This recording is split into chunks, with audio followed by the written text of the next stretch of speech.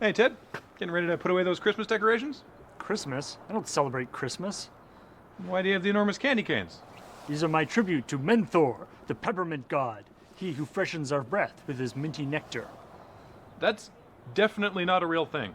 Blasphemer! You shall feel Menthor's wrath and be cursed with eternally fresh breath. Oh, okay. Huh.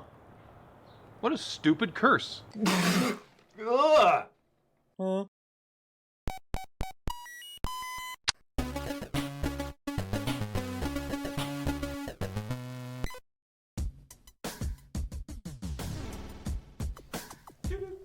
Time for an early stream. Playing some Minecraft.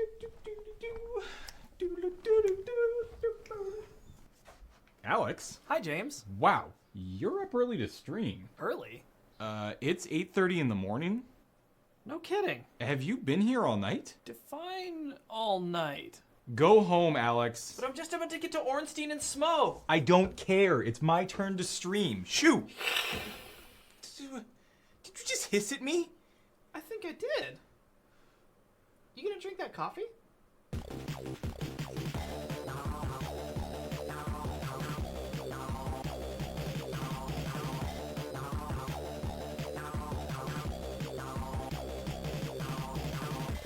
So then what did you do? I just gave him my coffee. Why? He hissed at me. I was afraid.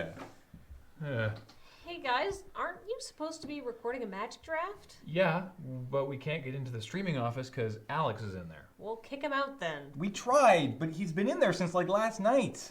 No, he's been in there since like my stream yesterday. Hi everybody, welcome to my stream. Today we're playing Atlas's Devil Survivor with Alex, I guess. Oh, don't mind me. I'm just finishing up this level in Viscera cleanup detail. Sure. Oh, can we do picture-in-picture? Why didn't you say anything yesterday? Well, Devil Survivor doesn't really use the top screen of the 3DS, so the picture-in-picture actually worked really well. And he was acting normally on Tuesday. Yeah, about that. Okay, chat, you've got your strats and I've got mine. I'm gonna poop the way I want. Don't be getting mad, Salty.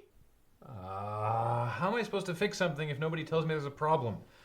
Time to get on the dad pants. Uh-oh. Graham, wait, no! Dad pants are high-waisted! They don't work with your figure! Alex, come on, log off. Time to go home. Yeah, guys, I know I'm not managing my stamina well. I'm bad at video games. Alex, time to log off. Caffeinated Lemur has subscribed. Caffeinated Lemur, welcome to the channel. Alex?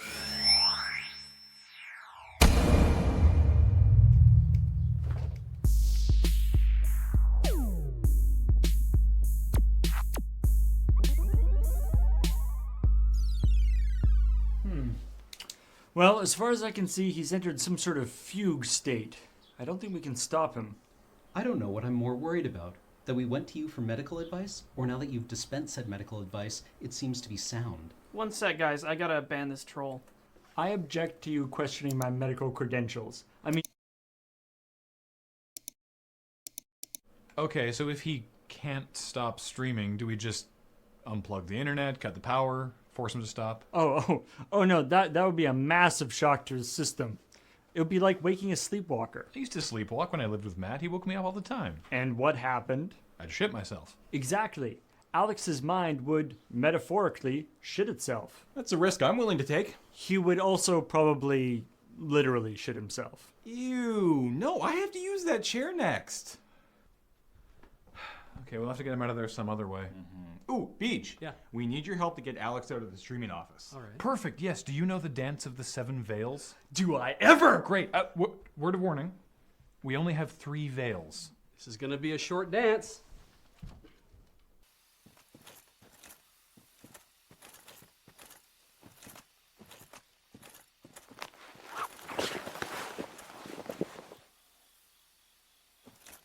I can't believe that didn't work. I can. Out of the way, Chunguses. It's time to lay down some old-fashioned medicine. Which is... Shame, the secret weapon of every disappointed parent, grandparent, and distant relation since time immemorial. Really? Because my parents and I love each other very much. Nice for you, hippie. Now, Alex, get out here, get a haircut, and get a damn job.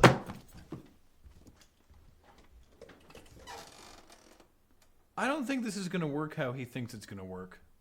Although I do have a better understanding of Cam now. Yeah.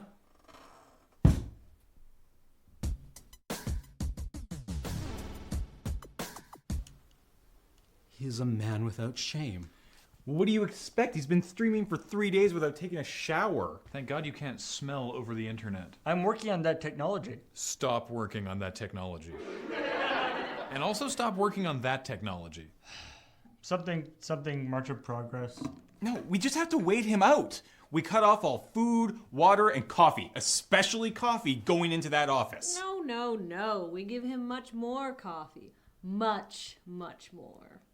Whenever you get that look on your face, you're about to suggest something evil. Please, I prefer morally pragmatic. That seems worse. Hey, Alex, I brought you some coffee. Sup, dude, got your coffee. Hey, Alex, I brought you some kind of cupcake. Hey, Alex, I made you some coffee. Alex, put this inside you. Hey, what's up? I swung by Tim's for lunch. Alex, I was told to bring you this. They were having a special.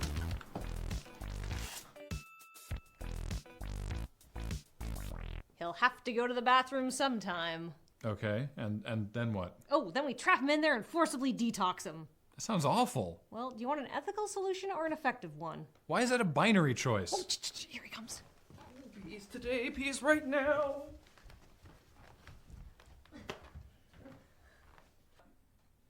Pee, gotta pee a bunch. Whoa. Guys, what the hell? Alex, it's for your own good. You're cutting into my stream time. It's the only chance I get to play video games. That's why you're doing this? Is it not why you're doing this? We're here for you, buddy. No, no, no!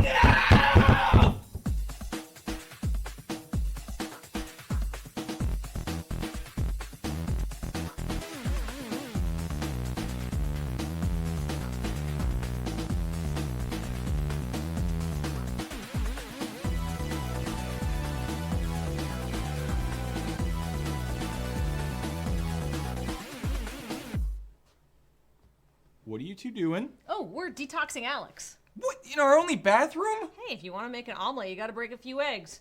Or a toilet, whatever. But I have to poop. Well, he's only been in there 4 minutes. Yeah, that's not enough time to detox from enjoying a scone. Too bad. Make way for poop. Oh, hi, James. Oh, hi, Alex. You're done? Oh, yeah, I got that out of my system real fast. You were catatonic. I was in the zone. Great. Poop time. Oh, hey, James, is anybody using the streaming office? Go home. Okay, rude.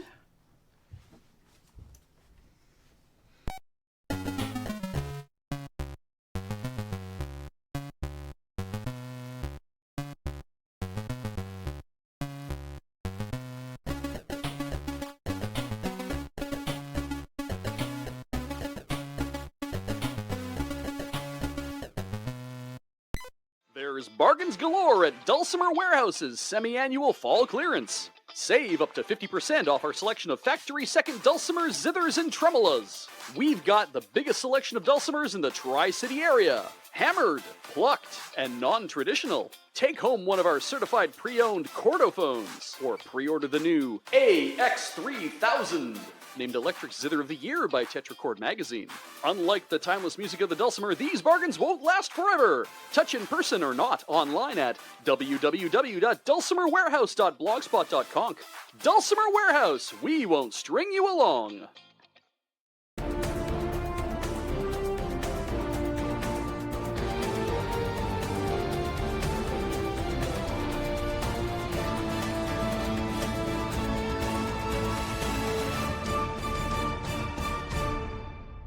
Welcome to ENN. Look at our horse. Our horse is amazing. Major electronics giant Best Buy is getting into the used games market, joining Walmart and Target, all of whom are trying to get a piece of GameStop's used games pie. And why should they get all the money? In fact, why stop at games? Why are they the only product that these places will sell used? What about movies and music? Plenty of other companies you could screw out of their profits. In fact, why not just go whole hog and become a pawn shop? The largest and best lit pawn shop in the country. Now that 3D gaming is going to be all the rage, someone has gotten the bright idea to make a flashcard for the Virtual Boy, finally allowing that wellspring of underground Virtual Boy development to vault to prominence. We can only hope that this renewed interest in the Virtual Boy will kill 3D gaming before it takes off. Microsoft's Kudo Sonoda says that the Kinect can detect up to 4 players, but the developers are complaining because it's hard to make it work. And I'm not surprised. Sonoda, how big is your living room that you can fit 4 people standing in front of the TV such that they won't smack each other in the face? 2 players is probably for the best. And now, Jeremy Petter explores the more spiritual side of gaming. The history of video games is well documented, but there are some people who feel the most important moments slip away and are quickly lost. People like Thaddeus Swep, Deacon of the Order of St. Pokedexius. In gaming, many historical milestones are recorded. The trials and tribulations developers go through become lore and trivia questions. But too often, the true events in the gaming history are lost. The small moments that define what gaming is. The Order of St. Pokedexius is a small but growing group of monks that have decided to give away their worldly possessions and instead dedicate their lives to becoming closer to the ideal of a pure gamer. I founded the Order after I had an epiphany one day. I was playing Halo 2 when I pwned a noob so hard the game actually glitched. But in that glitch, I saw the holy light of my true calling. It was as if a choir of angels descended from heaven and whispered into the soul of myself, saying, "Dude, that was like totally awesome." And you can tell your friends, you can put it on Facebook, but in a week, everybody's going to totally forget it. The Order, named after the Pokédex for its seemingly endless amount of Pokémon information, requires its members to painstakingly catalog and record notable video game achievements. We live lives much like any other monk in any other order. We rise early and devote ourselves to labors for the benefit of the Abbey, and then we retire for an afternoon of headset-only, silent study. We mostly study Modern Warfare 2, but Brother Alex is engaged in observation of Team Fortress 2, and Brother Malcolm is a devout studier of World of Warcraft. I myself may reactivate my study of WoW after Cataclysm in order to better record the notable events that may take place. How do you decide which events are notable enough to be recorded for all of history? In the evening, we gather in the garden, where we recount the events we feel were divinely awesome. And then I made this sweet knife kill. I got him right in the face, halfway across the level. I understand how that would be sweet, my brother. I, too, declare that to be sweet. Praise be to all in the highest power. A knife kill from halfway across the level is pretty damn cool. Praise be to all in the highest power. You boned his new face. Then we record the moment in a hand-illuminated MacBook Pro. A MacBook Pro? Yes. Because Macs are shit for gaming. And there you have it, a small but growing group of dedicated men who have pledged to record what they would call noteworthy moments in gaming history. But what is certain is the Order of St. Pokedexius will never catch them all. For ENN, I'm Jeremy Petter. Thank you, Jer. Does that order come with friars? Oh. That was a terrible pun. Ooh, you know what else is terrible? What? You read the ESRB's description of Fallout New Vegas? No, not yet. You can have sex with robots. But all the robots in Fallout look like boxes on tank treads. You're probably not going to be looking at this robot. Huh? Its name is Fisto. Hey, I'm about to set my dating profile live. Can you check it? Sure. This is a mess. What do you mean? It's all over the place. You're looking for a romantic partner and a platonic partner and what's a friend with deficits? Oh, it's a friend that actually reduces the amount of sex I have.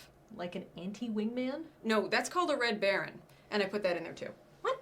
What's a slam piece? A side piece that operates at supersonic velocity. What's a cuddle enemy? What? You never hate cuddled someone? No. Oh, you gotta try it.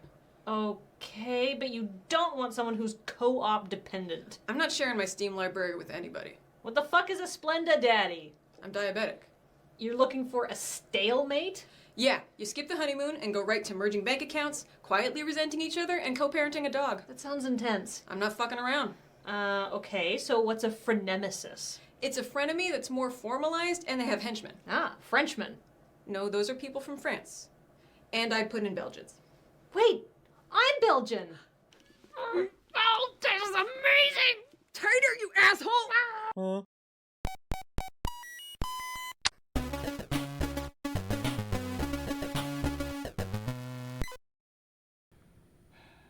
I don't know, I'm still not getting this. Well, it's simple, really. I think we just need to use more imaginary numbers. I don't think that... Hey, losers. Oh, crap. Oh, are you guys doing some really hard math? Just remember, 2 + 2 is 4. Can't you see we're busy, Bernard? Well, I wouldn't want to get in the way of such geniuses. Here, maybe I can help. Maybe the trick is just to look a little closer.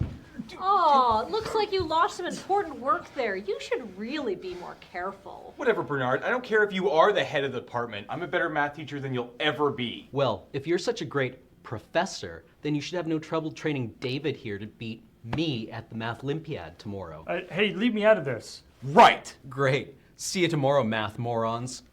Bernard out. You're gonna get creamed. Why did you say that? There's no way I can beat him with only a day of practice. Don't worry, David. All we need is a training montage.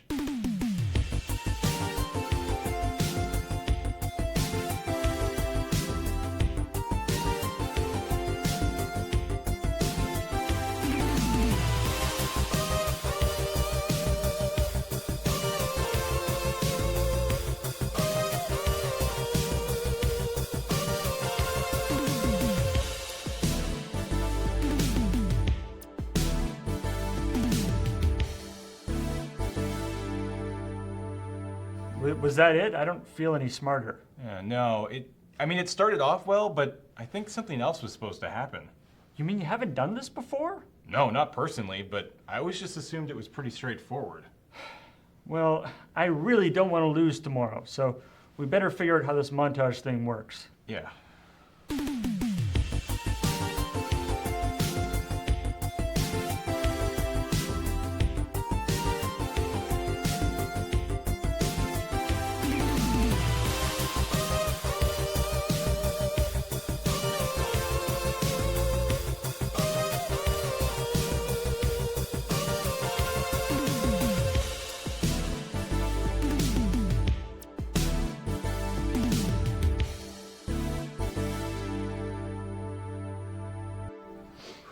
Okay, I think we have it figured out.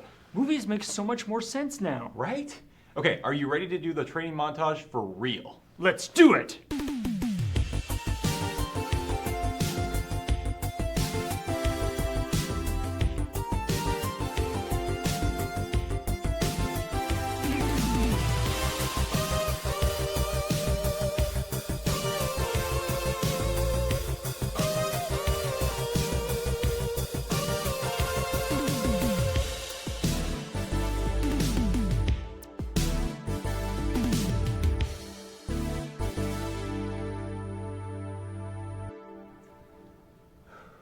Oh, I hope you guys have been working hard. It would be an awful shame if the competition was over too quickly. Don't worry. David is more than ready.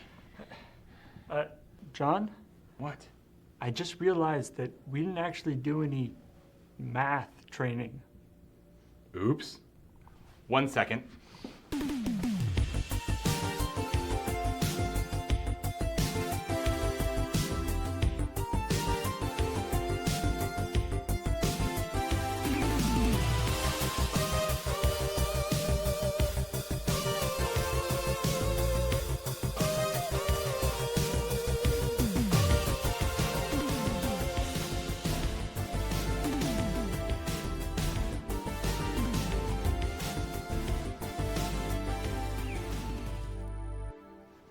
Okay, now we're ready to...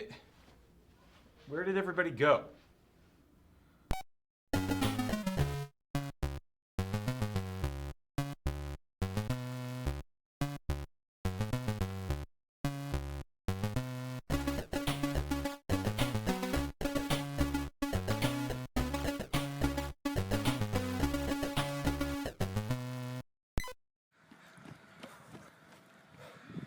No, this isn't working. I think we need the music.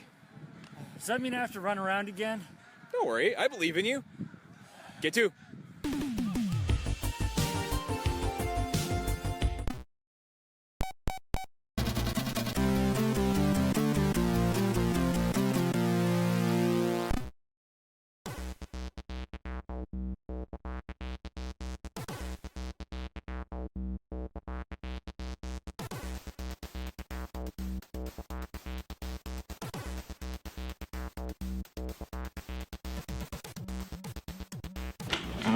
I don't know what I'm going to learn in class today. I'm going to learn whatever the hell. Good God, Cam. I don't even know what any of that means.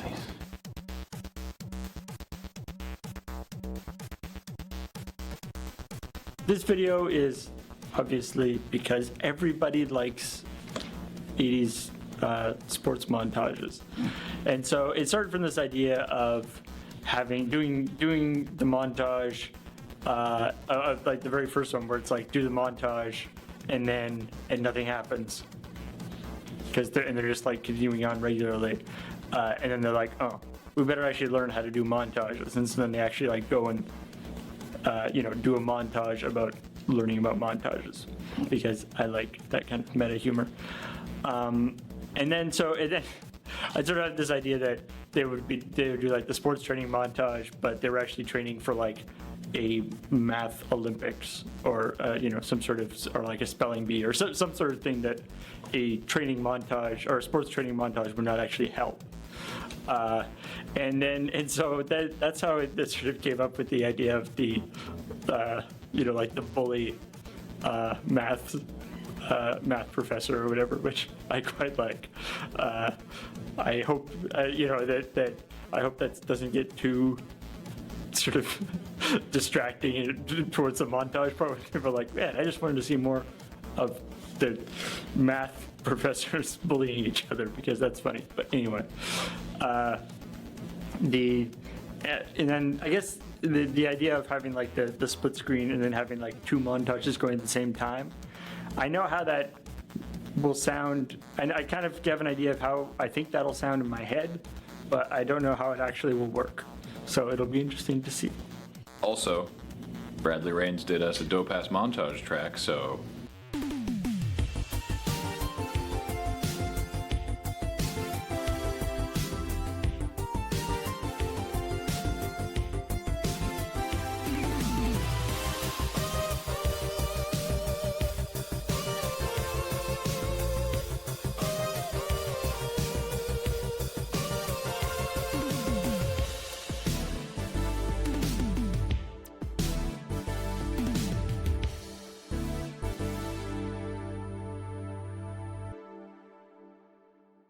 We are at James's house. Currently, there is no Ashley or dog around, well, except for Spot, because one of them's out of town and one of them is staying with James's mom. Choose your own as to which. Doesn't James's mom technically live outside of Victoria properly, so she's technically out of town? All right, so they're both out of town. Sure. Anyway, we're filming part of the montage where Cam and Kathleen's characters are bored and just sitting at home watching TV. So then, I actually take all the glacial acetic acid and just spill it everywhere on his fume hood so that he has to leave it, and it destroys everything. And it's brilliant. Here, and I got the vine. Sweet. Like...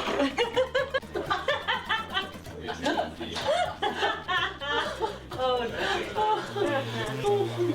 no.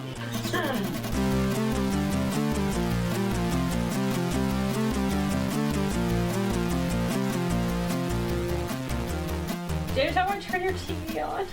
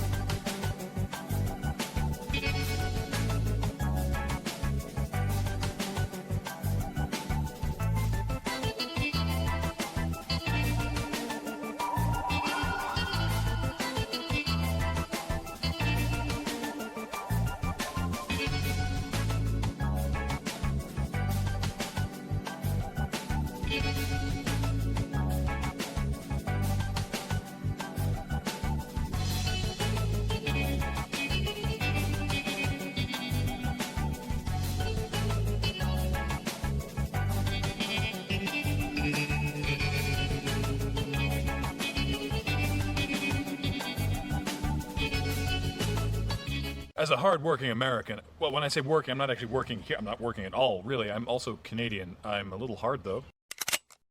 And coming up to the green now is Giant Squid.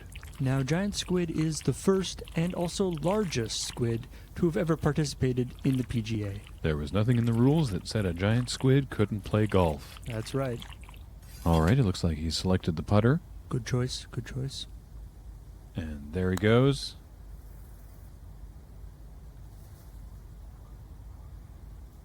Ooh, bad luck.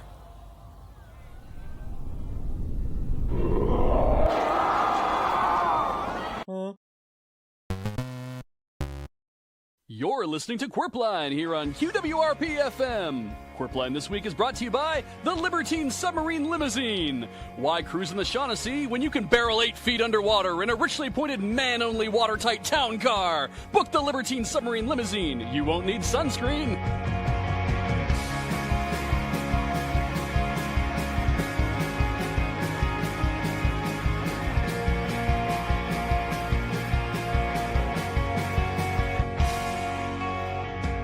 Good morning and welcome to Qwerpline. It is G-Money here with the A-Train. How is it going today, Alex? Feeling taut and fresh. How taut do you feel? GED equivalent. So not sort of like you need a massage. Was that on offer? Not for me. Welcome, everybody, to Qwerpline, broadcasting live from QWRP in wonderful Innsbruck, where the sky meets. That's not true. I've never eaten a sky meat. No, 2 E's. Oh, I've been on 2 E's before. It's great for about 6 hours, but after that, ooh. As we all know, the big news this week, spurred by the untimely passing of much-beloved Alderman Richard Thurpston, the emergency by-election for the position of Alderman has been taking Innsbruck by storm. There are 67 candidates for the position. After years of Mr. Thurpston running unopposed, it seems now that he is no longer with us, everybody wants to see if they've got what it takes. And some of those people do not. And so, owing to a policy that was put in place before we realized 67 candidates might be running, we are obliged to give each of them equal and fair airtime to promote their campaign, as Qwerpline now enters its 9th consecutive day of election coverage. I'm learning new things about how much mileage I can get out of my underpants. You know you can go home when we're not broadcasting. No shit. That would be the ideal scenario, yes. Later in the program, of course, we'll be checking in live at the Town Hall for the all-candidates mass debate, moderated by our own surprisingly patient Edith Slump, operating in her capacity as Harvest Princess and one of the few people not running. I'll tell you, if Harvest Queen Agatha doesn't have kids soon, Edith is next up to the plate. As is tradition in Harvest Festival monarchies. It'll be a real pain in the ass to have to reprint our money, though. But before we go to that, it's time to check in with Richter Hammock Slam up in the QWRP Traffic Quopter to tell you how things are looking on the streets of Innsbruck today. How's it going up there, Richter? Thank you, Graham, and I'd like to remind you and the people of Innsbruck that a vote for Richter Hammock Slam is a vote for a clearer drive to tomorrow, and also a vote for Richter. Richter, we've been over this. Just like I have been over this city, from corner to corner, from Crescent to Burbishire Drive, handing out my platform on these pamphlets, delivered from the air. Is that why our copier's empty? Empty, Alex, like the promises of every other candidate running in Innsbruck.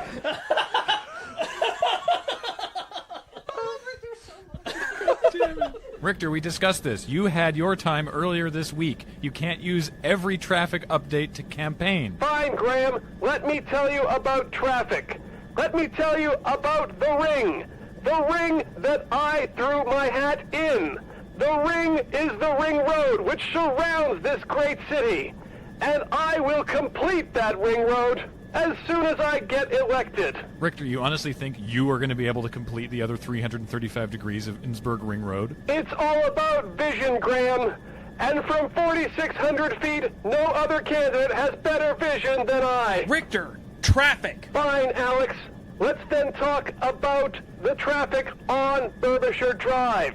The drive full of fine townspeople and profitable local businesses. Beautiful prosperity from the north to the south, from the Shaughnessy all the way to where the Shaughnessy 2 was just mere weeks ago. A city teeming with people who do not want their fair burg destroyed by an incompetent, illiterate candidate. And also a 5-car pileup on Highway 3 So you might want to consider taking an alternate route to the debate. Back to you, Graham. We got actual traffic at the end there. See what a little yelling will get you? I think that's his whole platform. Pretty sure Richter's platform has a big H painted on it.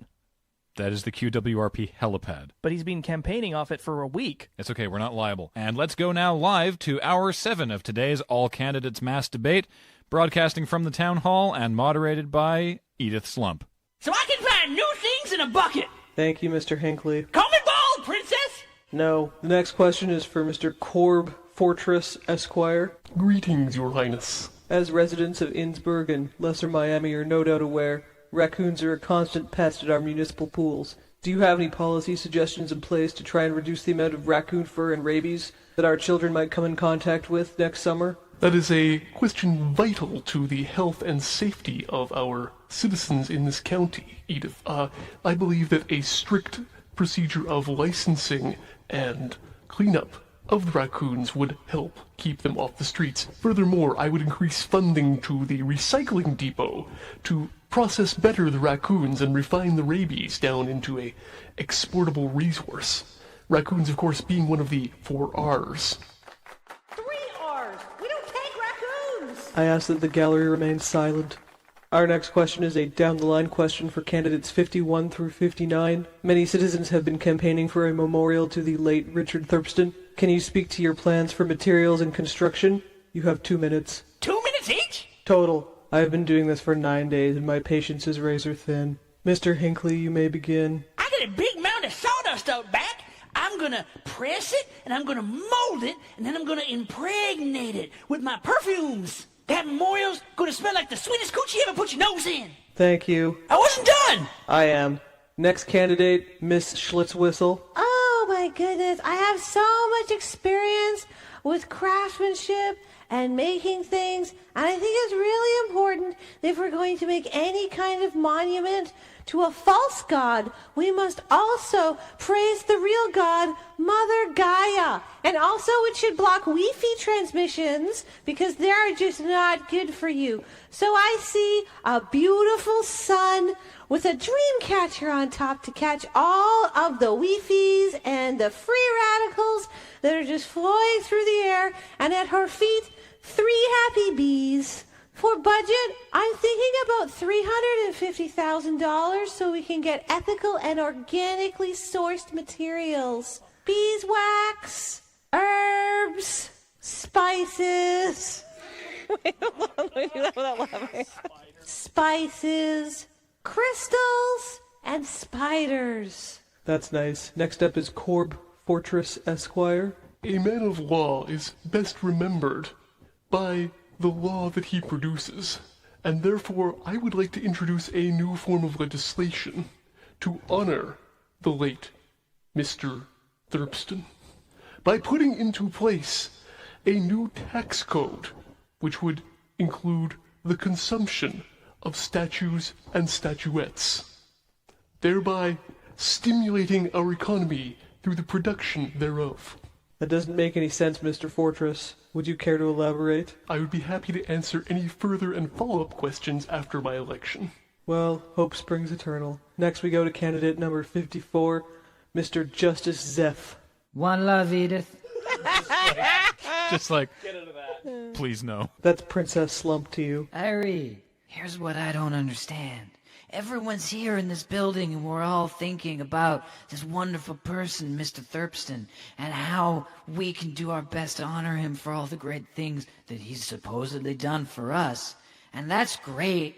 Like, I love that. That's love. That's what love is about. That's the best part of all of this, is how much we can love each other and everything that we're doing with our lives. But have you ever stopped and considered, what does he want? What does Mr. Thurpston want us to do? We want to do this for him, but maybe he doesn't want certain things. Maybe we should ask him. Mr. Thurpston is dead. That's why we are having this election. Bummer. Oh, that's rough, man. Why didn't anyone tell me? We should make a memorial to him. I bet if everyone up here and all the people in the audience worked together, we could build something for him. That is exactly what we are, in fact, discussing at this very moment. I'm just so happy to be in a room with this much love. Your 2 minutes are up. That's been 2 minutes? It seems like an eternity. Next up is Happy Gunterson. Gunderson, and I'll tell you I am very happy to be here today. I can tell you one thing about the memorial for Mr. Thurpston, noted pipesman sympathizer, and that it's not going to go in my backyard. Nobody here is suggesting that. I cede the remainder of my time. Yay. Next in line is local coach Dr. Melissa McFeels. Eat a dick sandwich, McFeels. Security, could we have Mr. Buntsman removed from the gallery again? People need to know the truth. The truth about what a heel McFeels is. Get your hands off me. Thanks, Edith. I think that for this memorial that we should do exactly what we do for the talcum puffs and the literal tigers, and we should just knuckle down and give it our all and really try our hardest, and whatever happens, happens, but we'll know we did our best. Do you have any concrete plans? Concrete? That's a fantastic idea. Good job, Edith. You're really giving it 110%. Such a team player. That's the first time anyone's ever told me that. I'm overcome with emotion. Next up, we have Dick Thurpston III. I cannot believe I am being subjected to this travesty. My dead grandfather founded this county. This is my birthright. And 66 other nitwits are running against me. Mr. Thurpston, I would care to remind you that unlike the title of Harvest Queen, this is not a monarchy. By God, when I was a boy it was, and it should have stayed that way. Sir, you are 22 years old. And I'll have you married off to the villainous Prince of Greensboro if you keep up that attitude. That's not a very good threat. Also, that's not how that works. Also, Steve is a nice guy. We've had coffee. In more civilized counties, I could have you all killed, and don't think I wouldn't. Well, that's exciting. And next up we have Derek. Did you get lost? Hi, Edith. Derek, I think you are too young to run for this position. I'm 19. I guess that is the absolute minimum legal age. Carry on. So, I was the last one to sit with Richard Thurpston before he untimely demised, and I think I know a little bit about what that man would want.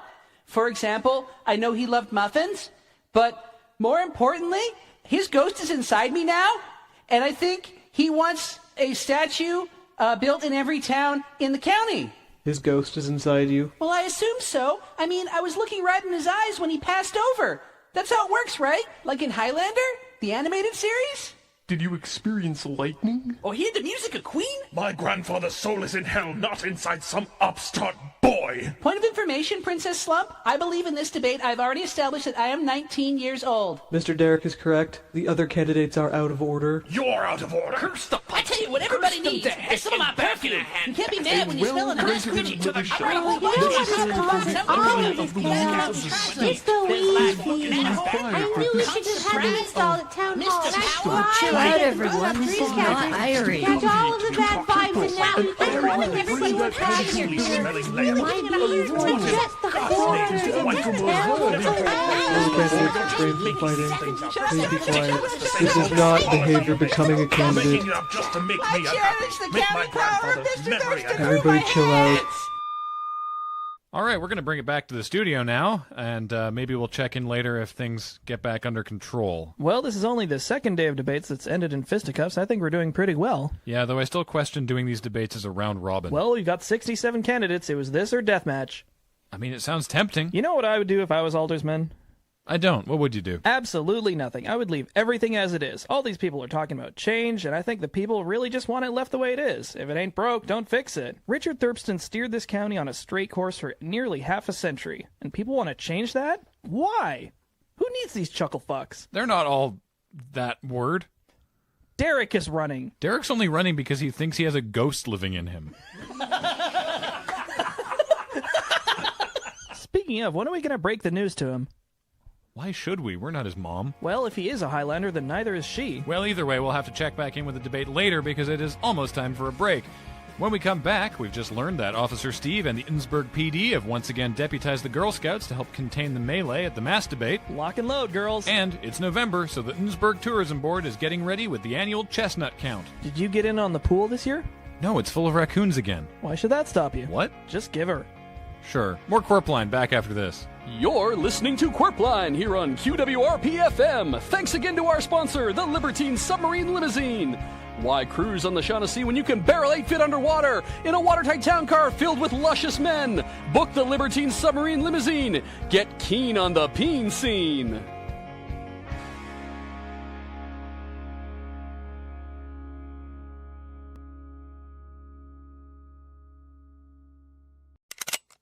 Do you have a pen ready? Okay, great. Ingrates, simpletons, and leeches. If you are capable of reading this, know that here and in eternity you will forever grovel before your better.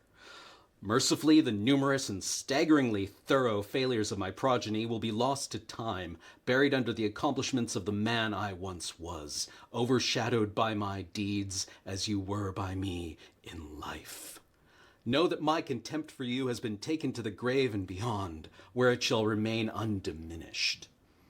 What manner of just God would take my life while allowing you to live?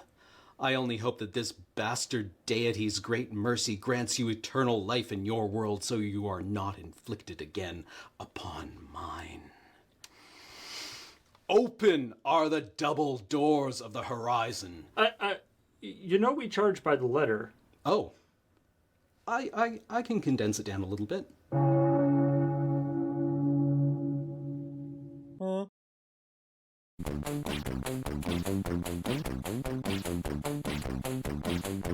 Welcome to Feed Dump, where we're feeling a little bit screwy. I'm Graham, and I'm a Robertson. Joining me this week is Alex, who's a Phillips. I double as a stabbing implement. And Ash, who's a flathead. Fuck, you're a flathead. I admit, out of context, that might have sounded a little offensive, but shut up, that's why. Now we're all gonna get some screws. A dentist has paid $31,000 for the half-rotten, browned tooth of John Lennon. From who? The Tooth Fairy? She runs a dental black market. You don't think those quarters came from nowhere, did you? I can get you the molars by Tuesday, but the incisors will cost extra. Huh. I wonder what special correspondent Ripster has to say about this story. Awesome! That guy's always relevant. Now you may be wondering, where the hell did they get John Lennon's tooth from? Apparently, he gave the tooth, which has a cavity, to a housekeeper who worked for him in the 60s. I just learned that John Lennon was an awful tipper. Wait, was that before or after he was famous? Because if it was before, that's really freaking disgusting. And if it was after, it's amazing what fans will take in payment. All you need is... In Spain, if your lease runs out, they will evict you, even if you are a corpse in a cemetery. A Spanish cemetery that is pressed for space has begun putting eviction notices on plots that haven't paid their lease, and they will evict the bones, I guess. So the dead rise from the grave and they're like, Bill! I know that they say you can't avoid death and taxes, but those usually don't happen at the same time. Okay, so this is happening because many Spanish cemeteries no longer let you just buy a grave plot.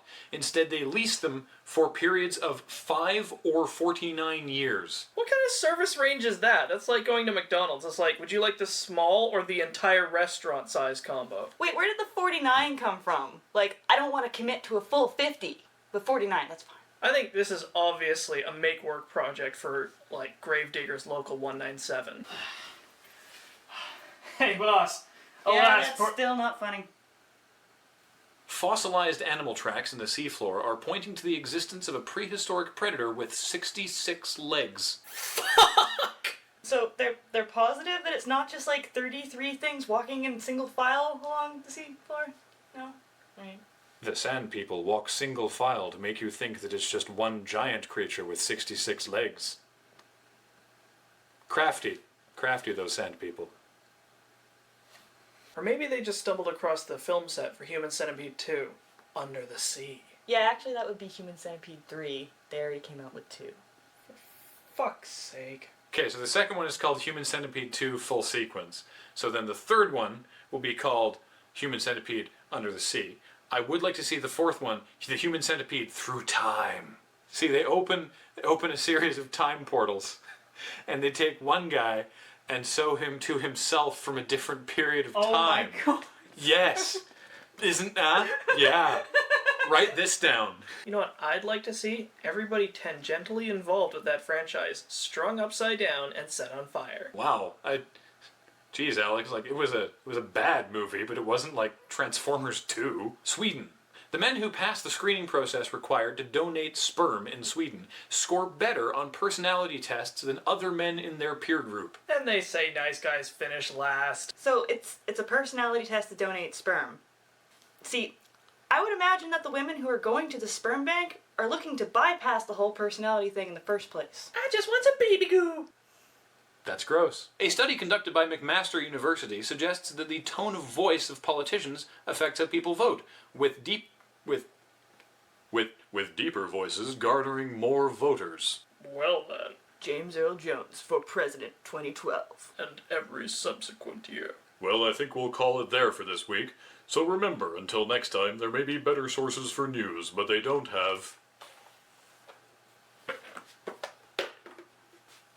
this hat and mask that I may have put on incorrectly. That feels better. Is that good? Are we good? No? Hang on. Wait. Look, it's very hard, okay? Luke, I fucked up.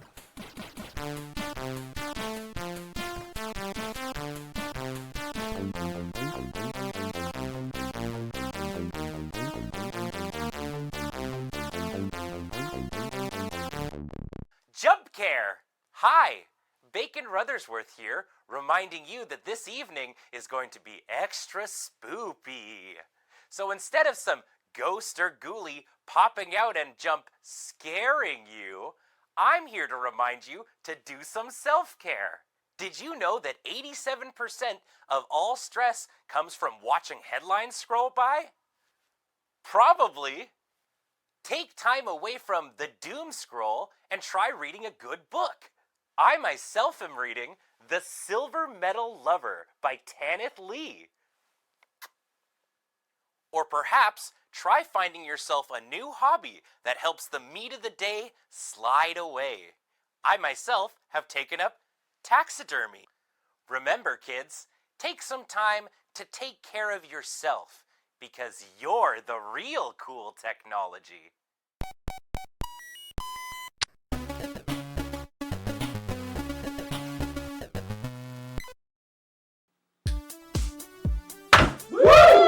Yeah, son! That is why you don't challenge me to a drinking contest. Yeah! More shots! Hell yeah!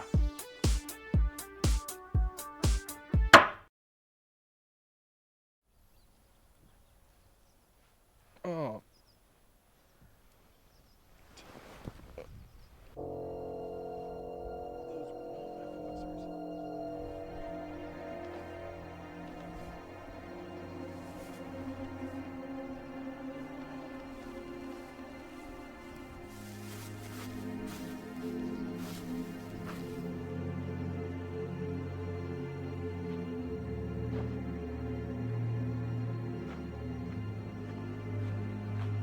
Yeah, and it took me fucking forever to get back. I don't even know how I got there. You, sir, have not had enough to drink. Let's get inside. Okay.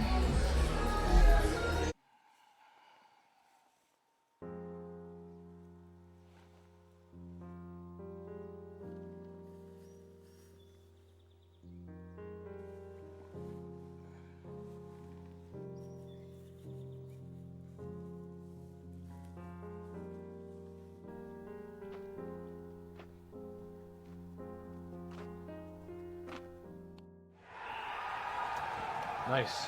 All right, second intermission. Want another beer? I have to work early, but you know what? I haven't had that many. One more. No. No. How does this keep happening? Ugh. Where are my shoes?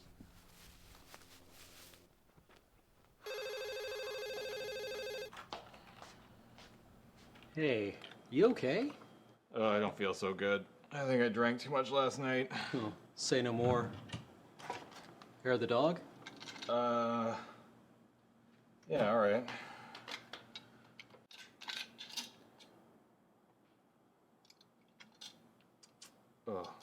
Thanks, man. I appreciate it. No.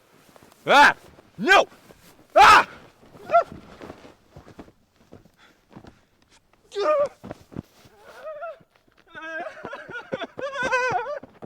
you go. Thanks. Yeah, no problem. Really? Just me and alcohol are not getting along right now. Just don't ask. Okay. Oh, God. Stupid couch!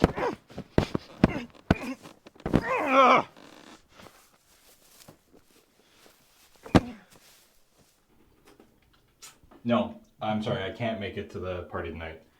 No, I can't do it. Something really important came up and I got to take care of it. No, okay, you guys have fun. Okay, cool. Bye.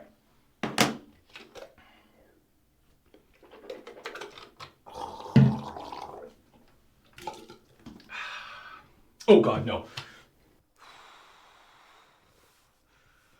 Okay.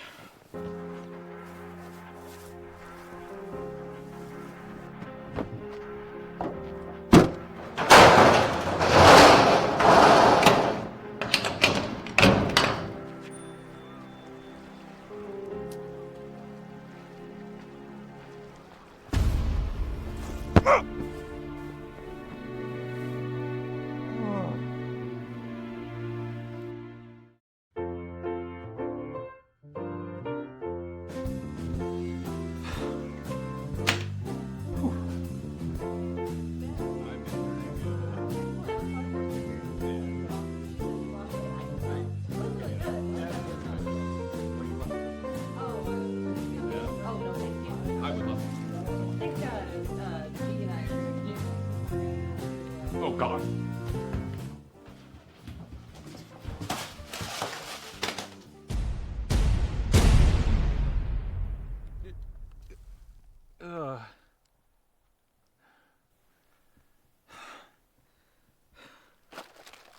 Fuck it.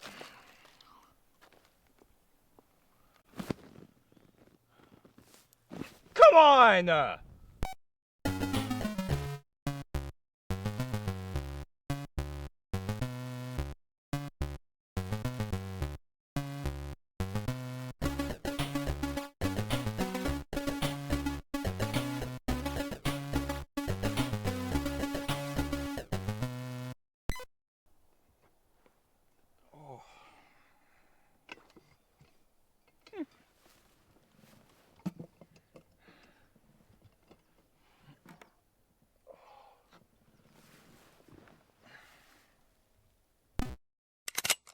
Welcome to Gardening with Greg. Today we're going to be discussing lawn care. Your lawn relies upon fertilizer to grow, and I've got some different ones here. This is a 18612. That's a mix of nitrogen, phosphate, and potassium. What you probably don't know is you can use this stuff to make a really sweet fertilizer bomb. Now the first thing we're going to need...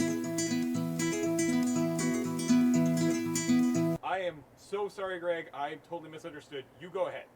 Thank you, Keith. Now, before I was so rudely interrupted, this sweet fertilizer bath bomb. It's cheap, it's organic, and it's great for your skin. Smells like shit, though.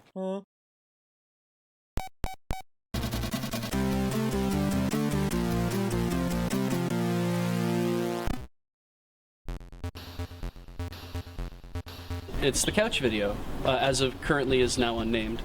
I came up with the Chesterfield. Ooh. But only Canadians will know what that means. Exactly. But then we also thought Sofa King. Oh, no. So today we're shooting a video of which the working title is The Couch That Bent Space and Time. And it's one of those videos that it's going to require lots and lots and lots of setup at every given location, and then very little shooting at every given location. So one of the fun ones. It's like shooting rapid fire. A large portion of the video involves James repeatedly waking up on a couch in a field. So Paul and James have taken our couch, and they are going to find an appropriate field. And we've done a lot of other prep with props and such, and we are going to go and join them in that field.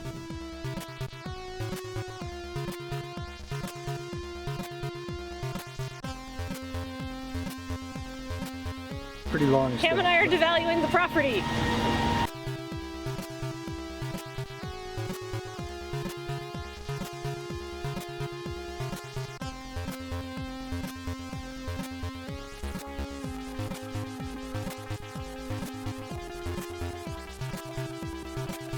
So we're here in the Uplands. The Uplands, which is the fancy neighborhood, but it has this big giant park in the middle, which is perfect for what we're doing. Though as we were pulling a couch into the middle of a public park, some people were driving by rather slowly, so it's entirely possible that the local police might come by, but we're not doing anything illegal, so. And there's Beej carrying an entire chair by himself.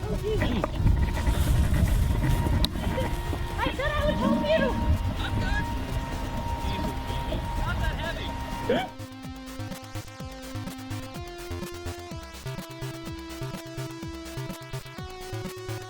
He reads the story about dust mites. Oh yeah. And he goes to boom out all his pillows, and he like shakes out one of his pillows, and it's just a giant mite. Yeah.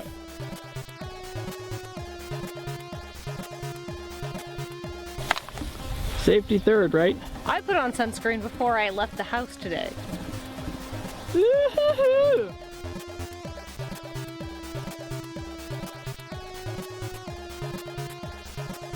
This is our bounce, or one of our bounces. We actually have many. When you were shooting outside, instead of setting up lights, which would be entirely inadequate, and also we have nowhere to plug them in, this allows us to bounce sunlight around. And we can either use this sort of speckled silver side, which the speckling makes it so it's not quite as focused, so you aren't actually like blinding the person. Or we can just use the straight white side, which gives a much more diffuse light. This is how James maintains his swarthy skin tone.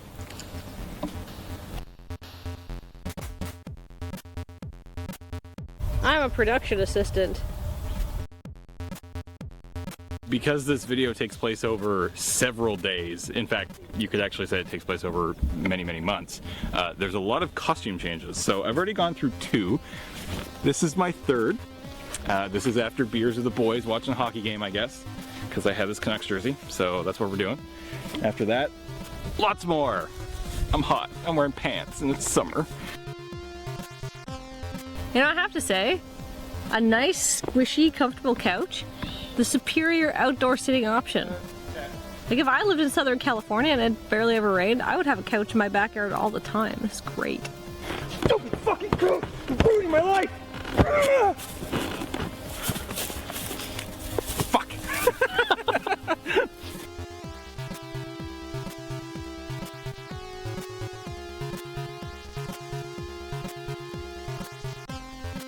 I've been gone for like 20 minutes. They tell me the chair is hot, and I can't believe that it could get that hot outside. We've only been gone for 20 minutes. Oh, Jesus. Yeah, it's warm. It's really warm. Gotta take the chair back.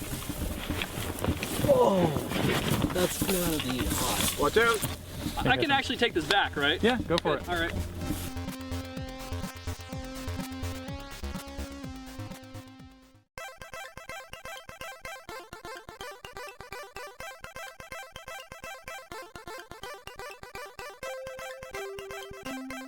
So this is the shot from the video. See, it's this pristine, empty beach. No, it is packed down here today because it is a beautiful day. If you turn around, suddenly there's people everywhere.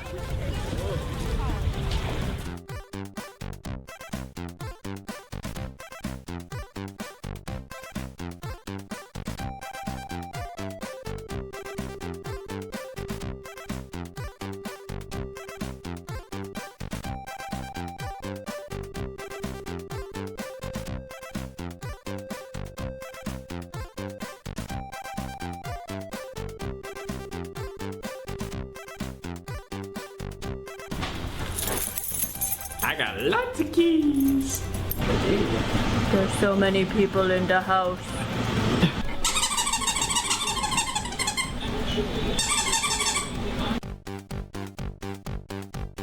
Sweet, Cam, you probably want to stand in the bathtub.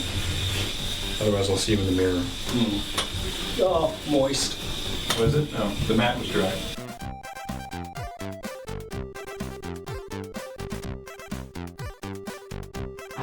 We are at we're Felon Brown. It is where I work Monday through Friday. No, that's a lie, Monday through Thursday. Installing DAS blinds. Now we're gonna go inside. It's closed.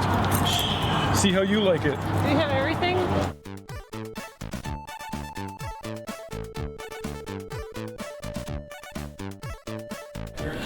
Man, I'm having a flashback to last summer. It's literally the press release. All right, let's do this. Oh, what is this? There's something in there. Oh. Water. It certainly was. I washed it. Oh, okay.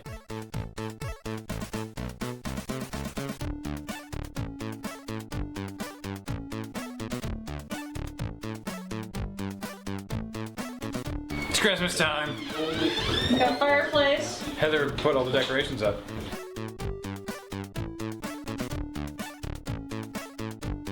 What's wrong with you? Aw, I think that'll be good. I don't think he's still going at it. You're so unclean now. Shut the fuck up!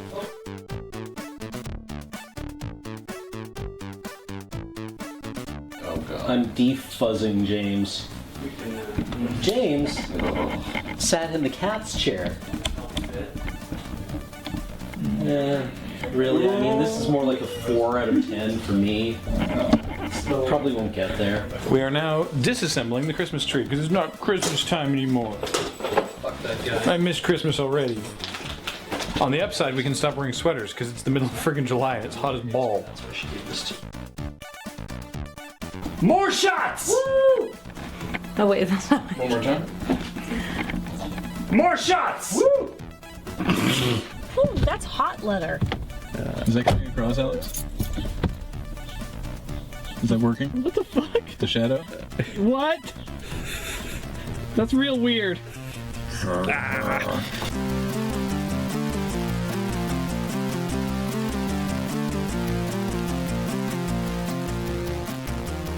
Stop aiming the camera directly at my penis. No! Hide the shame. Hey guys, Hey? check out my new cardigan. It's very yellow. Yeah, I love the color. They also said it was cursed, but it was also like 20% off. Well, you sure do look...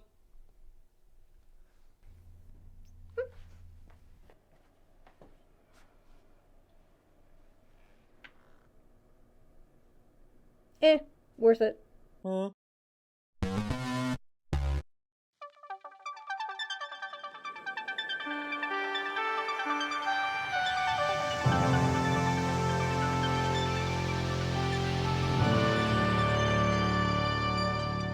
Hello and welcome to the Panalysts, the show where we answer questions that are illuminating, yet vibrating, obtuse, yet erotic, and all of those other unpaired adjectives. And this week, we have a particularly vexing set of questions that only these 4 internationally renowned question-answering experts can answer. Joining me is team... Wait, Daddy, ew! It's not a sex thing. I have a child.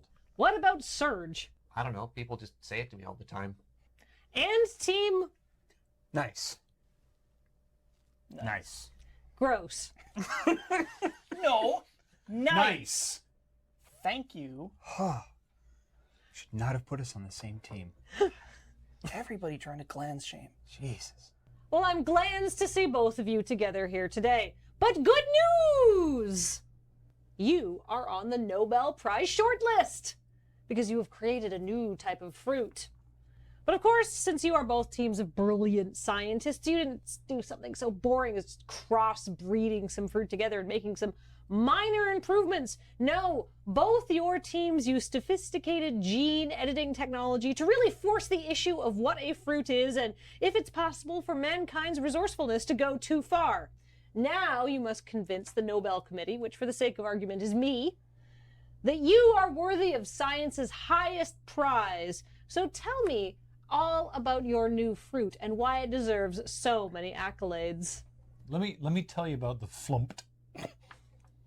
It's the taste you might be comparable. It's got some citrusy notes. It's maybe in sort of the pineapple realm. You get sort of both of those in kind of the same time. But what's different about the flumped is that It's 2 millimeters tall and the size of a blanket. It's cheaper than flooring. Don't use it for flooring, but just I'm saying, as things that are measured by square footage are, it's inexpensive. What up, Nobel Committee? Let me tell you about the Loco Nut. It's a coconut full of Four Loko. Like, nothing fancy, you just get freaking wasted. You know they banned that stuff, but because of a legal loophole, if you grow it inside a fruit, it's perfectly fine. How do you naturally grow Four Loko? It's a proprietary formula. That's why we're winning this award. So your goal is just to get everybody crunked on Four Loko. Yeah. The Loco Nut? Yeah. Full of Four Loko. Yes. But a coconut. Yes. Oh, I hate you so much. I do admit that the other party is here to party. I believe that truly we've revolutionized fruit. But measurements, weight, packing, world hunger, efficiency.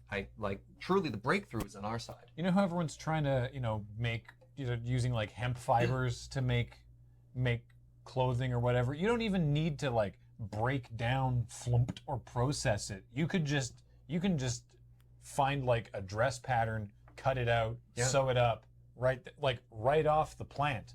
While the flumped may have many varied uses that may or may not have been tested, I'm not sure. The Loco Nut is a party that you can grow. It's clothing. It's a coconut. All you have to do is open it up, drink it, cover whatever bits you need to. Which won't be many because you will have no inhibitions. That's very true. Strong point. The Loco Nut is a game changer because it is escapism that is organic, free range because it can roll, and compact. Help me. I'm sorry. I just laid you up to try. I have done my best. And after leaving a sheet of flumped out to dry, you can turn it into a bindle and fill it with Loco Nuts. I don't think he likes me. You could also roll, if you got like a section of flumped, you could roll it into a straw, and then whenever you Dremel your way into a Loco Nut, you could drink it. Yeah. How about not war? Because everybody will be too drunk to be able to war. Yeah, we airdrop like, I don't know, 50, 100 million of these into, Everywhere. Areas of conflict. Real easy to grow. Like New York. Like, how do you say no to free fruit liquor? You just get messed up and then you're like, you know what? Maybe I don't need to have a battle fight. No. Maybe I'll just fuck this mailbox instead. That's the best part. You can just fuck other Loco Nuts. Or mailboxes. Or mailboxes. Really anything. We're not here to kink shame. We're not going to kink shame. We're not going to judge. Like, philately is a perfectly sensible fetish to have. What does stamp collecting have to do with this? Like, that's how you get them. You put your dick in the slot and it comes out with all the stamps. What if someone were to take a Loco Nut, ram a hole in it, and stuff a rag or a chunk of flumped in there, light it, then you've given them a bomb. Party! After enough Loco Nuts, you can in fact have an ass party. Oh, I was trying to say bomb-ass party. I know. Oh, okay. I just want to make sure we're on the same page. We absolutely are. I don't think Team Nice has been on the same page this whole time. We have. That page is called Drunk. The fact that they oopsed into a scientific breakthrough is admirable, but not really following of the scientific method that we're really trying to celebrate here. How did you develop the flumped? Oh, years of testing. We're actually the third generation of scientists working on this project. Yeah. Wow.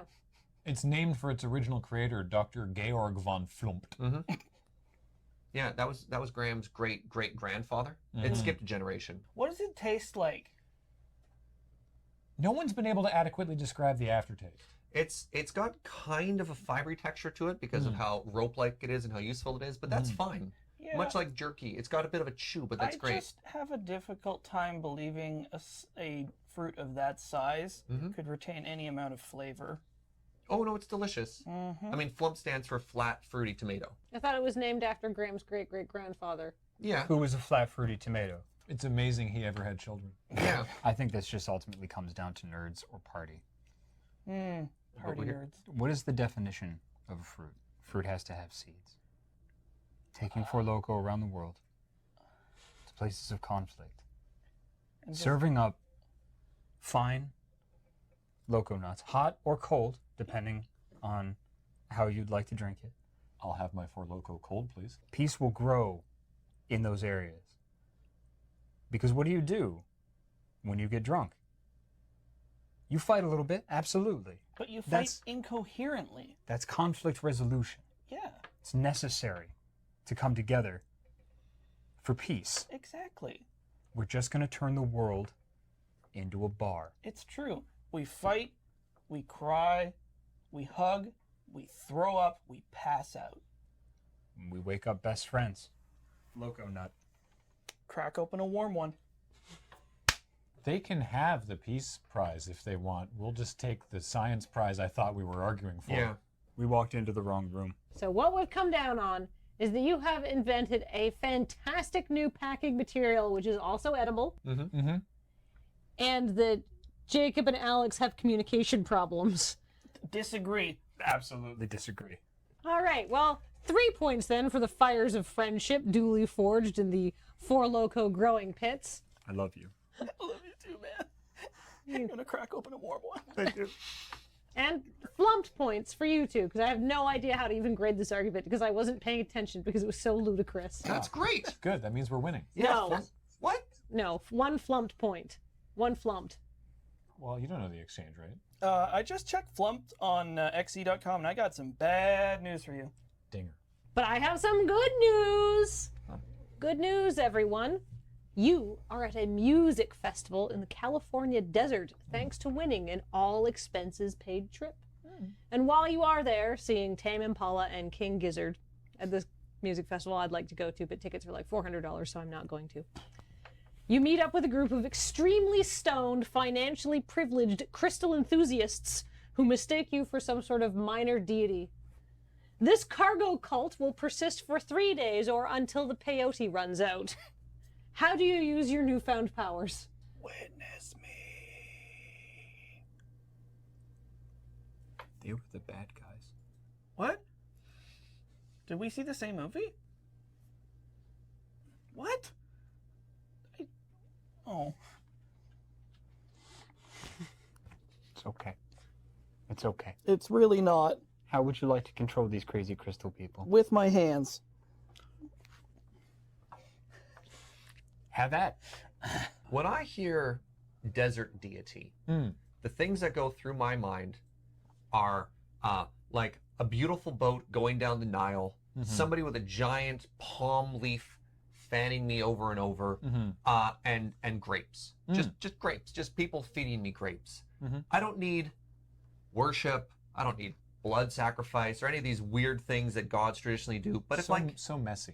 But if somebody would just fan me and feed me grapes, I'd feel like a god for 3 days. Yeah. Music festival in the desert, I want to stay cool and fed and hydrated. Yeah. And the other thing that's important to note is once they come down from their peyote trip, and I don't want to have done anything that would make them angry. No, I don't want to deal with anyone who's exacting revenge. Yeah, right? Can you imagine how sick a monument you could have constructed out of healing crystals?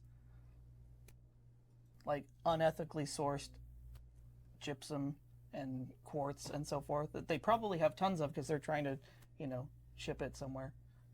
They could make something amazing. Like, the end of Watchmen? That, big thing that the blue asshole hangs out in and he's like, oh, and then it breaks. I didn't get a lot out of the book. Clearly. What about going hardcore altruism? Oh. Like, instead of being a vengeful god, let's see how we can actually make these people's lives better. We've got 3 days. They believe that we are a minor deity. What can we do to actually improve their lives, especially when they come down from the peyote high? Or do we go big with it and we make them all preachers? We've got 3 days to get everybody on our side and to be all really, really nice to each other. Sow the seeds of positivity and joy in these folks and have them carry that out into the world and see what happens. And then you will know for the rest of your days that you did that. That you did that. I think we could sack Rome with that many people. Positivity out into the world, unless you're saying by sack you mean in the sack to gently make love to Rome, because that's positive, instead of sack like you mean, which is the thing under the giant dick you're being right now. ¿Por qué no los dos? Sounds an awful lot like a cult. You sound an awful lot like a cult leader. I admire the altruism, but Serge isn't wrong. Yeah, I mean, cult leaders are often the people who are like, I can help you. I can make your life better. Follow my 3 easy steps of positivity and give me all of your money. I just want to be minorly selfish for 3 days. That's the thing. Nothing evil. Just like, oh, these people think I'm a god. Cool. Give me some beers and like, you know, I don't know. What you got? I think a change of shoes. It's the safest possible option, because they come out being like, man, I had such a great party. I thought I met God. Small ambitions by small minds. The physical possibilities that are presented to us here are virtually limitless. The kind of experiences open to us are unbelievable. I'm talking human roller derby. Roller derby is already played by humans. I don't know what kind of roller derby you've been seeing. The equipment and arena are not humans. Holy shit. But they could be. Alex is not a kind and just God. Okay, you know what? Yeah. I'm gonna commit to this. I hate you. You said that earlier, and I meant every word. Okay, that's bad. No, it's not bad. Okay. We got this. Oh, you're tsundere! Right? Or do you just hate me? One of those is hot. That's a nice hand. Thank you. Okay. It's going somewhere. Where's Only it? if you play your cards right. Okay, where's it leading? Oh. It's much smaller than that, sorry. I'll be gentle. Please don't be.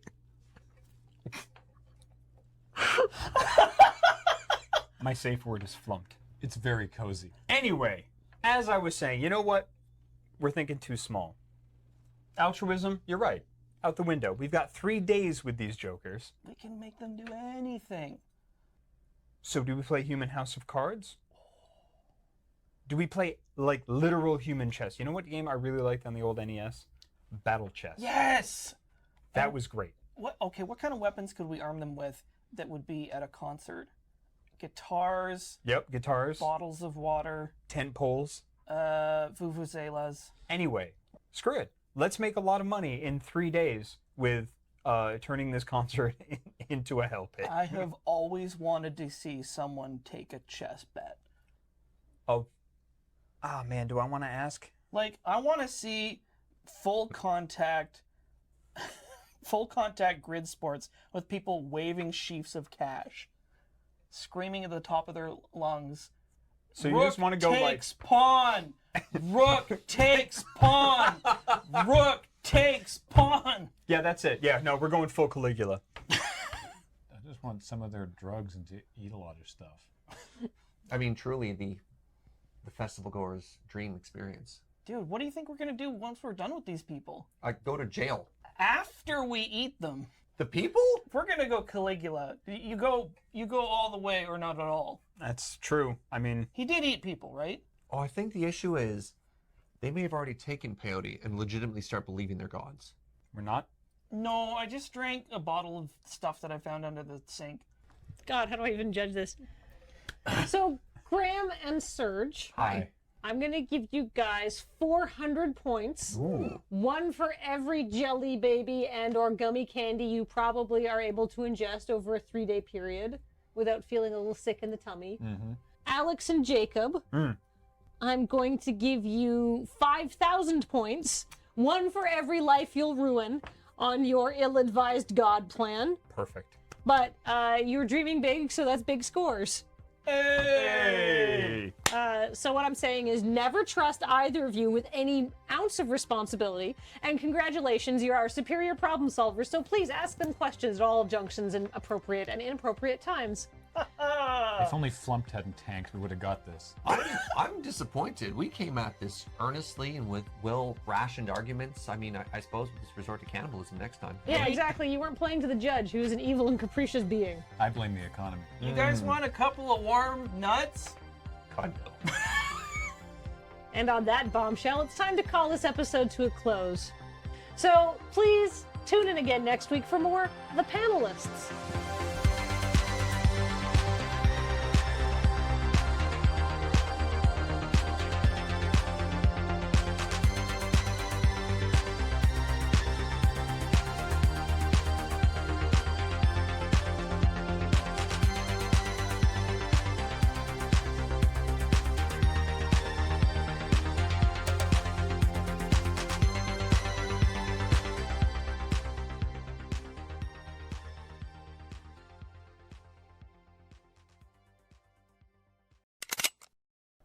As Vice President of the Anime Club, it has come to my attention that some members of the club have been dishonoring Nihon.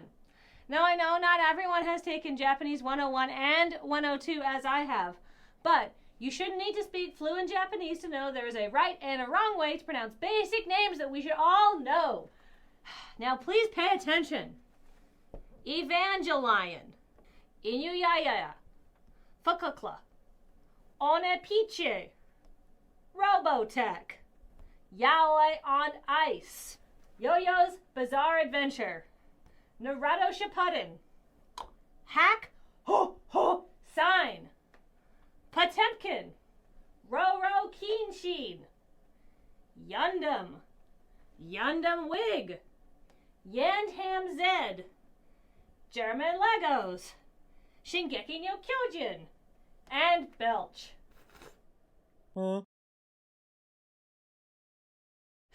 Now, with that out of the way, on to more important business. First up, Haruhi dancing. The way we do it, it's more kawaii.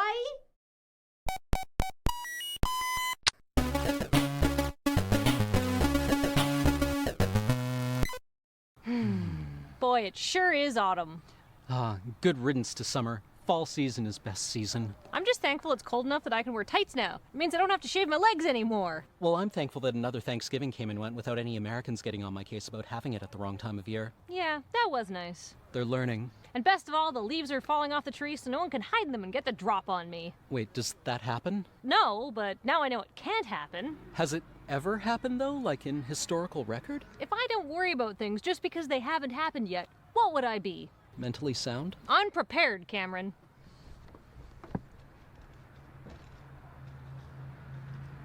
They're learning. How do I get down?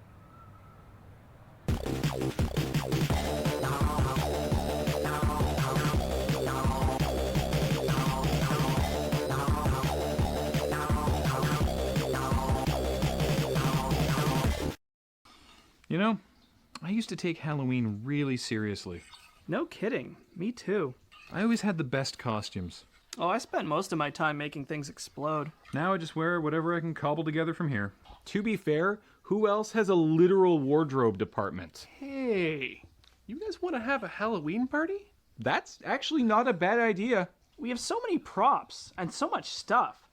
We can make the moon base up like a haunted house. Yes, okay, check it. We'll do the party here, and then the place will be done up all nice for the trick-or-treaters. What makes you think we're gonna get trick-or-treaters here? Nobody takes their kids house to house anymore. I blame society. Yeah, now they all go to malls and dumb places like that. Exactly. Places of business. We are a business. This is barely a place of business. It's actually more of a glorified clubhouse. And what parent would ever let their child come down a narrow, unlit driveway that leads to the back of some weird building? Besides, this neighborhood isn't really the kind of place that people take their kids to anyway. There's nothing wrong with this neighborhood. I'm going to take my precious little offspring trick-or-treating. I know. I'll take her to that weird haunted house that just popped up out of nowhere between the auto body shop that never seems to open and the marijuana dispensary just down the street from that experimental art collective and the pizza shop that closed for health code violations. Okay, well, when you put it that way, sure, it sounds bad. Yeah, that voice was terrible, but everything he said was true. Okay, well, then we could put up a sign to tell kids to come down here. Yeah, like keep it simple, free candy. Yeah.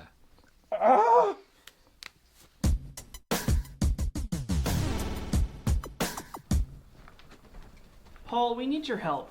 We want to get candy to trick-or-treaters, but James doesn't think they're going to come all the way to the back door. You mean down a narrow, unlit driveway to the back of a weird, unmarked building? Why does everyone say that? Because this is not a place that looks safe to bring children. That's ridiculous. It was loaded. Well, I do have some ideas. Hey guys, who wants to help me put up Halloween decorations? Way ahead of you. Graham told us about the party and asked us to help with the decorations. Awesome. Oh, God, what are with these drawings? This is my plan for the candy bowl. Yeah, I thought we just used the pumpkin one. No, I went in a different direction. This is really more of a fleshy maw, rimmed by teeth and downed with fine hair. That sounds disturbing. You have no idea. Look at my plans for the moon base entrance. I went with something that would evoke the feeling of entering a distended, shuddering lower intestine. Is that a butt? Yes. We are not decorating the moon base entrance to look like a diseased butthole. But it's symbolic. Of what? Halloween is about eating too much candy. Exactly. And what's with the giant stack of papers? Hey, that's the complete minutes from the 2014 UN Climate Change Summit. I don't get it. Well, have you read them? No. They're horrifying. When we were talking about Halloween decorations, we were talking about stuff like this. Skeletons. Ooh, spooky. Please, James, that's spoopy at best. Hey, do you guys know where I can get offal on short notice? Also, do you order offal by weight or by volume? I'll take 30. Okay, so we've come up with a candy delivery solution. Solution? We are handing out bite-sized candies to fun-sized humans. Please, Graham. Alex and I have developed a device composed of 2 caramel hemispheres surrounding a subcritical gobstopper. When initiated, theory indicates that it will create a flavor implosion, precipitating an actual explosion, candying 20 city blocks if we use an airburst. The good news is that the projected casualty rate... Whoa, whoa, whoa, whoa, whoa. Is this a literal nuclear option? We prefer the term nuclear-inspired. No! No hemispheres, no airbursts, no... whatever that is. Well, we could go with the less exciting option. Does the less exciting option's description still contain the phrase projected casualties? We could skip that part. We've also come up with a peanut butter cup shaped charge, a candy corn frag round, and a nougat slug. Do you have anything that will, and I can't believe I need to specify this, deliver candy non-lethally? Eh? No! Oh, come on. What if I fill it with M&M minis? It'll be more like birdshot. That's not better. Also, it would be unhygienic because you couldn't have them in the package. That is not the problem. Okay, no trick-or-treaters, certainly no candy. Let's just have the party. Nope. Party's over. What? Why? Well, Kathleen just used all the toner. Then I spent 45 minutes on the phone trying to cancel an order of 30,000 gallons of sheep entrails. You order offal by volume? If we're not giving away candy and we're not throwing a party, what are we doing this year? The same thing we do every year. We'll stay inside and argue about which scary movie to watch on Netflix. James, you said you were trying to cancel the order. Don't worry about it. I'm worried about it.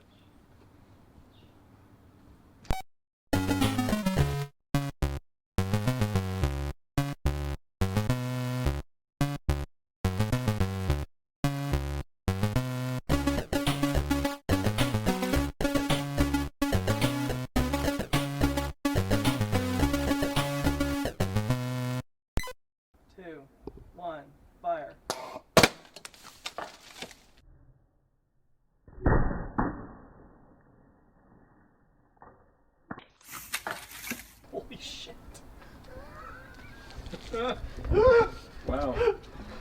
That was even better than I was expecting.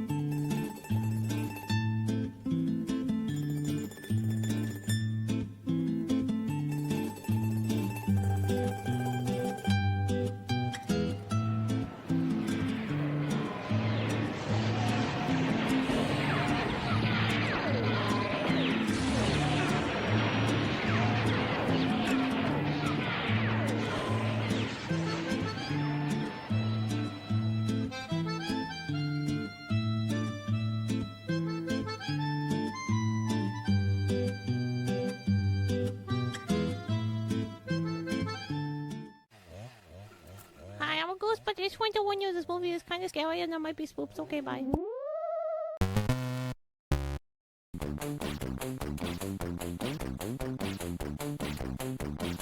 Welcome to Feed Dump. It's a glorious spring day, so let's film outside with cars and drums and children, and this was a bad idea, but we're here anyhow. I am Trees, having sex gently in the wind. Joining me this week is a dog turd fossilizing in the street, Où sont les chemelles des ans passés? and bees. I am goddamn terrified of myself. And we're all probably gonna get a sunburn, actually. It's prom. But how does your special girl know that she's a special girl? Well, you get her a corsage, but flower corsages, that's for chumps. You gotta take that shit to the next level. You gotta get her a KFC drumstick corsage. It's a piece of fried chicken with baby's breath. You put it on her wrist. Delicious. Greasy. Heartfelt. And this is why I don't live in the States anymore. What? You don't find the thought of a wad of fried animal congealing into a white wad on your wrist in a first-degree burn while you fend off stray dogs and neckbeards romantic? What are you, some kind of communist? Or a vegetarian? You know what's crazy about this? This has actually been super popular in Kentucky because KFC. They've had 20 orders for these corsages, and a wedding party has put in requests for them. Why stop with a drumstick? Why not get a breast? Or a whole chicken? Whole chicken? Whole turkey? Whole Thanksgiving meal? Why not go whole infrastructure and just wear a deep fryer on your arm so that you're never without the possibility of a fried drumstick? Why even just stop at prom? Think of all the other events that you can do this to. Weddings, baby showers, bat mitzvahs? Nothing says, you're a woman now, like a bouquet of deep-fried hot dogs. No. A Norwegian fisherman had a very sexy time when he caught a cod that had a 16-centimeter long orange dildo in its stomach. Yeah, when he brought it into the boat, it didn't actually flap around on the floor. It just kind of skittered like a cell phone on vibrate. That is an intense and specific visual image I did not actually want to have. Obviously not. If it was powered, it would have sunk, and the cod would never have been able to eat it, so it's just gonna flop like a normal dildo. Only kind of more bouncy, I guess, like a leaf spring. Do dildos sink? Are they neutrally buoyant? No, I'm way ahead of you. Hey, I'm gonna need to borrow the company credit card and at least like 60% of beige. We all agreed at the beginning of the year that we were going to stop using beige for medical experiments. Oh, come on, this is hardly medical. A jackass that owns a sports bar in Philadelphia was surprised to receive complaints after he put a sign outside his business that read, "I like my beer like I like my violence. Domestic." I like my beer like I like my misogynistic twunts. Ice cold with a curtailed head. I like my misogynistic douchebags like I like my beer, sealed in an airtight can. I like my misogynist like I like my beer, shotgunned by a cheering mob of dude bros. I'm not really sure it's actually possible to make this story stupider, but as you can see from this picture, the message was not only ridiculously offensive, it was written on a Heineken-branded A-frame chalkboard sign advertising an import beer. This is not the first time this bar has done this. If you go to the bar's Facebook page, you can see other, like, really inappropriate signs, the stuff like my guardian angel is an alcoholic, and the little caption beneath says, hey, this sign's just like your loud grandma. It says what it wants. It can't be controlled. A sign is not actually alive. It has no autonomous decision about what it's going to say. Words have to be put there by a person. This sounds way more like my racist grandpa than my delightful loudmouth grandma. At best, this just sounds like my weird uncle, who's got some frankly disturbing ideas about autonomy and signs. Wait, Uncle Slavoj? We're related? Slavoj Zizek joke out of nowhere. No one is gonna get that. Hold on. If we're actually related, how do we decide who is the most evil person in the family? Because, frankly, I got that on lock and I'm not looking for competition here, Cam. Well, I didn't want to tell you, but there's an armed hand grenade under your chair that will go off when you stand up. So, thanks for ruining the surprise. Hey, are you guys filming Feed Dump? Actually, I think Cam and Kathleen are about to kill each other. Sweet. Man, you know how you look at those people on your Facebook feed who are always posting pictures of themselves and you're like, those people have a problem. Well, they officially now do have a problem. The American Psychiatric Association has deemed excessive selfie-taking a mental disorder. I can actually see this in the model of the myth of Narcissus, the beautiful youth who kissed his own reflection in a pool. Wait, what are you doing? What are you guys doing? So they're calling the disorder selfitis, and there's 3 levels. There's borderline selfitis, where you take photos of yourself at least 3 times a day, but you don't post them on social media.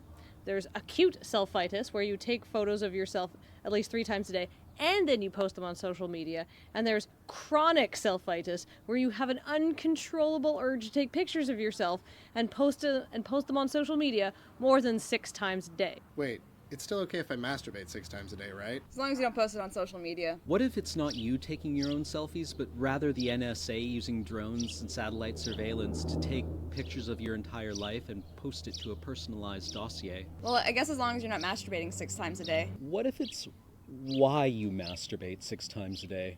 Hey, high five. Oh, left-handed, the stranger. Oh, is that whose hand that was?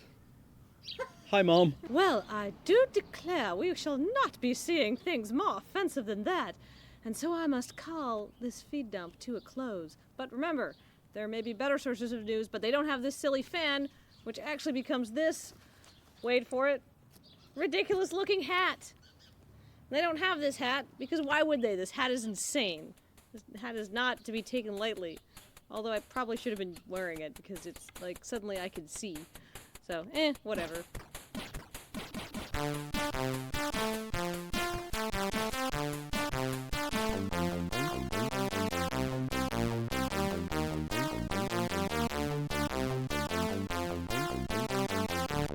Welcome to Feed Dump, where it's a glorious spring day, so why not film outside? Cars. What the shit? Where are they all coming from?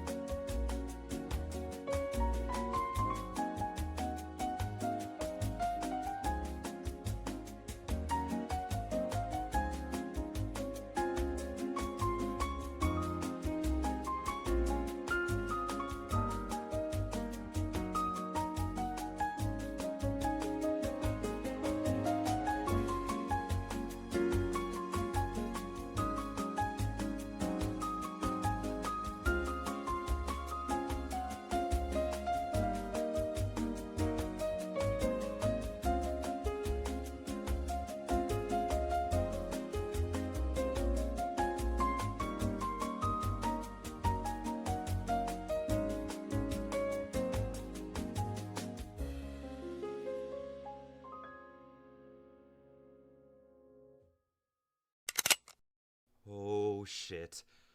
Oh shit. Shit! What is it? I just got ransomwared. Unless I give them $500 in bitcoins? I can't use my Twitter, my Facebook, LinkedIn, Snapchat, even Tumblr. What are you gonna do?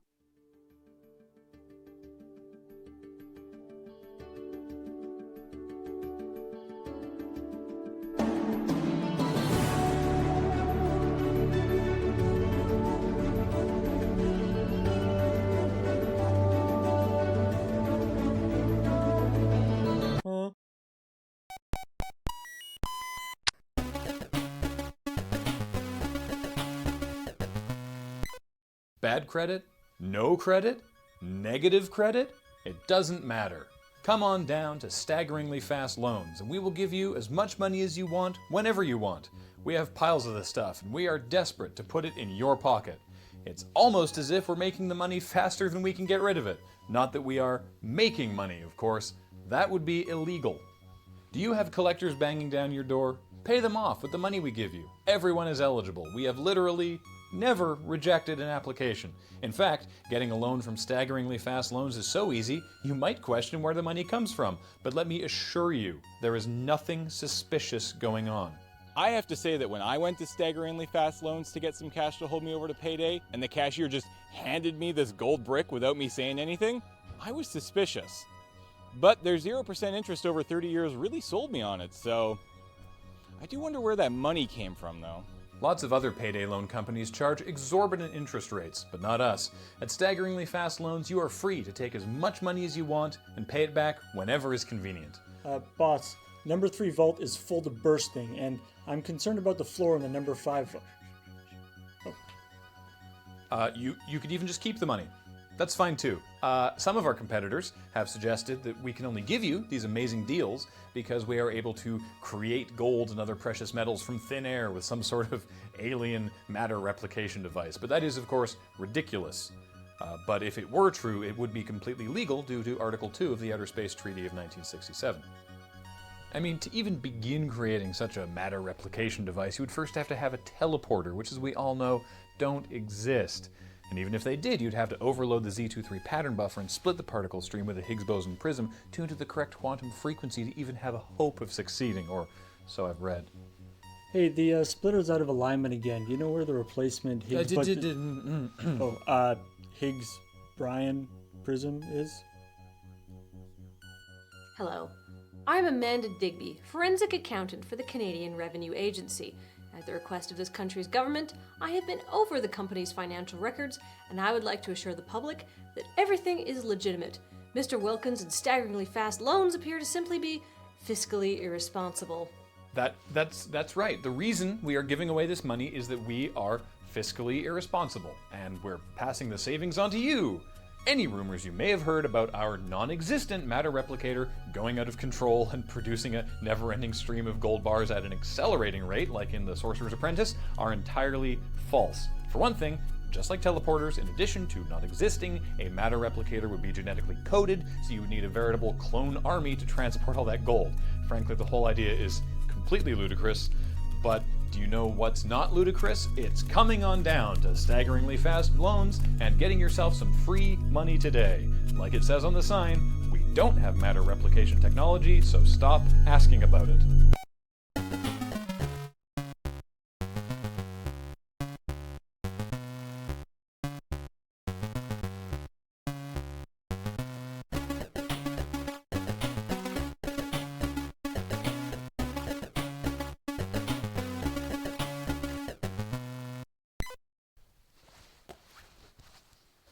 What the hell are you guys doing in here? You're gonna mess something up. You worry too much. We're being careful.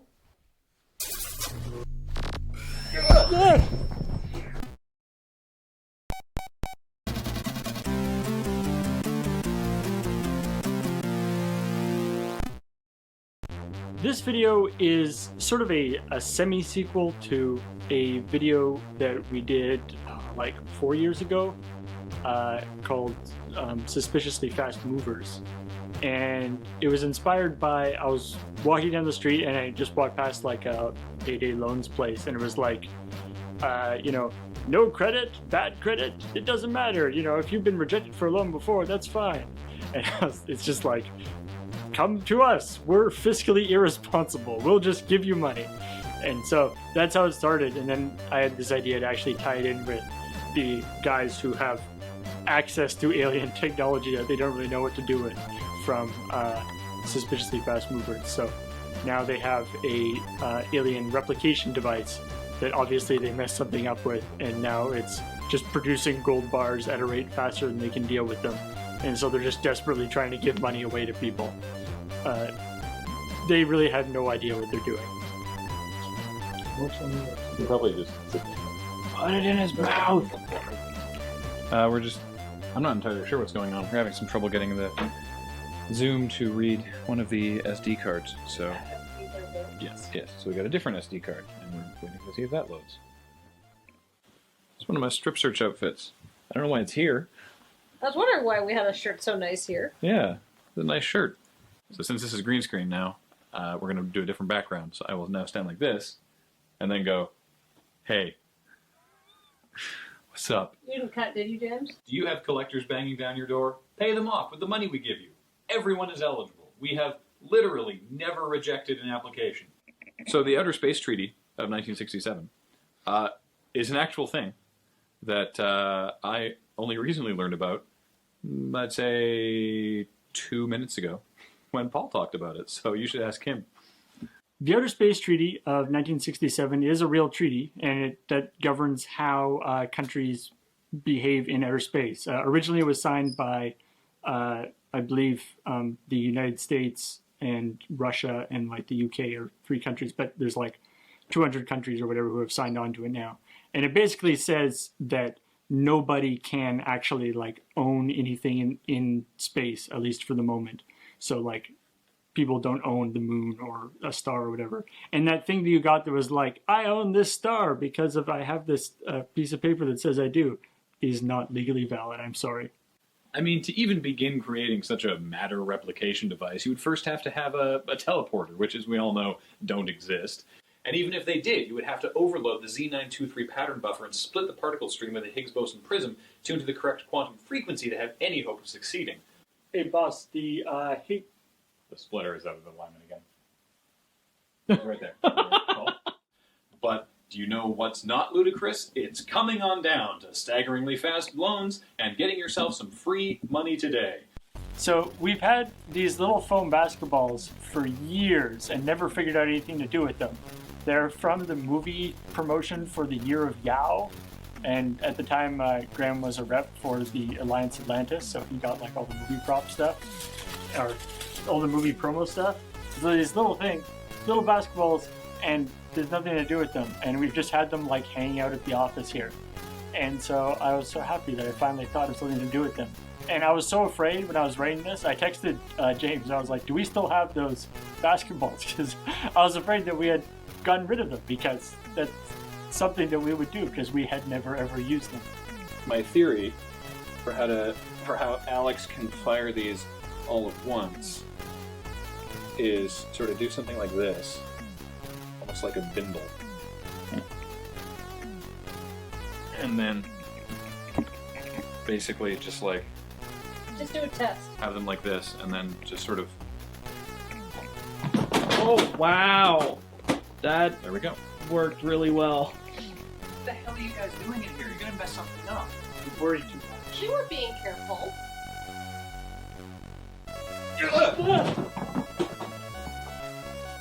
That was violent. That was great. That looked amazing. Again, they all missed me. They mostly missed me too.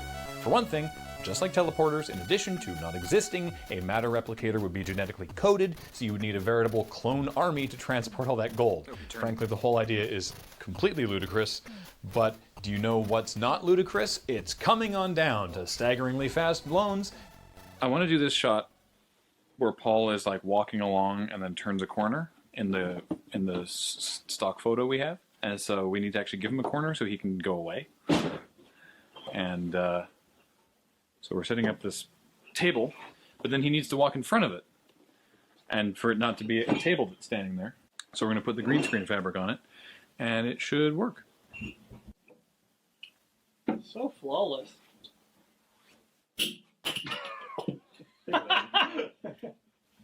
Nice hustle, Turner. And so that wall there is standing in for this wall here. And Paul's going to walk in and around that corner. And this will make it look good. And, and then move it to your left by like 6 inches. I feel like this will work pretty well. We did something kind of similar to this in an X Ways to Y video, where there was just a ton of Pauls coming out of the bathroom, and because they had to overlap, we couldn't just green screen it. We couldn't just split screen it. We had to actually green screen it, and we put up a table kind of like this, so that there'd be a shadow on Paul. And I still think it's one of the best green screen effects we've done, because the shadow sort of added a actual sense of that he was in the room, and so I wanted to do something kind of like that for him. So the only other trick is to check that the gold brick is not going to reflect green. This thing, this fine gold, proves to be real hell to deal with on green screen, as most reflective things are. Because you can probably see, and Alex, you can tell me when you see it, when you see this side just go green because it's reflecting. So if we tried to replace the green screen with, let's say, a picture of James punching Matt in the face, you would also see it on the thing here. And so Paul was in a unique situation where he had to hold this at an angle that wouldn't reflect on this, but also wouldn't reflect on this, meaning that he was actually moving it subtly. All right, so when I'm standing here, there's the big green screen wall here. So if I'm holding it like this, it will reflect the green. So I have to turn it like this, and then as I walk around the corner, it'll now start reflecting that wall. So I turn it like that. So it's basically, the process is, I'm coming along here, and then as I turn, you see that subtle move there? Yeah. Amazing, amazing. All right? Yep, go for it. Jazz hands.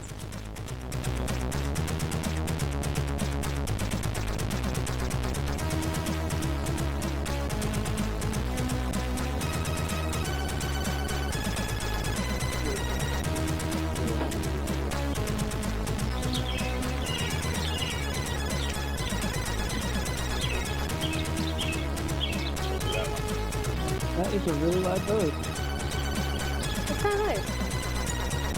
When our neighbors cut down the tree that we frequently used as a backdrop, we figured that the birds would be quieter because their home was gone, but no, they've just moved to the roof. Rolling sound. Rolling video.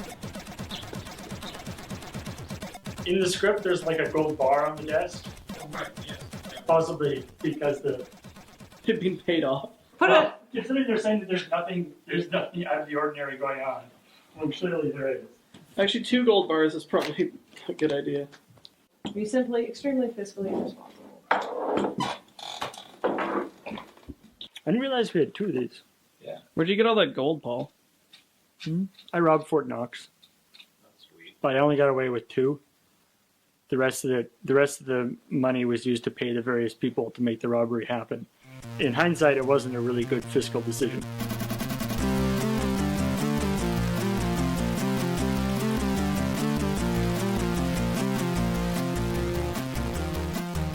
Ass and titties, ass and titties, ass and titties, ass and titties. Oh, I love these jams. What I want to do. Jump Care! Hi, it's your estranged acquaintance Bacon Ruthersworth here. Boy, things sure have gotten spoopy around here, haven't they? I bet your primary orifice is getting awfully dry. Be sure to grab yourself a glass of H2O and inject it straight into that hole. I'm led to believe the body needs it to function. How annoying.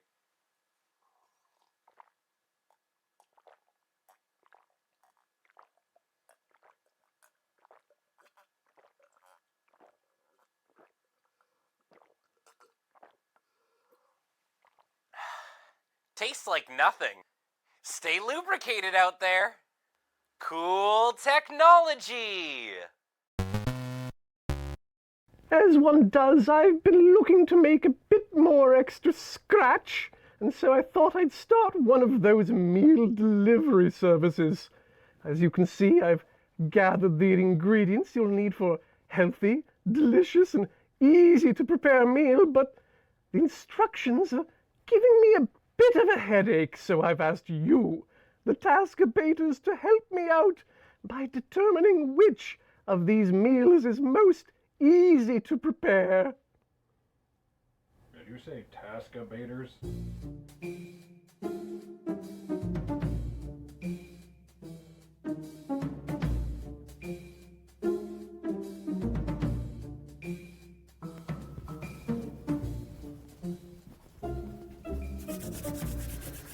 Oh, I'm nervous.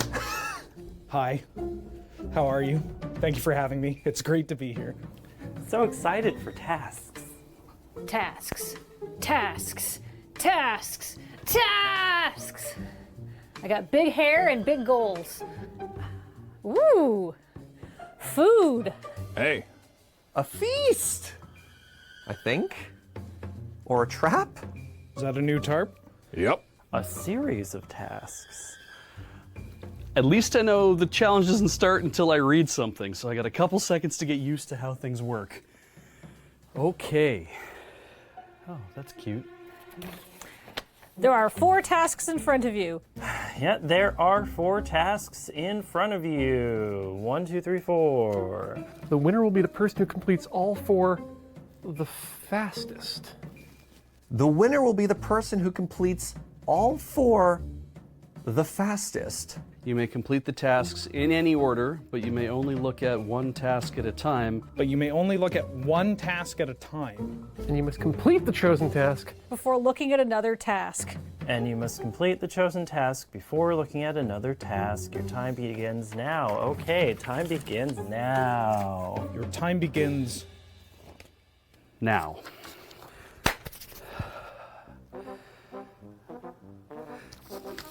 No, that's... Wait. Yes. Choose a food item that you haven't chosen yet. Put it on the scale. Balance the scale. I haven't chosen the... I'm just going to include the whole thing here. It doesn't say what I can balance the scale with. I wonder if that'll actually make it more difficult. What do we have in the room that's heavy? Choose a food item that you haven't chosen yet. That's easy. Put it on the scale, balance the scale. Balance the scale. All right, well, this shouldn't be difficult. Which one is going to be the easiest to balance here? That's way too light. This is probably fine.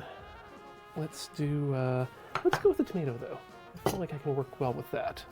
And in the room, no. But I know exactly what we can use.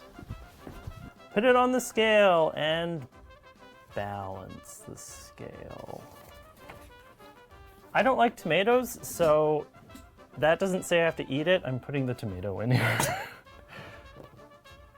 Balancing.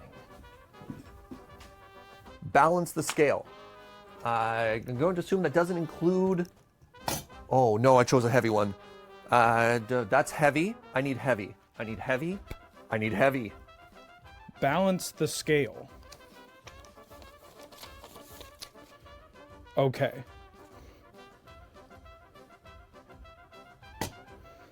I had to think about how to use a scale.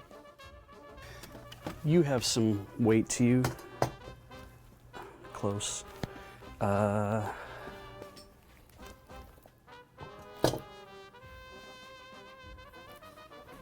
It doesn't say that only the tomato can be on the one side.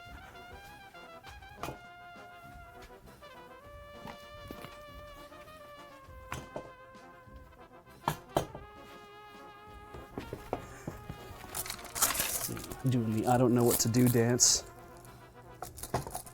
Okay.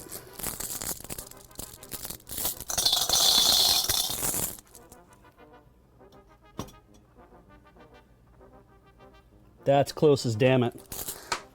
Great. Now I know the weight of magic cards. Can I swear? Illimat, why not?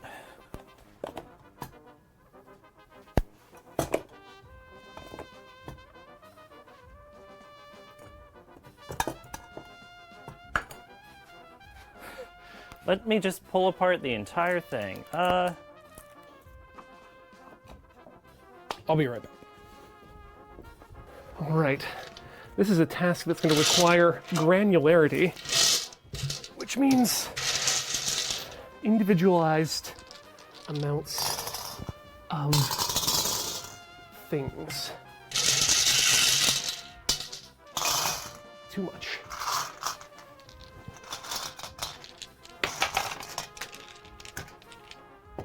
Okay.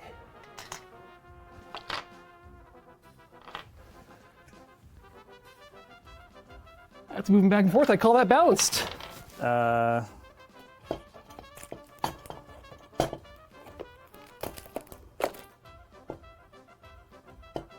Not far off.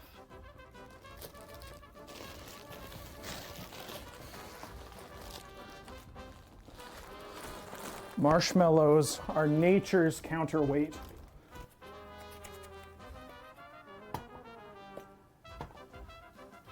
Something less than a deck.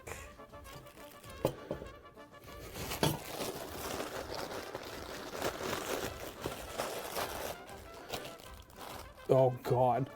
Is spot less than a deck? Spot is more than deck.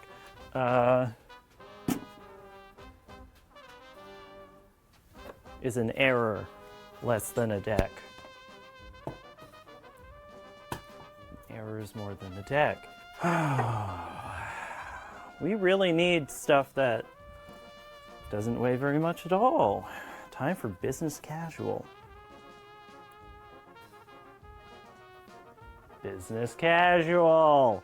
Light, light, crap. Heavy, heavy. Oh, good thing we got sleeves. All right, start with red. Start with green. Too much green. Nailed it! God, I'm so good at measuring things. Okay.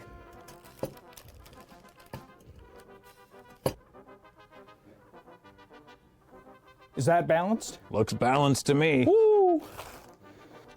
Can I throw these in that trash? Oh.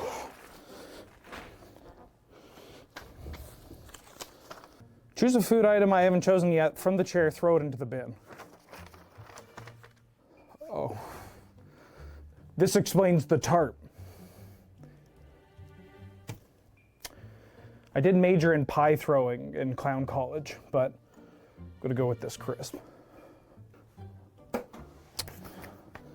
From the chair, throw it in the bin?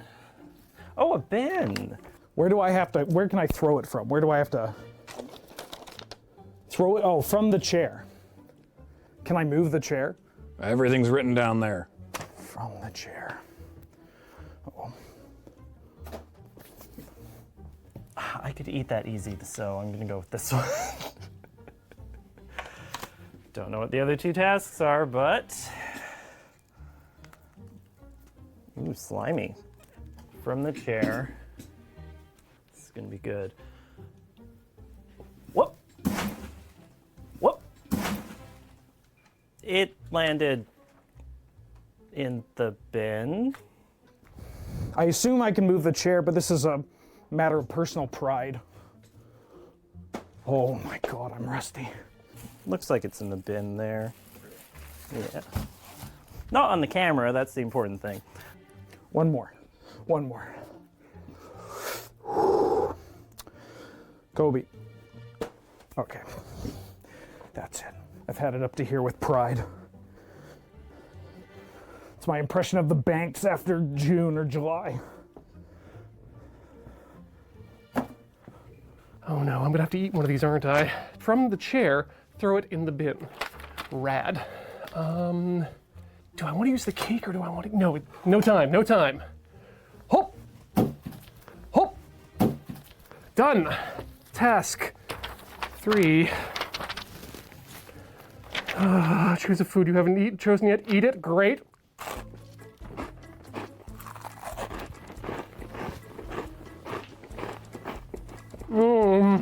Choose a food that you haven't chosen yet. Eat it.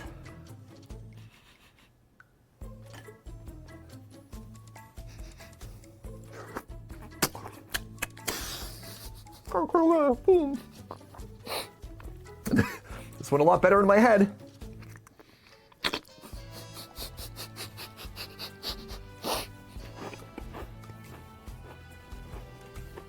You haven't seen things swallowing, right? Choose a food item that you haven't chosen yet, eat it.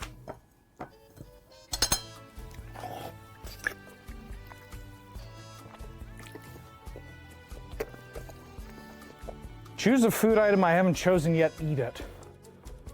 Oh, thank God.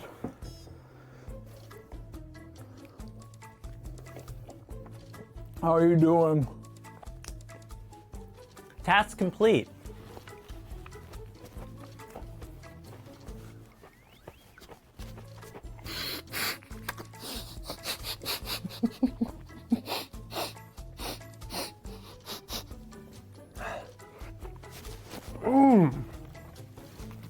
God, that's dry. That was a gross joke. I don't know why I did that.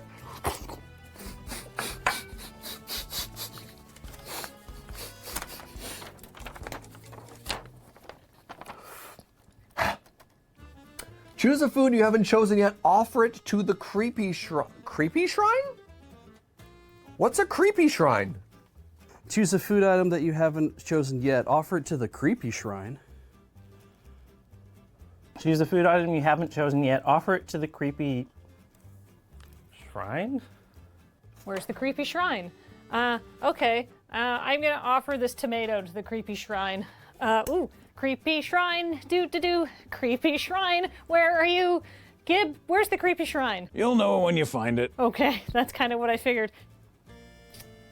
Is it Heather's desk? Offer it to the creepy shrine.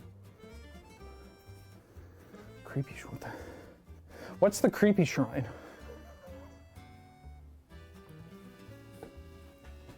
What the hell is a creepy shrine?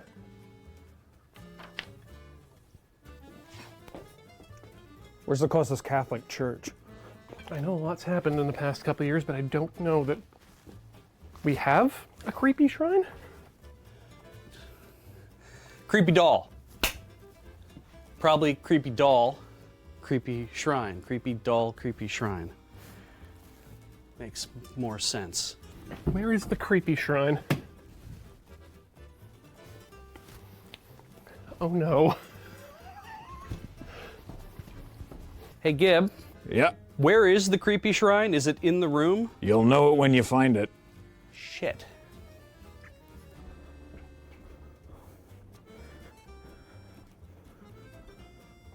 Where are you? Oh no. Oh no. There's too many creepy things we have on set.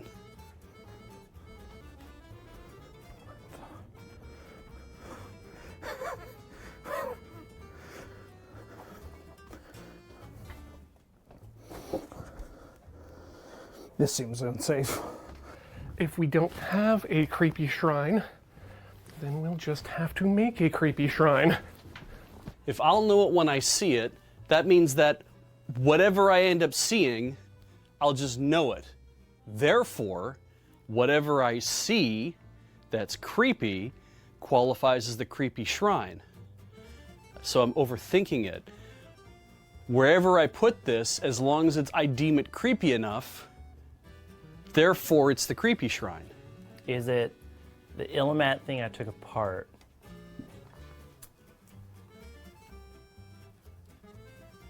Incomplete shrine.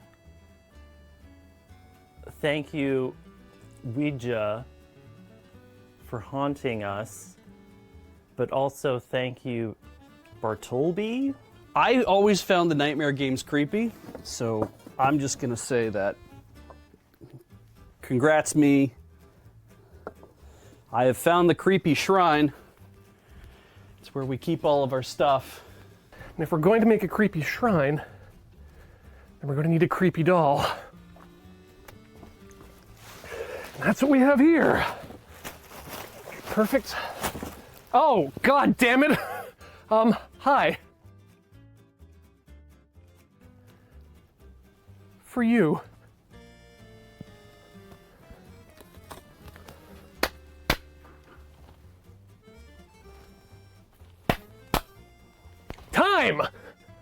Is there a different shrine? I think that's the shrine. My fingers are sticky. Gib, what's the creepy shrine? You'll know it when you find it. Oh no. What's a creepy shrine?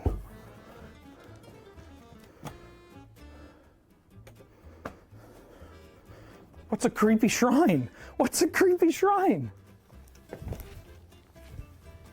It'll be obvious when you find it.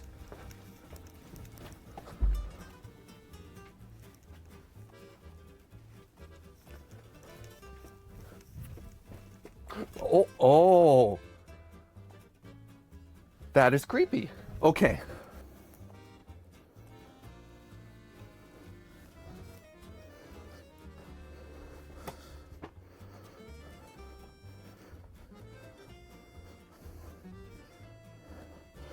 Oh.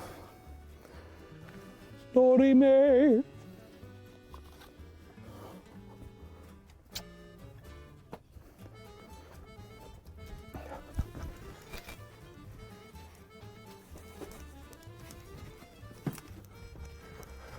Oh, creepy shrine. Oh, creepy shrine. Accept this carrot cake. Don't like that. Creepy shrine, do. Creepy shrine. Aha! All right, have a tomato, creepy dolls.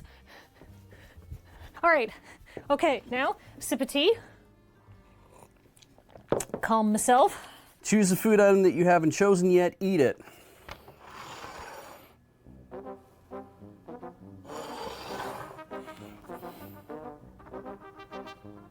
Choose a food item that you haven't chosen yet. Eat it.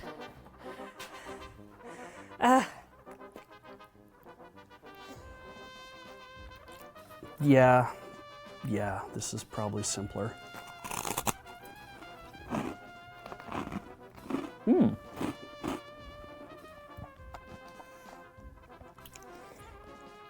Oh, why is it so dry?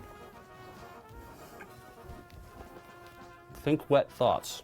Oh.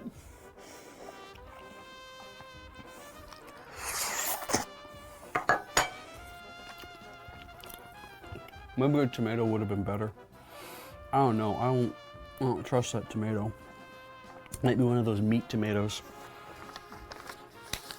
Choose a food item that you haven't chosen yet. From the chair, throw it into the bin. Ah, bin. From the chair, throw it into the bin. Oh God, no depth perception. Here we go.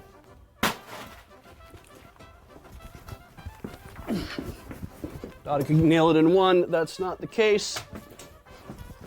Boy, am I glad I picked the tomato for this. From the chair, throw it in the bin. I'm so glad I offered the cake. Oh my God. Can you imagine making the shot with the cake? From downtown. I missed. From the chair, throw it into the bin. Well, I'm not throwing that lovely cake. No! Wait, hang on. From the chair, throw it into the bin. First try. From the chair. God, I should have used the tomato.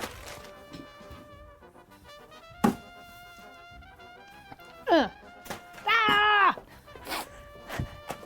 This will be my undoing.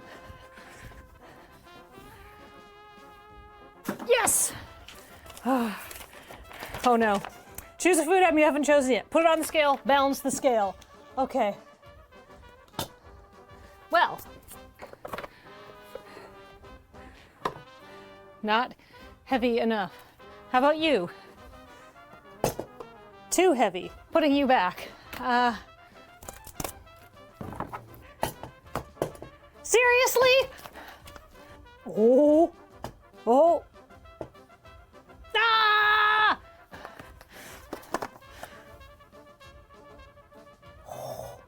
Yeah! Time to wash up. Why'd I eat the Jell-O? Oh, that Jell-O. I'm so glad I didn't have to eat that carrot cake. That would have been a lot more than I was willing to do. That said, I feel really good about my choices here today. I felt good about that. Good challenge. Can I eat the cake? That's up to you. All right, well.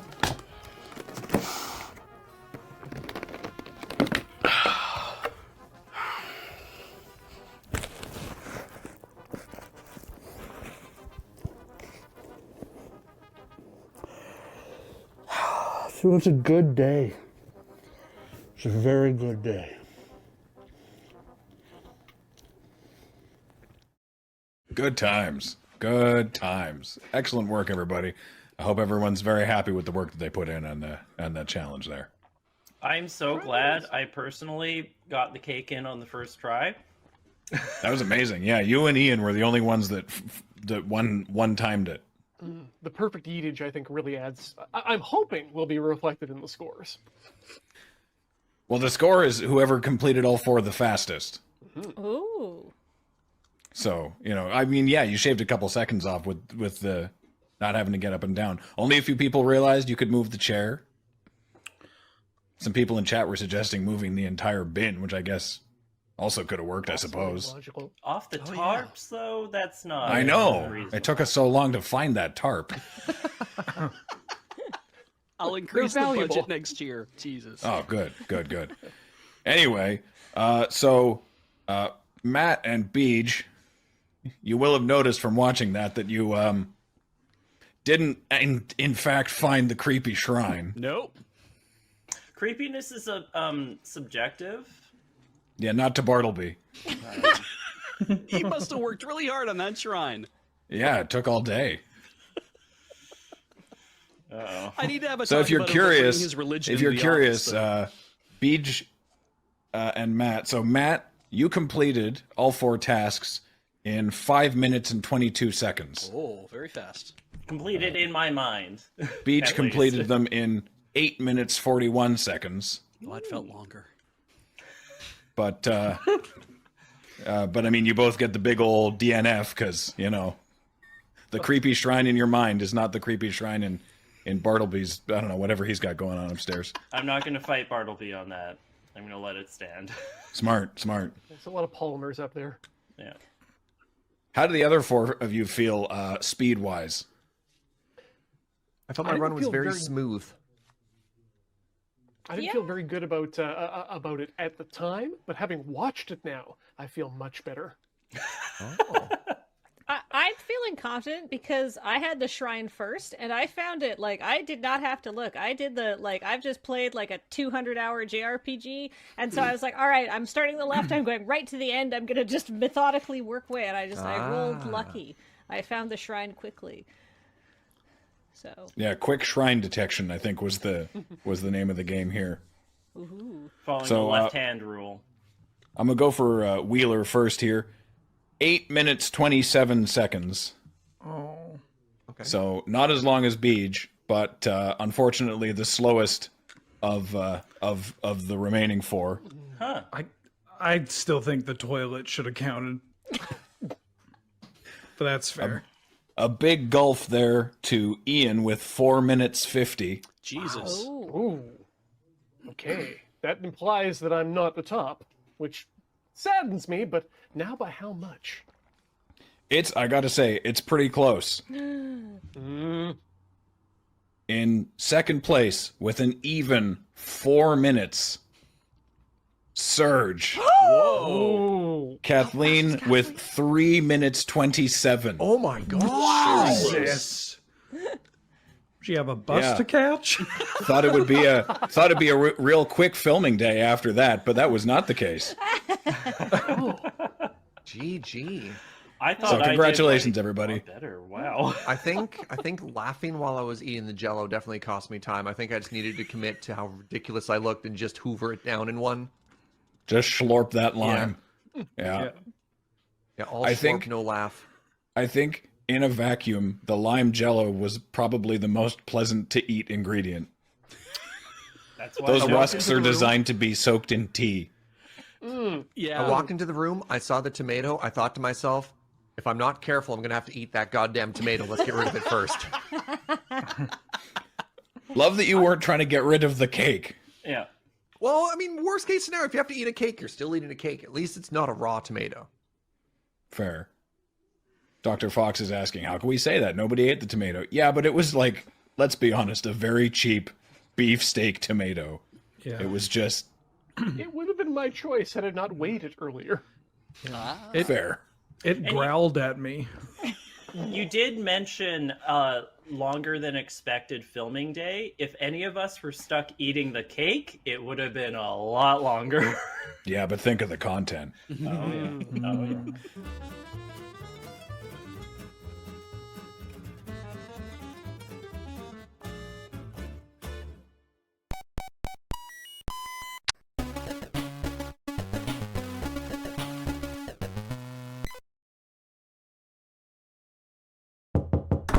I fucking love spring.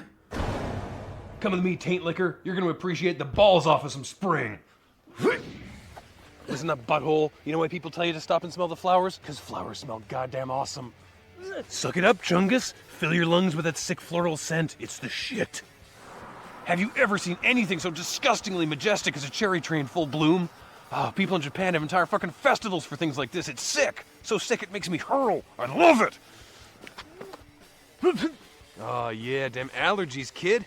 Roll your ass around in some of that plant sex. Get your sinuses all plugged up. Eat stanky cheese all day long. Who cares? You can't smell shit. Mm-hmm. All those girls wearing shorts. All those guys wearing shorts. Everybody's wearing shorts. Shorts are my jam. It ain't the holidays, it ain't peak season, it's time to be a tourist in your own hometown, Chuckle Nut. That ain't being a boss, that ain't being a pimp, that is being a bimp. Get on it! 2 words, spring and cleaning, fucking spring cleaning, motherfucker, yes! It's like an enema for your house. Get that nozzle up your house's ass and spray that fucker clean. You'll get rid of so much shit you'll be able to toss your house's salad all day long. Yard work makes my boys tingle. Know what I'm saying? My ball boys.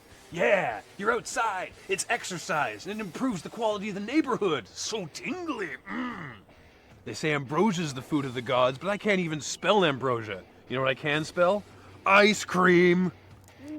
It's what's for dinner, fart huffer. Okay, dingus, I get it. Dicks are hilarious. But when it's goddamn spring, having a bike between my legs is basically god tier. Pedal it up.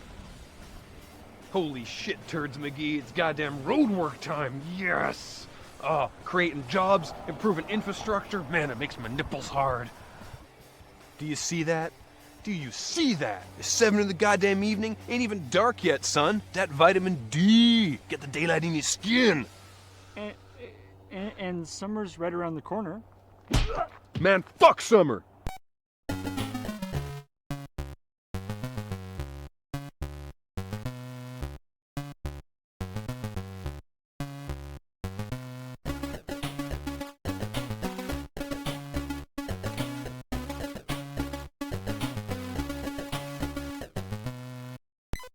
I'm sorry, man. I just hate summer so goddamn much.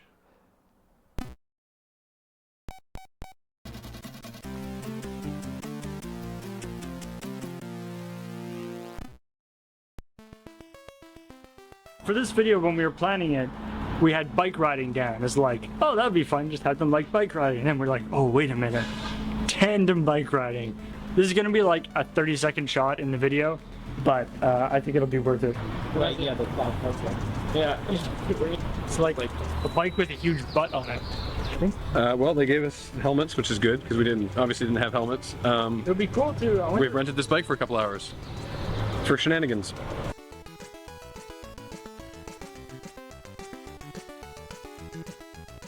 They're playing rock, paper, scissors to see who gets front and who gets back.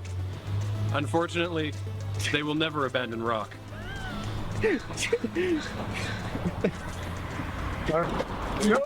Whoa, super weird. Yeah. Oh god.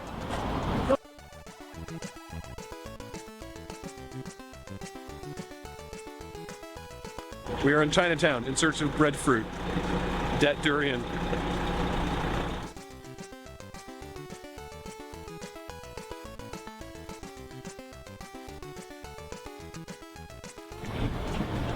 I know they have them. We got one for Iron Stomach all those years ago.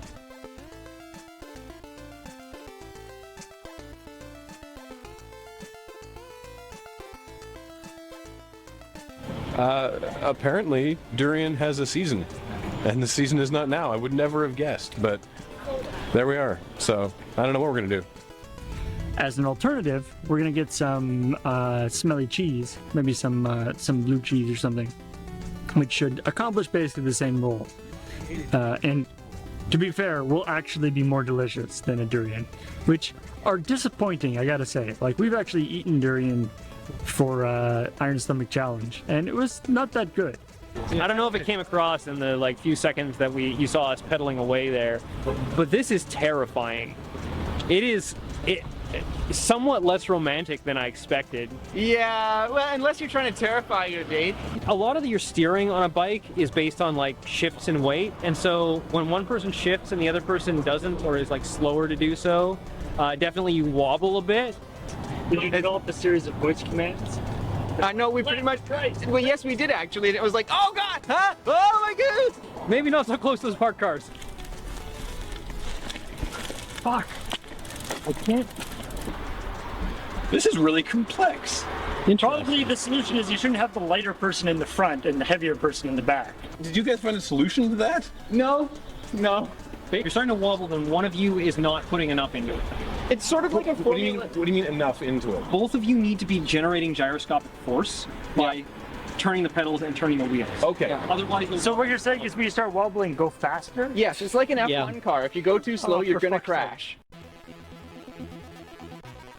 You want to strap yourself in too, just to be safe? That was a good idea. I'm driving James's van. I'm hoping my foot doesn't get sheared off in the door. Could you shut the door while I'm driving down, actually? Rolling. Rolling. Rolling. Okay, ready? Yep. Right. Oh god, there's cars coming in both directions. Oh, that car was just turning into the parking lot. You bastard. Okay. All right, we're gonna run into some amount of traffic no matter where we do this. Yes, absolutely. I have my fucking hazards on for a reason. We have camera equipment hanging out the side of the car. It's okay. 3, 2, 1. Sorry, stop. Okay. All right, look, Dingus, I get it. Dicks are hilarious. But what? No, that's I've lost you. way too far forward. All right, everybody ready? Nope. Sorry, the Zoom is still loading. What is it? I was half expecting that to be like a quart of blood. And just cigarette butts. Millipedes. Graham, can I just get you to say some stuff? What's up, bro? Okay, you're good. I found the bell. Oh, good. 3, 2, 1.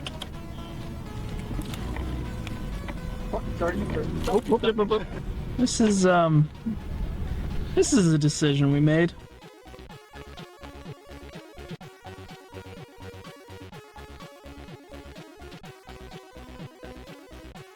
Yes, the last time we were here, we were shooting Seth McDevitt, action accountant or whatever it was.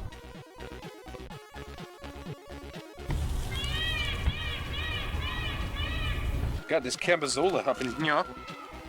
Because it looks really, it looks like stinky cheese. It's got nice blue veins in it. A combination of camembert and gorgonzola. Rich creamy cheese pairs well with fruit and nuts. Wow. Wow. Good? That cheese was tasty. But that was the sort of cheese that you, spread about on some crackers. Some water biscuits. Y'all ain't supposed to take a whole dang bite of that cheese. It was good, but it was there's too much cambazola at once. I guess there's worse things to fill my mouth with.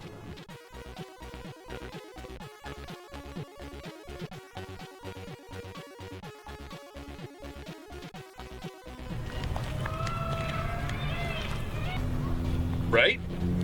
Ice cream. It's what's for dinner, fart huffer. Damn it, I didn't whip out. Sorry, I was transfixed by Paul's. Wow, probably like a banana. Banana, yeah. Situation. Yeah.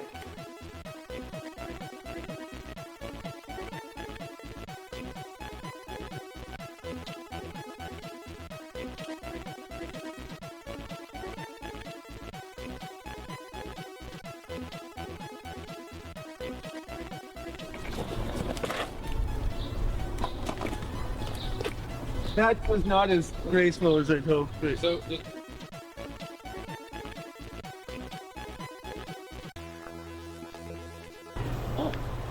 God damn! Have you ever seen Swiss chard like that before? Don't step on the plants. What? Would they ever do to you? Don't step on the plants. Hey! Or you'll crush your honeydew. Yeah! Boy!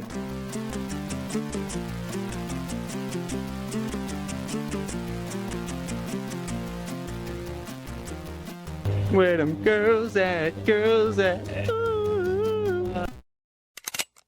Hey everyone, welcome back to Gardening with Greg. I'm super excited today because we're finally going to harvest all that hemp I've been growing all year. So I'm going to sort it and then trim it and dry it. And then after that, I'm going to blaze! Wait, what does that say? What do you mean it's not that kind of plant? Rope? What if I don't want to make frigging rope? Socks, shirts, friendship bracelets. You know what?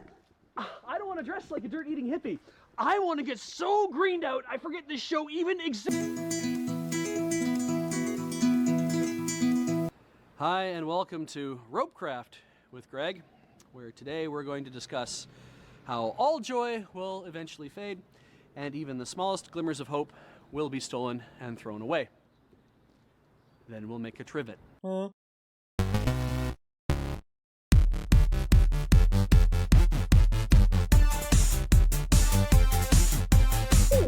Welcome to Feed Downpour. This week we are all Christmas presents because it's Christmas very soon. I am socks, which at first you're like, meh, but then you put them on, you're like, yeah, new socks, all right.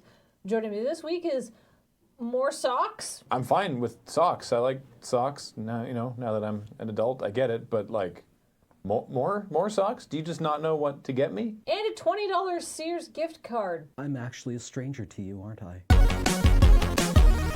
A suburban Chicago man is suing McDonald's because the price of their value meals is actually slightly more than if you just ordered the items individually. He's not suing over the money, he's suing over the principle of the thing. Fucking A. You light him up, Beej. McDonald's never said that they had a higher or lower value. They just said the meals had value. And really everything has value. Except the 5-piece nuggets. So James Gertie of Des Plaines, Illinois says that a 2 cheeseburgers value meal is $5.90, which I'm assuming is correct. But if you were to just buy 2 cheeseburgers, a medium french fries, and a drink, it would be 41 cents cheaper than buying the value meal. You think residents of Des Plaines, Iowa hear a lot of Fantasy Island jokes? We all have the hills we choose to die on, and I think an 8% markup on 2 cheeseburgers seems reasonable. You know, I think it's worth paying 41 cents so I don't have to laboriously explain my McDonald's order to a disinterested and highly stoned teenager, but that's just me. Yeah, I mean, you might infer that a value meal means that you're getting a discount because they're being grouped for some reason, but really, this markup is just saving you effort in syllables. 2 cheeseburgers and a medium fries and a medium Coke is harder to say than just 5. No, man. This is how they get you. They wear you down like this. Make it your personal Verdun. In the passeront pas. Or you could make it your own Verdun. Go to Dairy Queen. 2 clerks in a sex toy shop called Lotions and Lace thwarted a would-be armed robber by hurling dildos at his face. The only thing that can stop a bad guy with a gun is a good guy with a gun. Or a sex-positive person of indeterminate moral quality with a dildo. What noise does a dildo make bouncing off the skull of an armed robber? Schlup. I think schlup implies there's more moisture and give than I think an off-the-shelf dildo would have. I think it would be preceded with a small whistling, like a... and then just... Do you throw them with spin through their long axis like a football? Or do they tumble end over end like the bone in 2001: A Space Odyssey? With time to prepare, I would recommend rifling your dildos. This is how it went down, according to Amy, a store clerk. I thought he was trying to be funny, to scare us, she told ABC7. But then I saw the gun and was like, really? I don't have time for this. How do you feel if when you draw a gun on someone, they look at you like... If I had to guess, emasculated. It's the holidays. I bet they aren't even accepting returns until 2017. You think they have time to be robbed? Also, their return policy must be fairly strict. I'd imagine it's only unopened items. 2 vacationing Canadians were sent home from a New Zealand airport after border authorities discovered the lady in the couple had tried to smuggle a cat into the country in her purse. That's brilliant. They'd never think to look for weed inside the cat. That's probably not even inaccurate, because how else are you going to keep a cat contained in a purse for 7,000 miles? We may not have the TSA in Canada, but we still have a National Airport Security Service, and they're not going to look at this purse going through the scanner going, there's an entire cat skeleton in this bag, and it seems to be moving. No problems here. Oh, I know how this happened. Nobody gives a shit. Not one. Not a single shit. I haven't been to New Zealand, but I've done the flight from Canada to Australia, and I can't imagine anything I would like less than finally getting to my destination and being told, no, you immediately have to go back home with your stoned cat and your lead purse full of shit. Okay, their vacation may have been ruined, but now they've ended up with one of the 3 traditional Christmas gifts: gold, frankincense, and a purse full of cat shit. Actually, I think you're thinking of myrrh. No, myrrh is one of the noises a cat makes when you stuff it in a purse for 10 hours. Also, do you even know what myrrh is? How do we know that's not just a purse full of cat shit? I think you'll find that myrrh is one of several noises a cat will make when stuffed into a bag for 10 hours. And I always thought myrrh was more of a bomb. A bomb? I'm even more surprised they got it on the plane. Well, I guess the feed dump Christmas present to you, dear viewers, is a labored interpretation of who's on first. Third base. But remember, there may be better sources of news, but they don't have this hat, which is a dinosaur surprise. And it is for Will from Diana for his 28th birthday. I hope that your birthday and subsequent holiday season is filled with joyous tidings and cats that remain unstuffed into bags. Truly, all we can hope for in these troubled times. Merry Christmas. Happy holidays. Funky Kwanzaa. A solemn and dignified Ramadan. Wait, that's already gone. Hanukkah. Everybody's covered, right? Wait, what's the Seinfeld one? Festivus. Festivus. For the rest of us.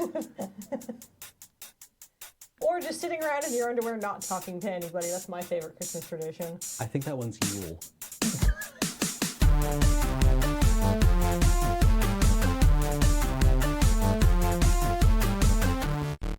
I don't have time for this? That's the first thing you think when you see a gun? Not, holy shit, I can get shot? Ain't nobody got time for that. What the fuck? Fuck you, buddy. Fuck you, buddy. I got 10 things to do after I get off work today. I got 99 problems and you ain't one. Schlup.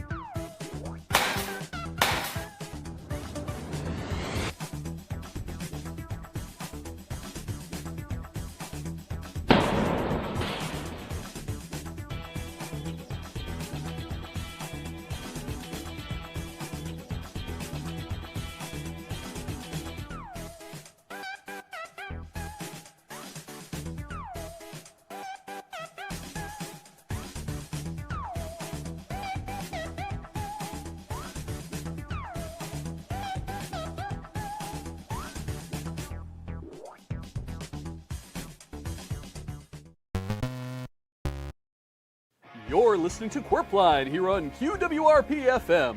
Qwerpline this week is brought to you by the Get Wet Dinette Set. Make a splash at your next dinner party and soak your guests with the only dinner table functioning as a water park. The Get Wet Dinette Set, made from waterproof chinette.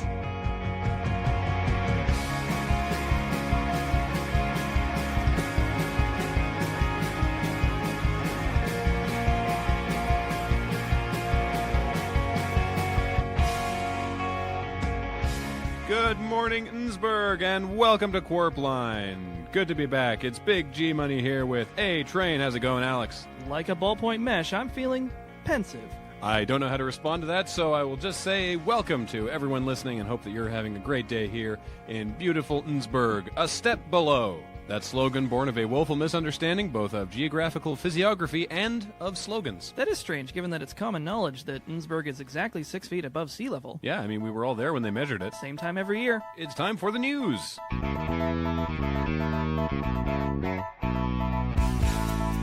We're just at the end of January, which means we're already 1 month deep into Geyser Watch 2016, as everyone in town eagerly awaits the annual eruption of the Thurpston Blowhole. Yep, old Blowy goes off once a year, but nobody can say when. Which is why January 1st begins the annual Geyser Watch, and of course we have to remind everyone that bylaws prohibit betting on when the geyser will erupt. But you can also head down to the town hall, where the motto is no questions asked and the odds are on the wall. Ooh, and the geyser's back on special. What is that again? It's 3 shots of rum and 2 liters of Diet Coke and a Mentos. That sounds awful. You're telling me. They used to use RC Cola. And in further news, we have an Innsbruck police update we've been asked to read. The Innsbruck police are warning of a new street drug that is popular with teens. The street name is durian. What, like the fruit? To continue the police report that we are required to read, parents can tell if their teens are experimenting with durian, if they are keeping a machete in the kitchen, if they smell more earthy than usual, if they have in their book bags something approximating the size of a bowling ball and covered in small spikes, and if, when asked, they can tell you where durians come from. Don't they just sell them at the grocery store in Formosa Town? Where police are conducting an ongoing investigation, yes. Okay, that's great that kids are eating more fruit. Can we back up to that machete thing? If you have any tips, please contact Officer Steve at Innsbruck Crime Stallers. Yeah, tips like, my kid has a machete. Alex, we both know that could describe many teenagers in town. God help us. And now it's a quarter past the hour, so it's time to check in with Richter Hammock Slam up in the QWRP traffic quopter. How are things looking up in the skies? Richter. Thank you, Graham. Traffic is moving smoothly and cleanly all the way down Route 40 towards Dee's Discount Pet Shop. That's good news for Dee. And good news for anyone looking to pick up a small dog. Are you in the market? That's correct, Alex. The stock market. I have recently picked up a controlling share in Dee's Discount Pet Shop and would like to encourage all residents of Innsbruck to make their way down for some fantastic deals. I was wondering when the other shoe was going to drop. Alex, I would never drop a shoe from a helicopter. That goes against the traffic quopter's code of conduct and is also very unsafe. Does the traffic quopter code of conduct say anything about shameless self-promotions? No, Alex. That subsection was removed completely the last time I updated it. Which is why I'm coming to you now from the sky with this message of savings and these 12 adorable puppies. You have dogs with you in the quopter? Fear not. They mostly have parachutes. How does one mostly have a parachute? That actually ties into a question I already had, Richter. I can't believe I'm entertaining you on this, but when you say Dee's Discount Pets, are the prices discounted or are the pets discounted? A little from column A and mostly from column D, Graham. The D stands for discount. Of course it does. So come on down to Dee's Discount Pets, where the poor can get a new friend, or, as a campaign that the other shareholders have dropped, a tasty treat for prices that can't be beat. And the rich get Richter. Back to you, Graham. Well, there you have it, everybody. Traffic clear on Route 40. Main thoroughfares? Who knows? Hope it's not going to make me late. What? I have to go do that thing. Oh, right. Yeah, okay. I will take it from here. Well, we'll catch up with Alex later in the hour, but next up is Edith Slump with no, it's okay, we have a caller. That's great. Let's go to the phones, Gus. Hello, welcome to Qwerpline. You're live on the air, Miss Barbara Dooley. Is that correct? Yes, my name is Barbara Dooley, and I'm a birder. A what? A birder. One more time. A birder. A birder? A birder. Birder. Birder. Okay. Bird. I look at birds. Ah, birder. Yes, that's what I said, a birder. Okay. How's that working out for you? It's fantastic. I'm calling to tell all of the people of Innsbruck that it's brown thrum season. Brown thrum season. Well, the brown thrum is a spectacularly rare bird that is never seen in Innsbruck. How do we have a season if it's never seen here? Once every 10 years, the brown thrum's migration patterns bring it from the rest of Thurpston County into Innsbruck. So it's not actually that rare, it's just rare to Innsbruck. Why, yes.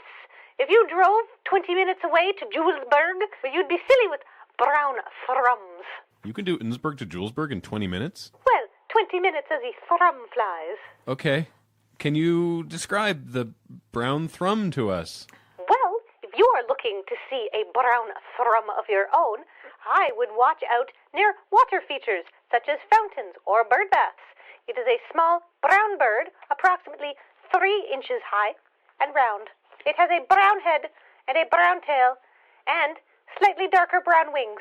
Does it have any other distinguishing features? Yes, it has a brown beak. Brown all over it then. No, its feet are tan. Why not call it the tan-footed thrum? That would be stupid. Okay. I do not think that you understand how exciting it is to see a brown thrum here in Innsbruck. I absolutely do not. Many Innsbruck birders, or Innsburders, as we call ourselves, would give our eye teeth to see a brown thrum. In fact, that is why I'm calling. I'm in the Frampton Downs Nature Park, and there's a brown thrum by the pond. What kind of bird stuff is it doing? Well, it has landed on the ground, and it is scratching about a bit, looking for worms or other grubs. And if we are very lucky, we might be able to hear its song, which is spectacular and rare. If we aren't lucky enough to hear it, can you describe its song? It is one sustained tweet, approximately 12 seconds long. Does it modulate at all? No. One note, one tone, 12 seconds. So like a fire alarm or emergency whistle? Yes. Think of it as nature's emergency whistle, except it's indicating it is time for bird sex.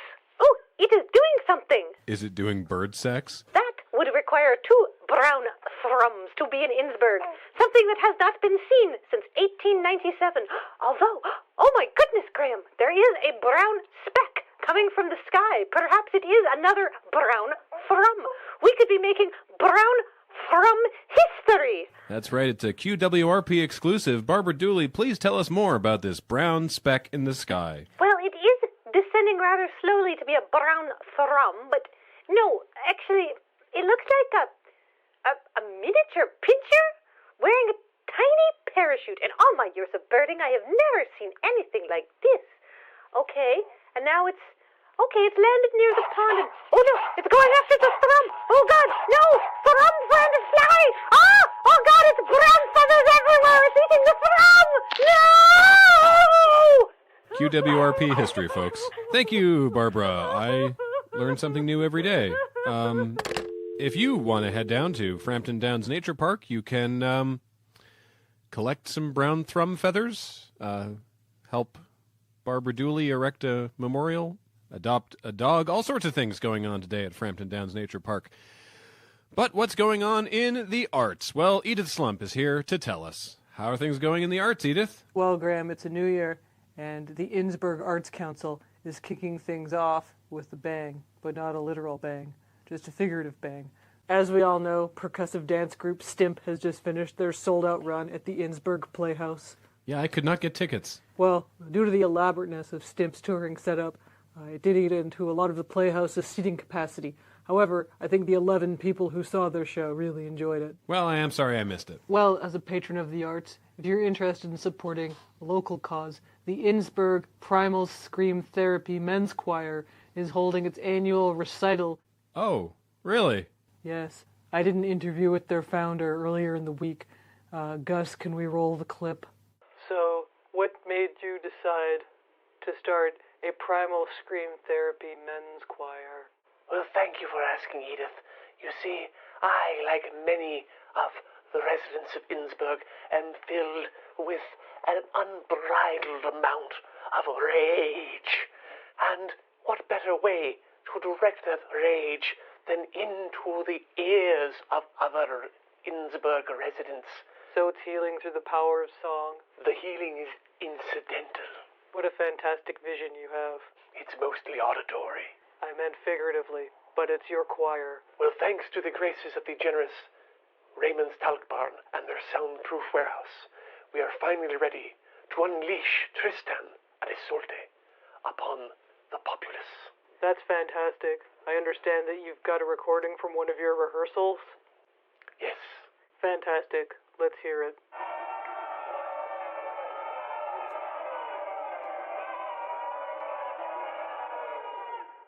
Thank you for your time, Fred. And now, back to me. Thanks, Edith. Well, Graham, aren't you excited to hear the Innsbruck Primal Scream Therapy Men's Choir? No. Well, if any of our listeners out there are unlike Graham and can appreciate the arts, I have 2 sets of tickets to give away to the Innsbruck Primal Scream Therapy Men's Choir's recital tonight at the Playhouse. Just email the station. The first 2 people who can correctly spell Tristan and Isolde will take home the tickets. You know Derek's responsible for checking that email, right? The first 2 people who just email will take home the tickets. Thanks, Edith. Appreciate your time. And now we go to our summer intern, Derek, who is live on location at the Innsbruck Town Hall, where he is receiving the key to the city. Yeah, great. This is great. You guys are giving me the key to the city. Thanks so much. And I have like so many keys because I have like a key to my house and I still have the key to my bike, even though I keep losing it, I keep finding it again. And now I have a key to the entire city and I can see all the things it's gonna open. I can't wait to see there's that girl that lives across town who I want to see what's in her shed. And there's also that cellar that old man Hinckley won't let me into. And I want to see what's in that closet at the station you never open. Wow, Derek, that's not remotely how this works. I thought the key to the city meant I could open anything I wanted. Derek, you want to just recap for the listeners why you are receiving the key to the city in the first place? Right, yeah. Listeners in Innsbruck and maybe other places, these guys are giving me the key to the city because I saved all the cornholers. For clarity, QWRP has no jurisdiction to give you the key to the city. The Innsbruck Town Council is giving you the key to the city. But Alex is here. Why didn't you come celebrate with me? I'm the aldersman, Derek. I have to be here. Traffic was hell. A dog in a parachute landed on my car. Please get on the stage. Oh, right. Graham, I have to go to the stage now to get my key. Will you be okay? I'll be fine. Thank you for asking. Hi, Alex.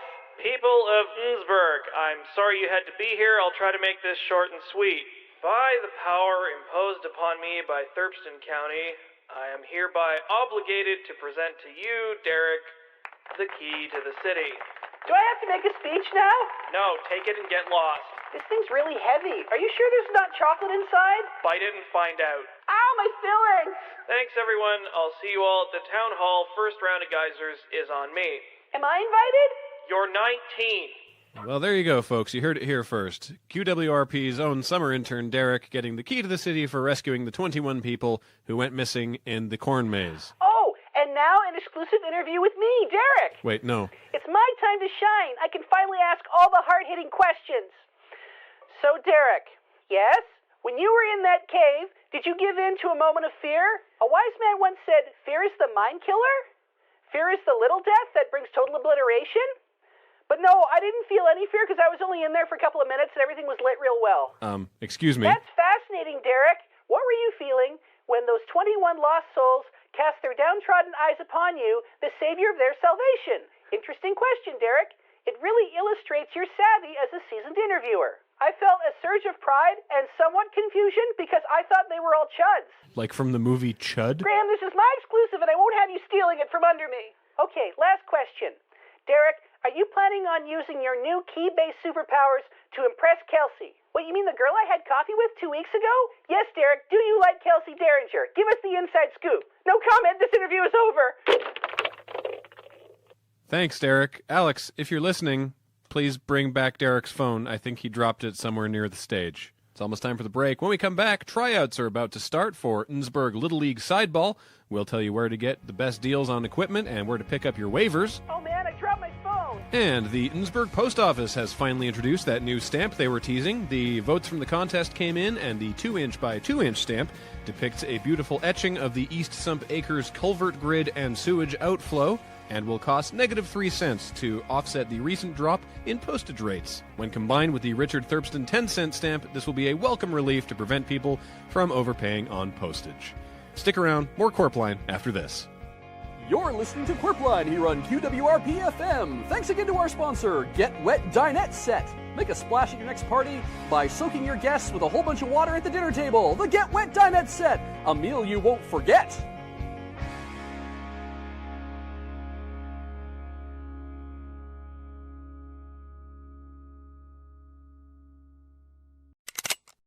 Hey there, champ. Let's rap about masturbation. Your friends in the schoolyard may have other names for it, though, such as choking the chicken, peeling the sausage, going to manhandle your hand candle, pushing a git update, catching a diglet, shaking hands with danger, doing your taxes, ejecting the warp core, respecking your shaman, grand slamming at Denny's, waxing nostalgic, taking a moonlight stroll on the website of Earthly Delights, skin jiggling, guessing Rumple Foreskin's name, befriending a tapir, whooping the snoot, connecting on LinkedIn, hand drying your laundry, liking and subscribing, ganking the hard carry, moving to Colonial Williamsburg. Ugh, I can't fap to this.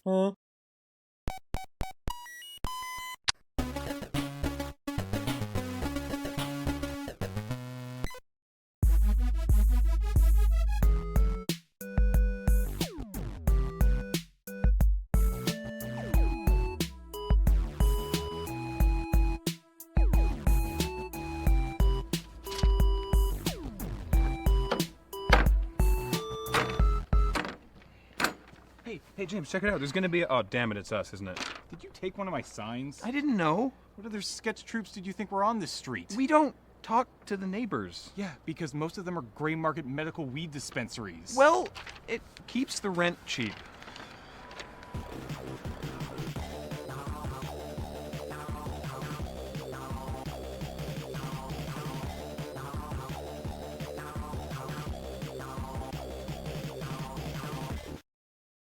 Okay, here's the plan. We have about an hour until the garage sale starts. Why are we having a garage sale at noon? To snag all the foot traffic from people leaving other garage sales? Duh. Okay, so here's the plan. Everybody take a section and grab anything weird that we're never going to use again. Then let me take a look at it so I can give it a final say. Just want to make sure that we're not getting rid of anything useful. Everything here was purpose bought. Yeah, we reuse stuff all the time. Just because it's purpose bought doesn't mean it can't be multi-purpose. Okay, what about that set of nesting dolls based on Russian leaders? We could totally use that again. We haven't used it once.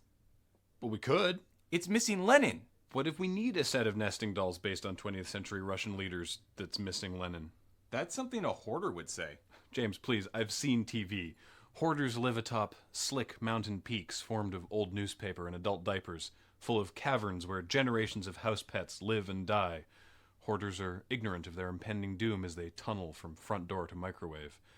I'm just saying that even though this alarm clock has been broken for 9 years, doesn't mean it can't be useful. Okay. Everybody else gets sorting. What about this super outdated globe? What's wrong with the globe? It has countries on it that don't exist anymore, and some that I'm not sure ever existed. We could keep it as an anachronism. When has the Free People's Republic of Snorsh ever been a thing? You'll never see it on camera. Gall? Can we get rid of this Vuvuzela? Why? It works perfectly. Yeah, that's why I want to get rid of it. What about this Xena Warrior Princess costume that's 6 sizes too small for anybody in the crew? What if we meet a child or little person who's really good at ululating? Then where will we be? Did we want to keep this defibrillator? Whoa, when did we get a defibrillator? Well, it fell off the back of a truck.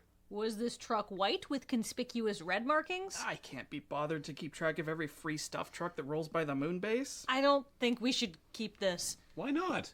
Okay, I'm not comfortable keeping something that can either never work or definitely has to work twice.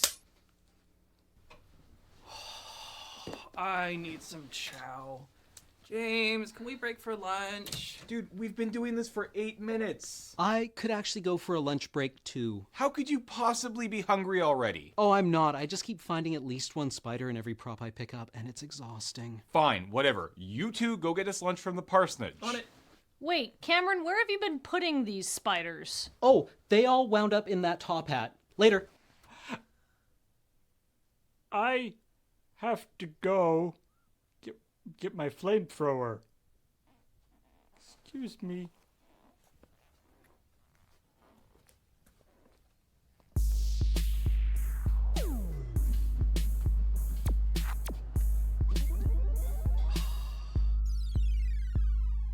Crap.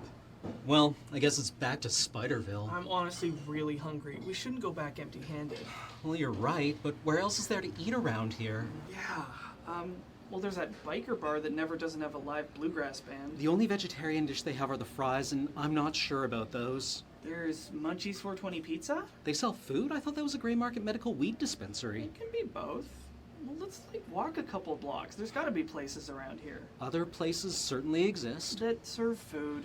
If you want to call it food. Well, we'll try them all out, see if they're any good. Who's gonna pay for all of that? I've got the Loading Ready Run credit card. Right! Dick butt! This is basically research and development, right? Yeah, we'll get a grant and publish.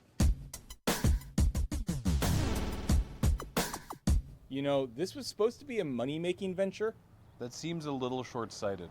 Maybe if you'd let me put more than 6 items out, we would have sold something by now. Starting at noon doesn't seem to be the brilliant marketing strategy that you seem to think it is, James. Look, did you at least put the sign back up? Yes. Damn it, come on. No, James, it's fine. Once someone finally stops, we will sell something. It's all about salesmanship. Tell you what, if you sell anything to that person, I will buy you your lunch. That is assuming if Alex and Cam ever get back from the parsonage. Yeah, the line must be super long today. All right, James, you're on. Hey, friend, can I interest you in this fine... this? What is it? Don't even worry about what it is. Worry about what it can do for you. What can it do for me? All sorts of things. Such as? Okay, I can see you're a discerning customer, so I won't waste your time on what this can or cannot do for you. Instead, this. That's an ashtray. To the untrained eye, perhaps. And to the trained eye? An ashtray, but a very special ashtray. In what way? In the way that we're only asking $2 for it, and that's a hell of a deal. It's not. Sure it is. I'll give you $1. What? $1? We spent $5 on that thing. I'd rather keep it. Yeah, it sounds like we're pretty firm on $2. Okay, later. Damn it, Graham, you just lost me a free lunch. Potentially. I think Alex and Cameron have been eaten by wolves or something. What was that? I think the guy said it was wolf. How was it? Surprisingly bland. Very chewy, though. I don't think everybody else is gonna like it if we bring them wolf. Okay, what else is there? Well, we have tried the local organic place. Turns out nobody wants nettle ravioli. Not even me. The 100-mile organic place. That was even worse. You know what grows within 100 miles of here? Fucking nothing. What about the nettles? They were imported. And we tried the Mexi-Asian Fusion Cafe. How are your tomato tortilla gyozas? I wouldn't recommend it. How are your tataki tacos? Don't remind me. I'm having enough trouble keeping this wolf down. God, is there no good food around here except for the parsonage? Wait, is that why we always go there? I never questioned it before. I think it's more that it's close and that we can never agree on anything. We should just go downtown. It's so expensive, and we still need to figure out what everybody wants. Oh, wait, I've got an idea. Wait, grow nettles and muscle in a local business? No. Well, we're not going to make any money if you're only willing to part with 6 things. 5. What do you mean 5? Did you sell something? No, I dropped that glass thing. Oh, well, there goes another $2 we aren't making today. $2? We were selling that for... We're basically robbing ourselves here. Hey, dudes, how goes the sale? Bad. Great. What happened to the top hat? It's in a better place now. So the end result of today is that we're down a glass thing and a top hat, and we didn't make any money at all. Well, we greatly reduced the moon basement's transient spider population. That's not nothing, I guess. Paul, do you have any food on you? I am starving. No, I stopped for lunch on the way back. You guys ever tried wolf? It's real chewy. We sent Alex and Cam out for lunch like 4 hours ago. Where the shit are they? What's up, losers?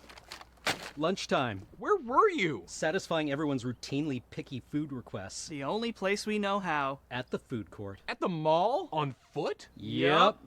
Paul, we got you a refreshing Tim Hortons ice cap, though it's basically just a cap now. It is hot today. Kathleen, we got you some sushi. Nice and fresh. How long was the walk back from the mall? About 40 minutes. Thanks. Graham, we brought you a matzo burger and fries. How is this colder than the sushi? It was in the same bag as James's food. James, we weren't sure what you wanted, so we got you a dilly bar from Dairy Queen. This is just a stick in a pouch of milk soup. Oh, I doubt that's real milk. And we also got nettle ravioli for Beej. It's organic. Wait, where the hell is Beej?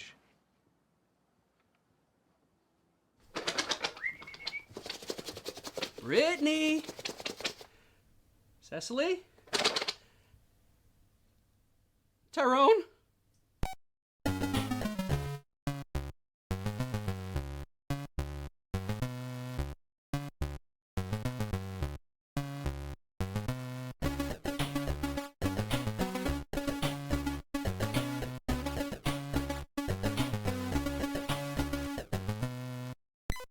Mr. Fangley, Lady Crimson Bowtie, Robert Webb, Skitters, Colonel Jumpy, Xerxes, Tarantula Galumbits, Spider Friend, Patches, Mr. Hourglass, Sir Hairy Legs, Biggin, Blinky, Reverend Venom, El Speedro Gigante, Snuggles, Joel Spiderman, Fudge, Baron Von Octoshoes, Cameron? Hey everybody, welcome to the littlest Streamhouse, where today we're going to be... Oh, Susie, thank you for subscribing. I hope you asked your mother and father's permission before you used their credit card, and if you didn't, don't worry, your secret's safe with me. And, oh, Johnny in the chat there, I see you're using some of those no-no words. You know what happens when you use the no-no words? It makes Mr. Percival very sad. And when Mr. Percival is sad, then I'm afraid you have to have a time out. Alright, now today we're going to be continuing playing Bloodborne. Now last time we did get fucked by Martyr Ligarius and punted 100,000 blood echoes, but I think we're going to do better this time.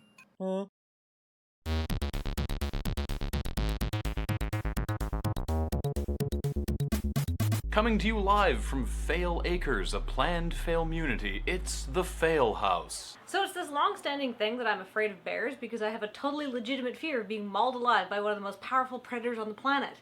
But I've had a bear-related breakthrough. Now I walk among them. We're so cool that they even made me a bear birthday present. See? They love me now. They're giving me cake. The benefit is, now I can walk amongst the woods, free from the fear of having my kneecaps brutally ripped off by a rampaging grizzly. And I got this sweet hat. I think it brings out my eyes. Somehow when I do it, it seems less cute and more Russian. Less Russian, more furry. Well, I shan't be wearing that again, shall I? Okay, funny story. Dateline, Istanbul, not Constantinople for the last time, Steve. I swear.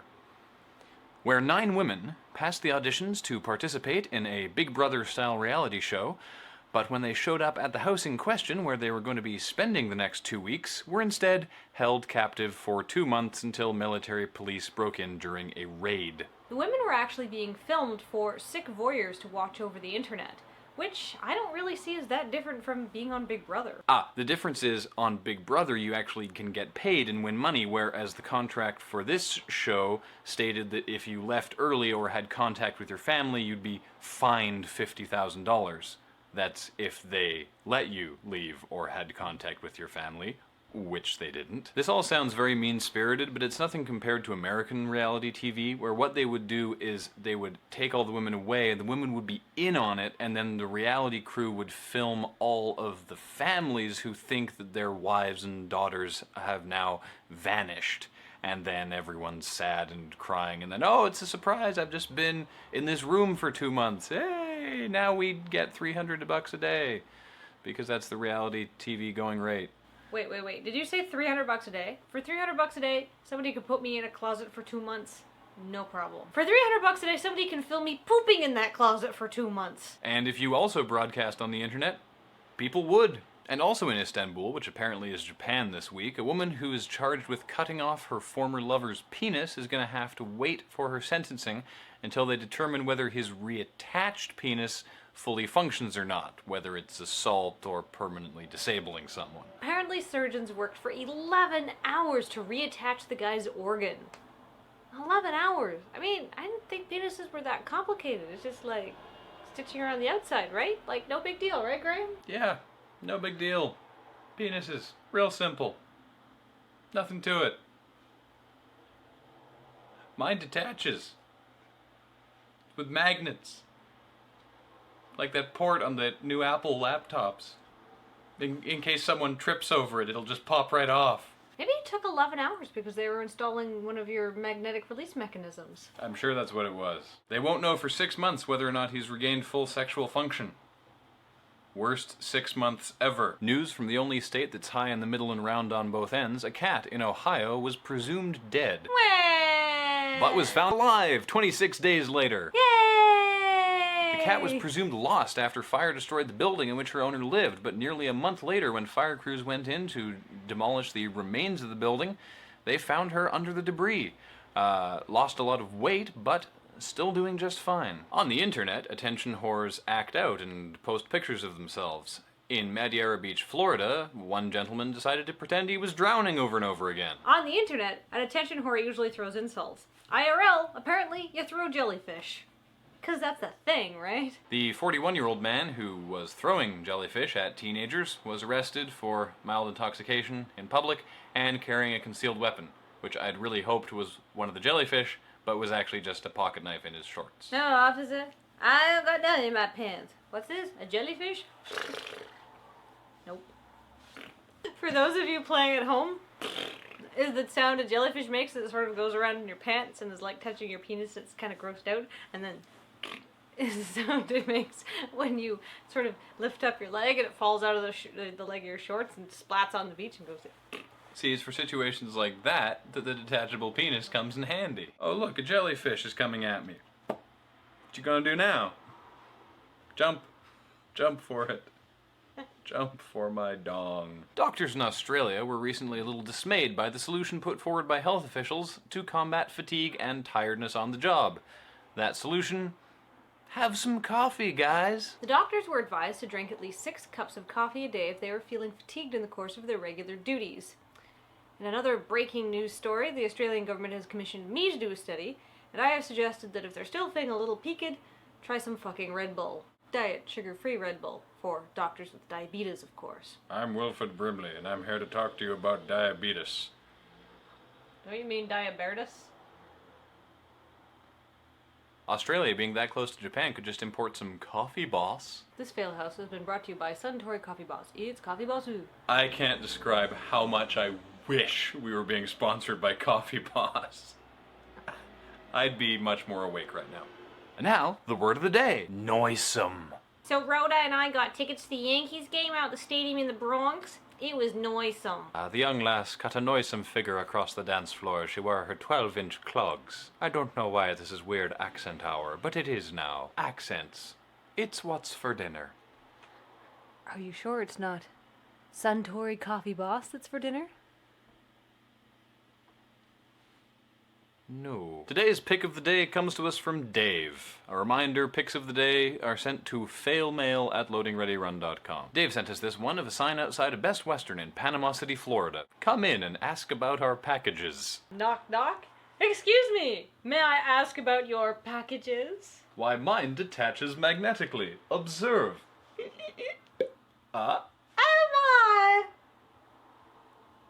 Now it's time for the day of the day. A lot of you guys like asking me where I get these from. I'm not going to tell you, because if I do, I won't have material. Today, September 10th, is Swap Ideas Day. Hello! Why, I have an idea. How about a penis that detaches with magnets? Well, I have an idea. How about you shut the hell up? And so, from Fail Acres, the planned Failmunity, this has been Graham. And Kathleen. And the strange feeling I'm being watched. Saying, fail you later. No, my secret identity. Graham Stark is Bearman. Watching out for the rights of fatigued doctors in Australia and everywhere. Bearman.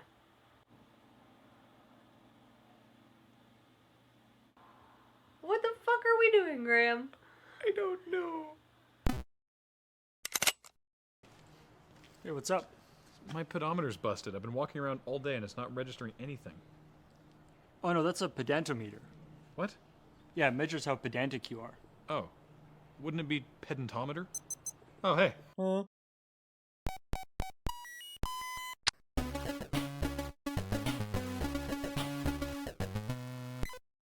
Howdy, everybody. Your old pal Frank here. You got yourself a cult that can't figure out what ancient deity of evil and darkness you ought to be worshipping? Bringing about Armageddon ain't a matter to pussyfoot around with. That's why you need the right God. But Frank, I hear you wail as you pledge your eternal soul to the hellfire of the ever-burning flames. How can I afford that? Well, partner, we got you covered here at Frank's Discount Deity Warehouse and Eldritch Emporium. Want to get yourself a Shoggoth but don't have the scratch? Try a Shamalama Goth straight from Taiwan. Keep your worshippers 30 foot back from the altar, light the cave with candles, and they'll never know the difference. Well, everybody loves a giant ball of fire, but what's that? Can't afford your own Cthulhu? Not a worry, friend. Just get our crafty Cthulhu kit. Includes reflective cellophane, a red spotlight, a fog machine, and a tape of sound effects featuring crackling fire and the screams of the damned. Order now and we'll throw in an additional silent H. So come on down. All inventory must go before it demands further sacrifice. I am running desperately short on goats. Please hurry. See? We should just get one of them. I don't know, Ian. It just doesn't seem right. Look, Matthew, we need a dark god, or frankly, what's the fucking point? And I agree with you, but we're taking our first steps, all right? I don't want some knockoff elder god. We don't know how those things are built. What if it ends up shoddy? I'm looking for end of the world, not just minor inconvenience for the 5 people here. Yeah, we want Armageddon, not everyone north of 72nd Street loses cell phone reception. That's not the point. Says you. I live on 83rd. That'd be a pain in the dick. No, I mean, look, I'd love to worship Manala the Eternal, the All-Consuming, but we simply can't afford the license. License be damned. We're not going to get anywhere as a cult if we don't have some brand recognition. I say we shoot high and go for Hastur or Cthulhu. You're joking, right? I don't see how that... You don't get brand recognition with someone else's brand. If you're starting a soft drink company, you don't think, hey, let's call it Coke. That name has great brand recognition. Well, we could call it New Coke. Wait. New Cthulhu. New Thulu. Get out of my cult. Yeah.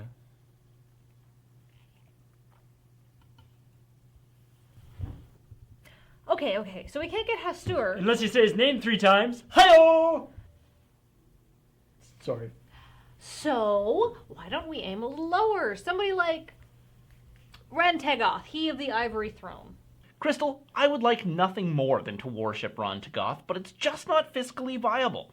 Other cults already own exclusive licensing rights to every old one. In fact, there's a cult out of Spokane that not only owns all rights to Rantegoth, but also likeness rights to anything resembling a 3-eyed guild monster with a globular torso, 6 long sinuous limbs ending in crab-like claws, and covered in what appears to be hair, but are actually tiny tentacles. That sounds like every elder god, though. Yeah, and that's the problem. Look, we're new, and that has advantages. We're fresh, there's a mystique. But we simply do not have the capital to afford a Ganatotha the Usurper, or even a Yeg the Father of Serpents, and he'll work birthdays. We're wearing Snuggies, for God's sake. They don't even do up at the back. Oh, yeah. Brian, Crystal, could you put safety pins on the shopping list, please? All right, Ian, you win. We'll start small and work up. Maybe we could start with a Wendigo. Just heard of them. Cannibalistic spirit, eats people's souls. Could be better. Could be worse. Oh yeah, did you know they're the state mythological creature of Wisconsin? Fascinating. We can't afford that. Aww. Fine. We'll start very small. Call Frank's Discount Deities. You there. Join our cause and give your life to Yagthweep, or fall victim to his horrid wrath. What does he do? On the day of judgment, he will burst forth from his own bowels and greatly reduce cell reception north of 72nd Street. What? That's horrible! I live on 83rd! I can't move now, it's rent controlled! I know, right? Right?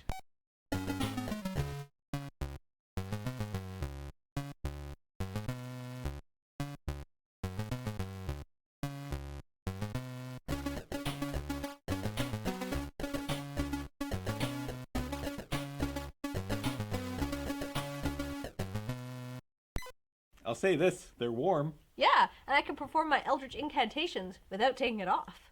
Awesome. This office space is newly available, and as you can see, it's got excellent daylight and lots of flow-through. I actually kind of like this one. It's breezy. This is a meadow. Open concept office spaces are all the rage right now, although you should be aware that this has been deemed a heritage location, so renovations will be limited. Oh, I thought that molding looked antique. This is a field. That is not molding. That is an anthill. Oh, that's the included janitorial service. I'm so sorry for him. He's been like this all week. We went and looked at the property yesterday, which I thought was perfectly functional, but he said he didn't want to work in a basement. That was a cave with a bear! You see what I mean? I totally understand. You should also be aware that this space has been zoned for limited residential use, so you can actually sleep on the mezzanine. Hey, neighbor!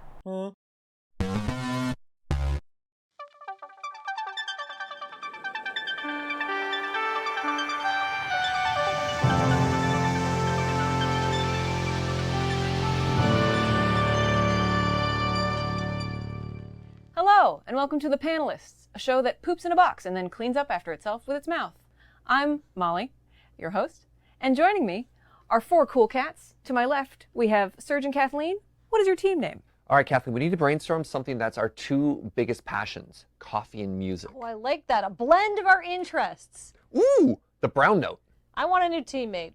And to my right, we have Team Cameron and Corey. What is your team name? The oppositional thumbs. We're used to manipulate objects, but only in confrontation. Well, I'm taking a moment to appreciate my thumbs. Good news! You have become an internet famous cat. But unlike most cat web celebrities, it's for something nice and not something like falling off a balcony or having a cute deformity. You can be Instagram famous and have to wear costumes for hours on end, or you can be YouTube famous and have to wear trash on your head. Which do you choose? Team oppositional thumbs. Define trash, really. Like, do you...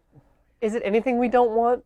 I would say that's most human objects for cats, yes. Anything you don't want. Okay. Would it crush our ears and our little, like, forehead whiskers? Oh, certainly.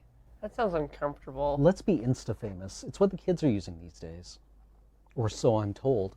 We're into the Snapchats or whatever. Those aren't interchangeable services, but I accept that. So we're going to be YouTube cats. Mm-hmm. I mean, we have a distinct advantage here, Serge, because we are already, in fact, filthy YouTubers. But now, we are feline YouTubers. So what I like about this is we don't have to wear costumes. We're famous for our own natural character, not what something is imposing upon us. We get to be ourselves. We get to express ourselves here. This is great. Ourselves with trash in our head as per the bounds of the question. So it's like us with a pancake, and us with a stupid hat, and us with things that make us go, but someone's tied it under our chin exceptionally cruelly. It's not that tight, it just looks like it. And we're like, ugh, but that's just playing up to the camera, right? Yeah, but I mean, like, the part of our appeal as a YouTube cat is that we are active, we are doing, as opposed to our opponents who just have to sit there and pose and look pretty. Yeah. We can do things like savagely claw and bite the hand that ties the bonnet around our head. Oh, amazing. Yeah. Like, as a series of, like, viral videos, like cat absolutely ruins hand of jerk who ties bonnet on head, part 1. Cat absolutely goes bananas on the foot of a person who tied bonnet around cat's head. Like, the comment is like, will that thumb ever reattach? Yeah, it's like, I didn't know a cat could bite a digit clean off like that. Like, I think there's some virality to removing fingers. Or the vengeful cats. I feel that, like, this is really the easy job because, I mean, we don't have to maintain any kind of discomfort for any sustained length of time. Whereas on YouTube, right, you really need to hit that monetization threshold that happens at 10 minutes. Oh, yeah. Right? Gotta get those views. Mm-hmm. You have to satisfy the algorithm. Whereas on Instagram, all we really need to do is somehow work out some kind of, like, relationship with Kim Kardashian and then just bite on that. Yeah, we got beef with Kim Kardashian.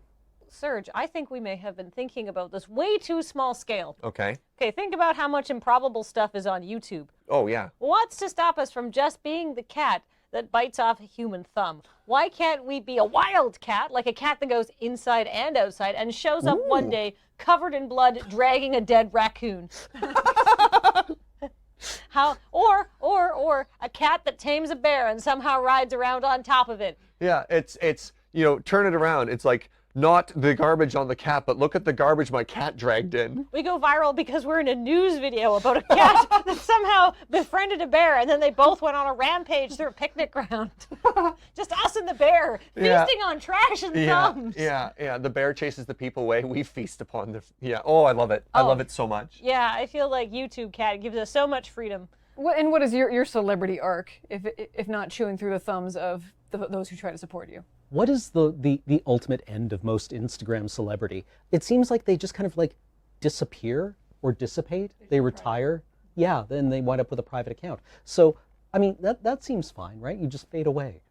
I thought of the next step after we're done mauling people. We start mauling famous pieces of art. We get shipped to France through some sort of extradition treaty, get into the Louvre, and just eat a Picasso. The Picasso. I can't wait for the biography. It's like when the cat first tasted blood. We could track the progression of violence from the cat back to this moment. We found a trail of thumbs. Our arc is less like, oh, they got like Instagram famous and then went private, and just like an episode of Unsolved Mysteries. And at the end, they're like, and then it seems, and no one can ever know for certain what happened because of the loss involved in our collective memory, but they got into Amazon Web Services and introduced a worm which destroyed 99% of the World Wide Web. Finally, we can take back the power for the other helpless animals who've been so victimized under the hands of capitalism. We don't have hands, we've only got paws, and we can't use the keyboard. That's it. Finally, we'll take you all down from the inside. It's just us in Amazon headquarters gnawing on cables. Wires. Cruel irony is it doesn't have thumbs, so it can't type. It can't do all the hacking that it wants to do. What made it so angry? Yeah, it made it so I wasn't polydactyl, so I couldn't type out a manifesto is the problem. Rip Jeff Bezos. Finally. Literally. Right in half. I can't get out of my mind the image of a fire festival but for cats. Is there any way that you could use your cat celebrity to propel yourself towards the fire festival but for cats? I can definitely sell tickets to rich people to a remote island that I have not prepared for them. What if we coordinated and worked together and you were selling tickets to Fire Festival and we used our terrifying, destructive, and murderous powers to drive people to the supposedly last safe haven away from us? Wait, isn't this just like a battle royale now? Are we the red zone? I really thought this would be a little lighter in tone, but shows what I know about this format and you people. But I have good news. You are in a transporter accident with a cat. For one harrowing moment, your atoms are tossed together in a metaphysical salad spinner, but then your particles resolve, and you are left with one delightful new feline anatomical feature. Do you have an extra transparent set of eyelids, or a parasite in your poop that endears you to people by exposure? I don't have a cat. Yeah. What do the extra eyelids do? Like humans have two eyelids, top and bottom, and then cats have a little third one that pops in from the corner so that they can see through, I think, water? It's called a nictitating membrane. Thank you, yes. So you can blink without blinking. Is this a weird predator thing? Are we the ultimate predator if we have these eyelids? Camels have them too. Yeah, Like, alligators, crocodiles. Are camels also apex predators? Absolutely not. They're apex spitters. Interesting. Why do they have the eye thing? I'm getting distracted. I don't know anything about camels. We could make up a rich backstory.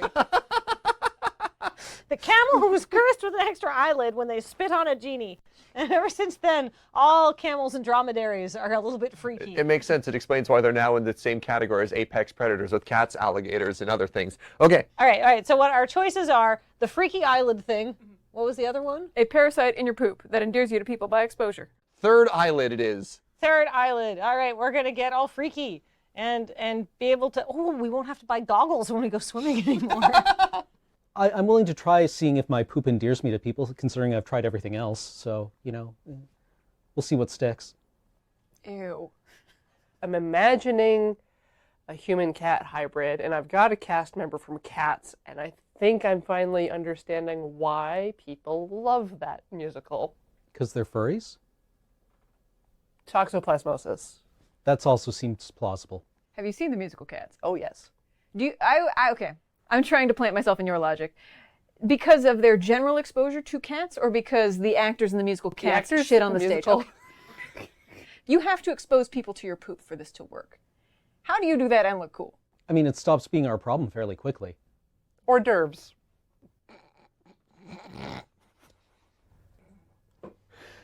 Just gonna smuggle a little bit in. I guess if it's a powerful enough parasite, there's nothing to say you couldn't just drop a deuce on someone's coffee table and they go, oh, what the? Oh, hey, thanks, Cam. Yeah. I don't even need to turn on the fan in the bathroom anymore. People just kind of like, oh, hold on, I'll be right back. And they just walk in after me and bask. Just feel warm. Safe, happy, fulfilled. as this, parasite just jams open some kind of neurotransmitter in their brain. Just carry around a vial of your poop and just kind of waft it at people when you need. It's your sort of charm person. I feel this really takes the edge off a lot of my social interactions if I can just be like, oh, hold on. Cameron. Hi, yeah, you should give me money. So Kathleen, Yes. we have now joined the camel as one of the apex predators on the planet. That's right. And we didn't have to curse a genie to do it. No, we just had to get in a horrible but very timely and lucky accident to do this. Yeah, we were completely obliterated from existence. Yeah. And then when we came back, we had been changed slightly, like the worst X-Man. Oh, but we could join a league of superheroes. I know, I was going to say, yeah, like, do we put out a posting, new superhero looking to join crew, like a misconnections? Yeah, I feel like we'd have to start at like the sidekick level because Sure. our power is not useful.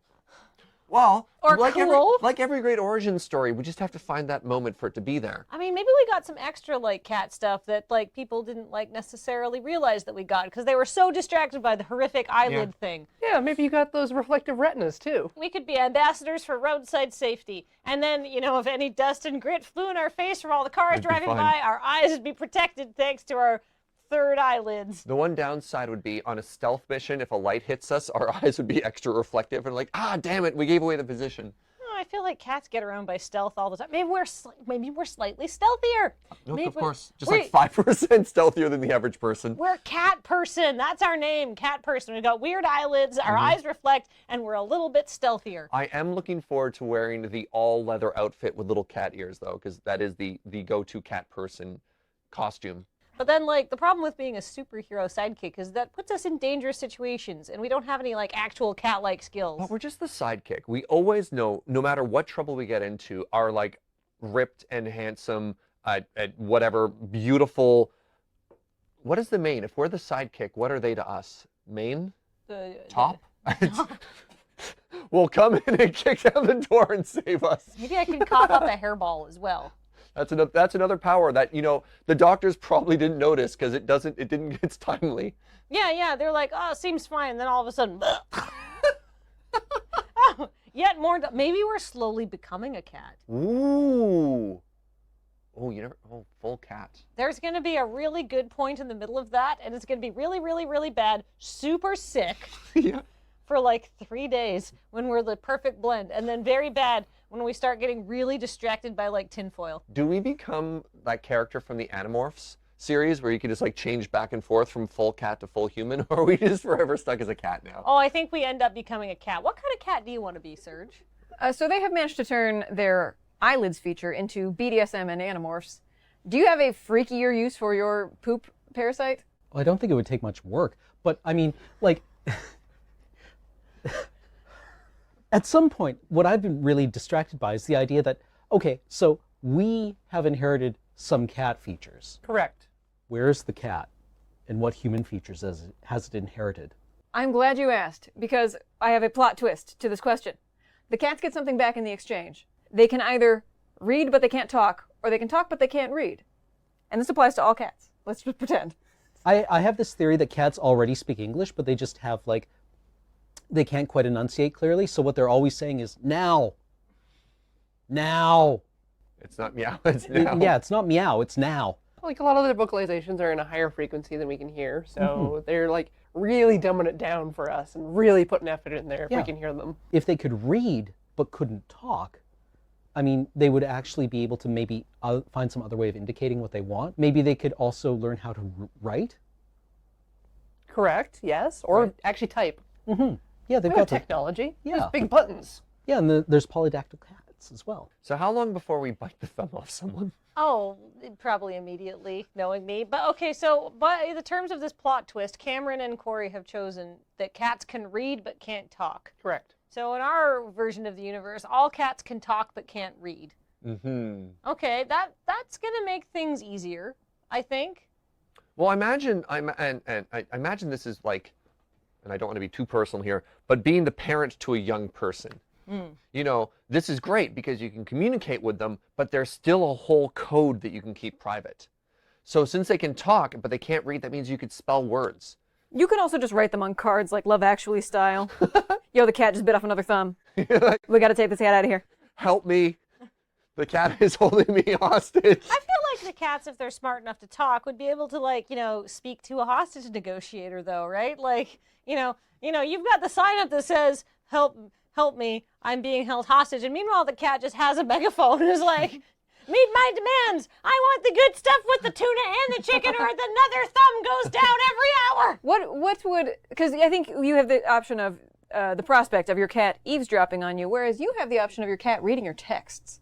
I don't feel our cats would really invade our privacy because we aren't that interesting, right? I imagine a cat would take roughly the same interest in my text messages as they do in my life, which is to say none at all, unless I'm being particularly immobile and warm. So, you know, I feel we're fairly secure on that front. And honestly, I feel the world needs less hairy, self-centered, illiterate people. Because frankly, have you been on the internet? Yeah, I'm imagining like a very distinguished figure here, like a scholarly cat, doing their studies alone at night at all hours because cat. Unless you get to a situation where the cat's in the library meowing at a book on a shelf, and the librarian's like, this one, meow, this one, meow, this one, meow. That's every book on the shelf. Walks away, goes to a different section. You know, at some point they check out the anarchist cookbook, and suddenly the FBI is visiting you because you're looking up how to build nuclear devices and ordering like precursors on Amazon. Like, we gotta teach that cat how to clear the browser history because I do not want to see what that cat is looking up. It's just our YouTube videos from the last prompt. It's just like, cat tames bear and goes on rampage. Like, that's bad. How to, right? Yeah, yeah, Quora. Maybe we're being a little too dark about this. What if, okay, do you remember Sabrina the Teenage Witch? Okay. And Salem the talking cat and Yes. that was basically just like an Yeah. animatronic puppet Yeah. that would crack wise. What if we all had our like companion race of wisecracking animal friends? What if I was just like, hey Baxter, I had a rough day at work because I'm just so busy. And he's like, well, I got some news for you. I got some I don't even know what my cat would say. He's not like, are you inventing Garfield? Oh God, every cat's a Garf. What if your cat sucks though? Or what if your cat's Garfield really, sucks. but like if you walk in, you're like, hey Baxter, I'm having a really bad day. And the cat's just like, that's because you suck at everything. Now feed me, I'm hungry. And you're like, okay. And like Baxter's suddenly like really emotionally abusive, and you're like, oh. I have a feeling that my older cat, Cavern, already is. He only wants to sit with me when he wants something. Like, he sits with me, gets his pets, and then leaves to go do his own thing again. He, like, barely tolerates the other cat. Like, Baxter will come up to him and be like, Cavern, I love you because you're my older brother and my best friend. And Cavern's just like... Yeah. I don't want to hear what he's thinking because it's just fuck you. Yeah, tough but fair. All right, so now you have to hear that all the time. You get home, you're Oh. tired, you just want to cook, and the cat's like, yo, you see the time? Dinner. You're like, Oh God! And then I'm like, okay, here's the expensive cat food that you liked last time I went to the No. store. And then now this tastes like poo Yeah, I because it want was the my dry- favorite cat food and you gave it to me too many times. Now I don't like it anymore. yeah, I want the dry stuff.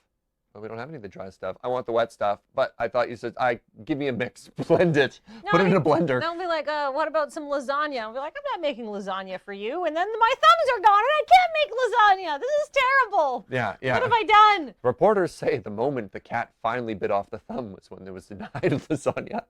You've managed to spin every situation I've thrown at you into violence and mayhem. It's a window into my soul, Molly. I would like to throw in a bonus question here, just because I'm curious. All right. Kill, fuck, marry. Garfield the cat, Heathcliff the cat, Felix the cat. As a collector of Heathcliff comics, he was bipedal and sentient and would often wear detective costumes, unlike Garfield, who is just a blob. But Garfield also dances, right? He stands on his hind legs and walks upright on occasion. Which do you find more attractive? The dancing or detective work? I mean, I'm an admirer of Lasagna Cat, so I suppose we're fucking Garfield. Mm-hmm. And I think Felix the cat lives in a nightmare world?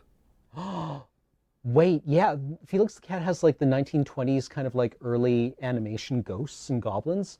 Actually, maybe that's, yeah. Noodle limbs? Yeah. Get all up there? Do we marry Felix the Cat? I feel like Heathcliff the cat would provide more stability overall. Okay. So yeah. But we boning down. Down with Felix the cat. Kill Absolutely. Garfield. Yeah, kill Garfield. I'd like to marry Heathcliff for, a stable middle-class lifestyle, because that sounds exciting. I've never experienced that before. And who do we fuck? That leaves us with Felix, although I bet he's experienced. But maybe he has cat STD. I never thought to examine the sexual history of all of our previous cat partners, but I suppose we should be having these conversations even before we're deciding where to continue the relationship. So we sit down at speed dating with the 3 cats. We're like, well, tell us about your partners, because, we want to be responsible with everything. Yeah, it's responsible to get a full sexual history of your partners. You need to know what's been going on. Yeah, so we go and we get tested, and everything comes back clean. They all have toxoplasmosis. So I think in conclusion, we are all married to Heathcliff. I'm good with that if you all are. Yeah, I call first wife. I would like to issue a penalty to Team The Brown Note. No! For building a comedy empire on the backs of dead raccoons. That's fair. So I would like to award to Team Oppositional Thumbs a crinkly shiny object. And as a consolation prize, you get a blast of compressed air. I'll hate that. Do cats hate that? That's not actually a prize? No. Have you ever put a blow dryer in a cat? No, I haven't. No, they don't like it. And imagine more of that. All right. Boo! I would like to thank Serge, Kathleen, Corey, and Cameron for talking. I would like to thank you for liking, commenting, and subscribing. And bite off your thumbs. This has been The Panelists.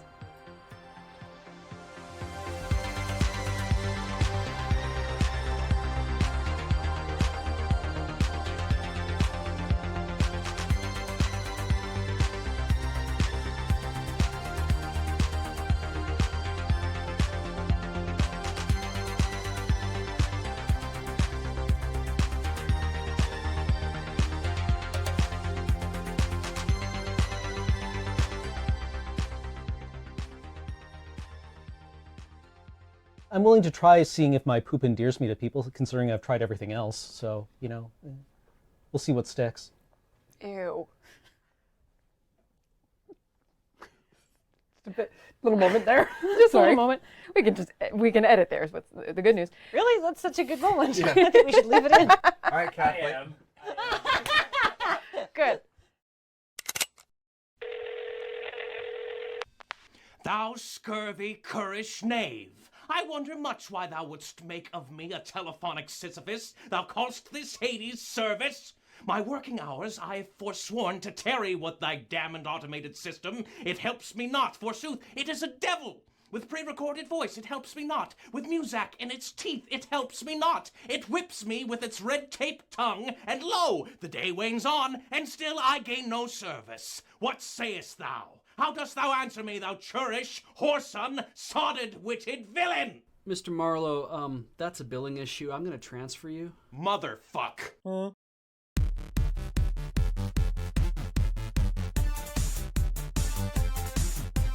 Hello and welcome to Feed Dump. This week we're taking a rare brush next to political news because we're all inappropriate videos that Ted Cruz has liked on Twitter. I'm 2 squids touching. It's not like actually inappropriate in any way, but it's just the way they slide past each other. It makes you think. Joining me this week is a video of a man looking for a little man in a boat. Okay, full disclosure, I made that up. We all know there's no way Ted Cruz is interested in looking for the clitoris. And a video of a train going in and out of a tunnel.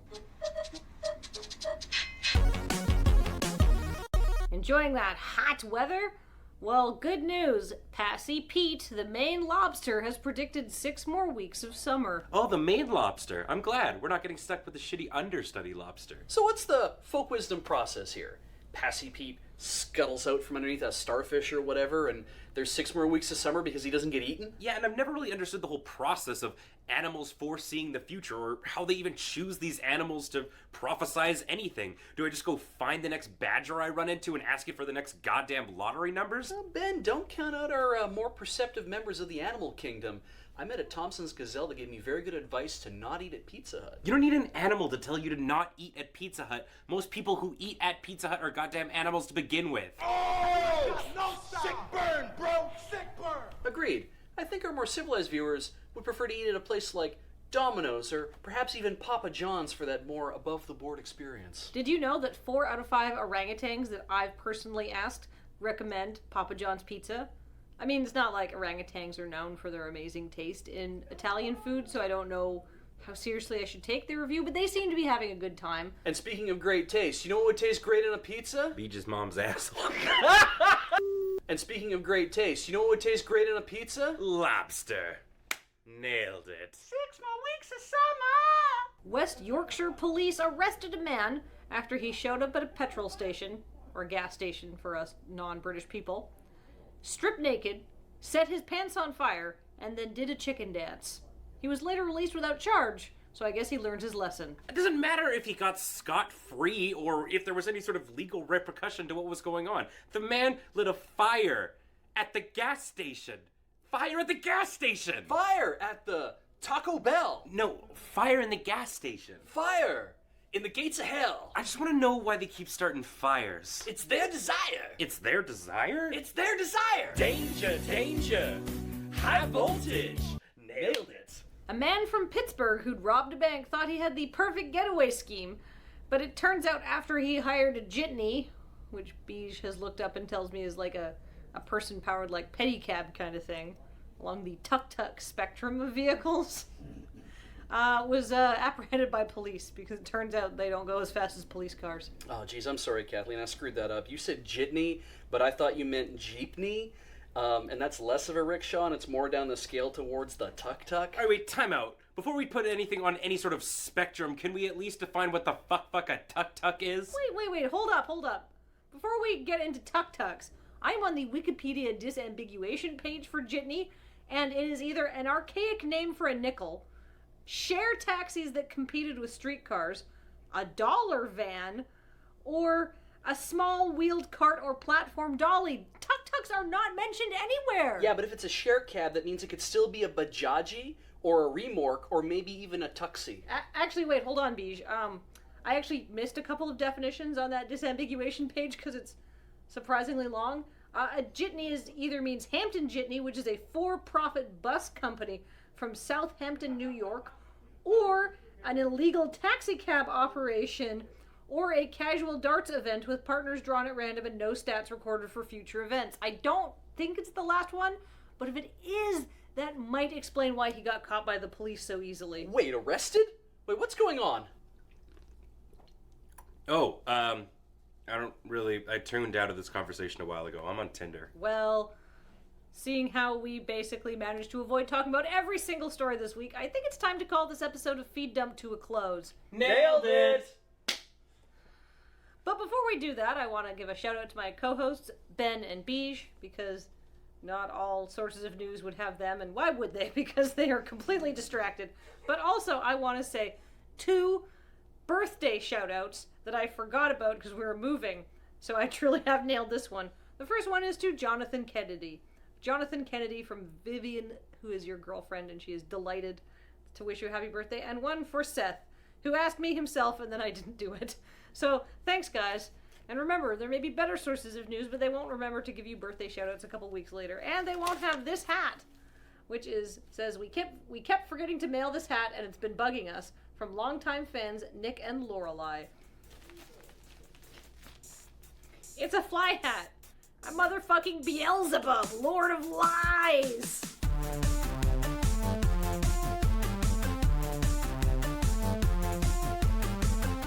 I don't even know what that means. Is it cold? Is it hot? Is it just that you have to spend like another 6 weeks at Kennebunkport with people who are tangentially related to the Kennedys? Lobster. Nailed it. Krog! Huh? New axe Krog sold Torg no work, no chop down tree. Oh, which tree Torg try chop down? Old tree deep in woods. Oh, Krogsy problem. This was new axe, not backwoods compatible. Huh?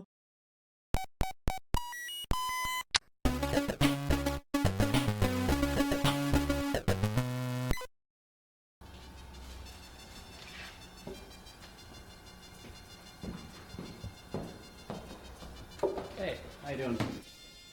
So here's the deal. I've got a Texican chain restaurant opening a place across the street. I've got a local joint opening their second location 3 blocks away next month.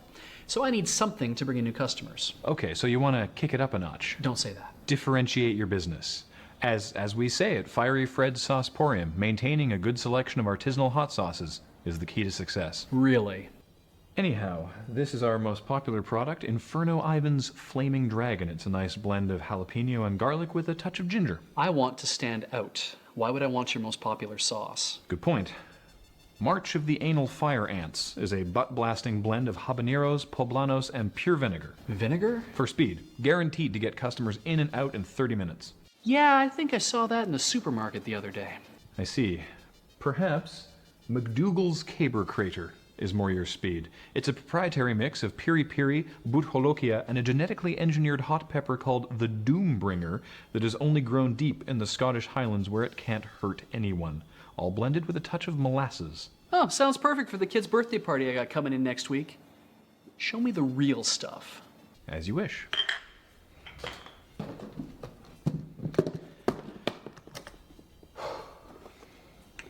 This is Clinically Insane Clyde's colon corrosion.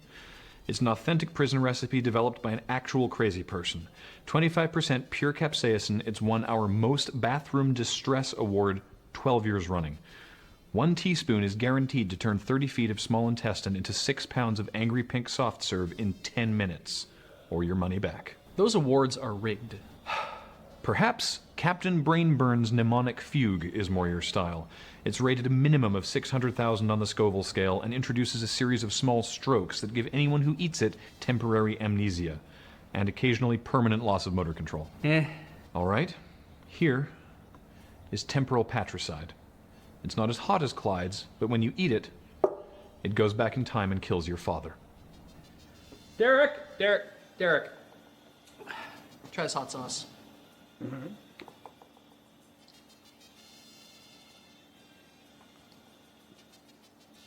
It's not bad. It's not bad. It's got a bit of a kick to it. That's a little understated. Right now, forever. It etches a pentagram onto the tongue and then summons Van Halen into the taster's own mouth, after which everything explodes in a glorious display of meat chunks and hard rock. Van Halen? Yes. David Lee Roth or Sammy Hagar? Gary Cherone. Ew, no. Perhaps Chipotle Surprise. That doesn't sound hot. It's not, it's delicious. And? And then 30 minutes later, it turns into thousands of tiny knives that stab you from the inside. It's like the kick of a strong hot sauce, but literal and with knives. So it kills my customers. Horribly. That is way too gimmicky. Well, you could try our newest offering, Cellular Genocide. After you eat it, it reconstructs your anatomy at an atomic level, repurposing your matter and turning you into more hot sauce. What? That's how it reproduces. So, this one also kills my customers? Yes, but in a very flashy way. And because it replaces itself, you only need 1 bottle. Really? 1 bottle is $7,000. Next.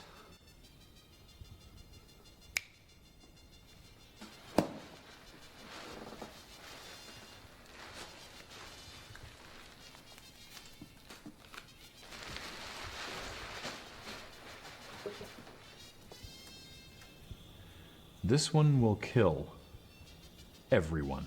Everyone? A powerful blend of capsaicin, VX nerve gas, cat dander, and the heart of a dark star. Destabilized at the subatomic level by the very process of its creation, the scientific community theorizes that if consumed, all life on Earth will cease to exist. All life? Every living thing. I'll take 5.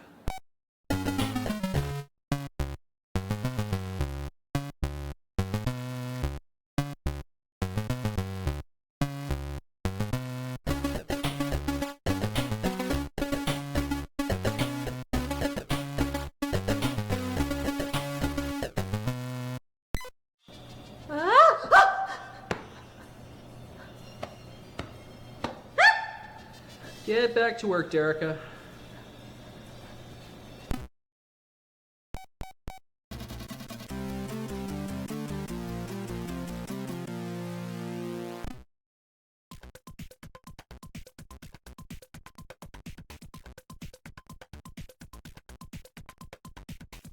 Where'd that double-sided tape go? Well, do bigger swags. Yeah, so come closer to me. There we go. So this is the amazing Karnak, which is a new fixture at the VEC and is incredibly delicate and was donated to them, and it's beautiful. It can't be moved, and so we're like, But you know what? It's fine. It's the kind of thing that you might have in a quirky Mexican restaurant. The colors are kind of like, we got the red and the green and the yellow, so they kind of match our set dressing. And you know what? I just say we leave it in the background. It's a fun thing that this guy has. Our method of dealing with it, not to deal with it. We dressed a set. I have. I did some art direction. No kidding. I think it looks really, really good.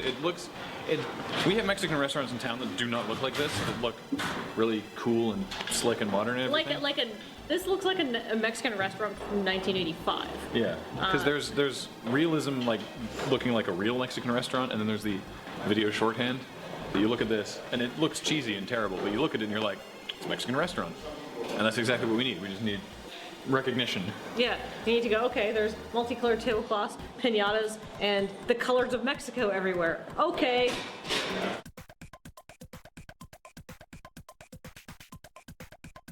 This is our fake hot sauces. We bought a wide selection of crappy dollar store hot sauces, just various kinds and styles and colors and flavors. I mean, this is actually chicken wing sauce. This is soy sauce because Paul thought one that was black would be kind of funny. And last night I did up a bunch of labels and printed them out today onto sticker paper, and we're applying them there for props. It's going to be good. Let's try one, shall we?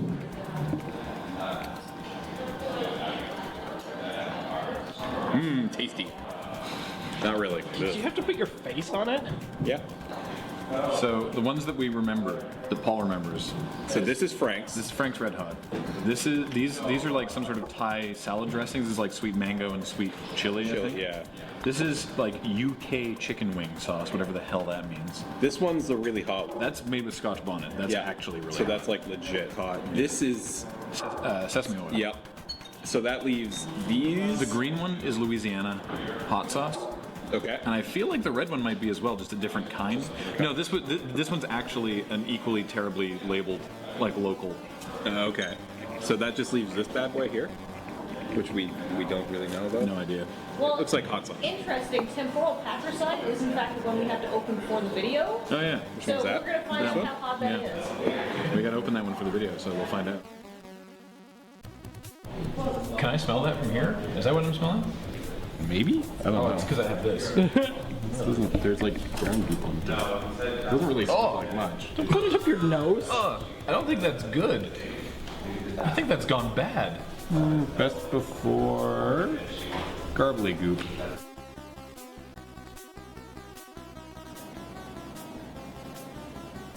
It's not bad. It's not bad. It's got a bit of a kick to it.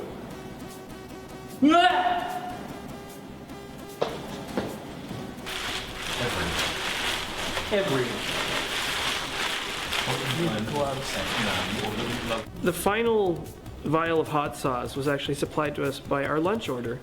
This is peri peri, which is not actually very spicy at all, but quite tasty actually.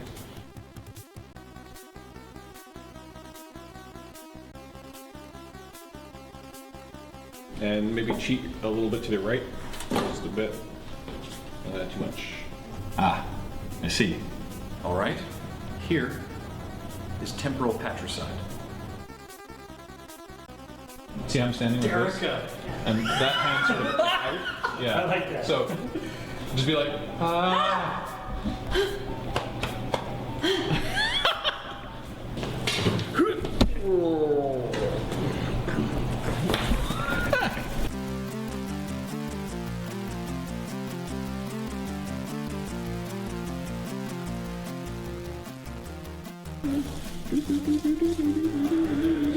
God damn it, Turner. Krog. Torg woke up too late. Me have to rejoin hunting party on plains. How me get there fast? Torg tried you, Bear? What that? Torg cover self in honey. Krog call Bear. Bear chase Torg. Torg probably move much faster than usual. But what in it for Bear? Torg worry that Bear not fairly compensated. Torg try lift? What that? Herc, lift. Be sure rate Herc 5 rocks. Huh?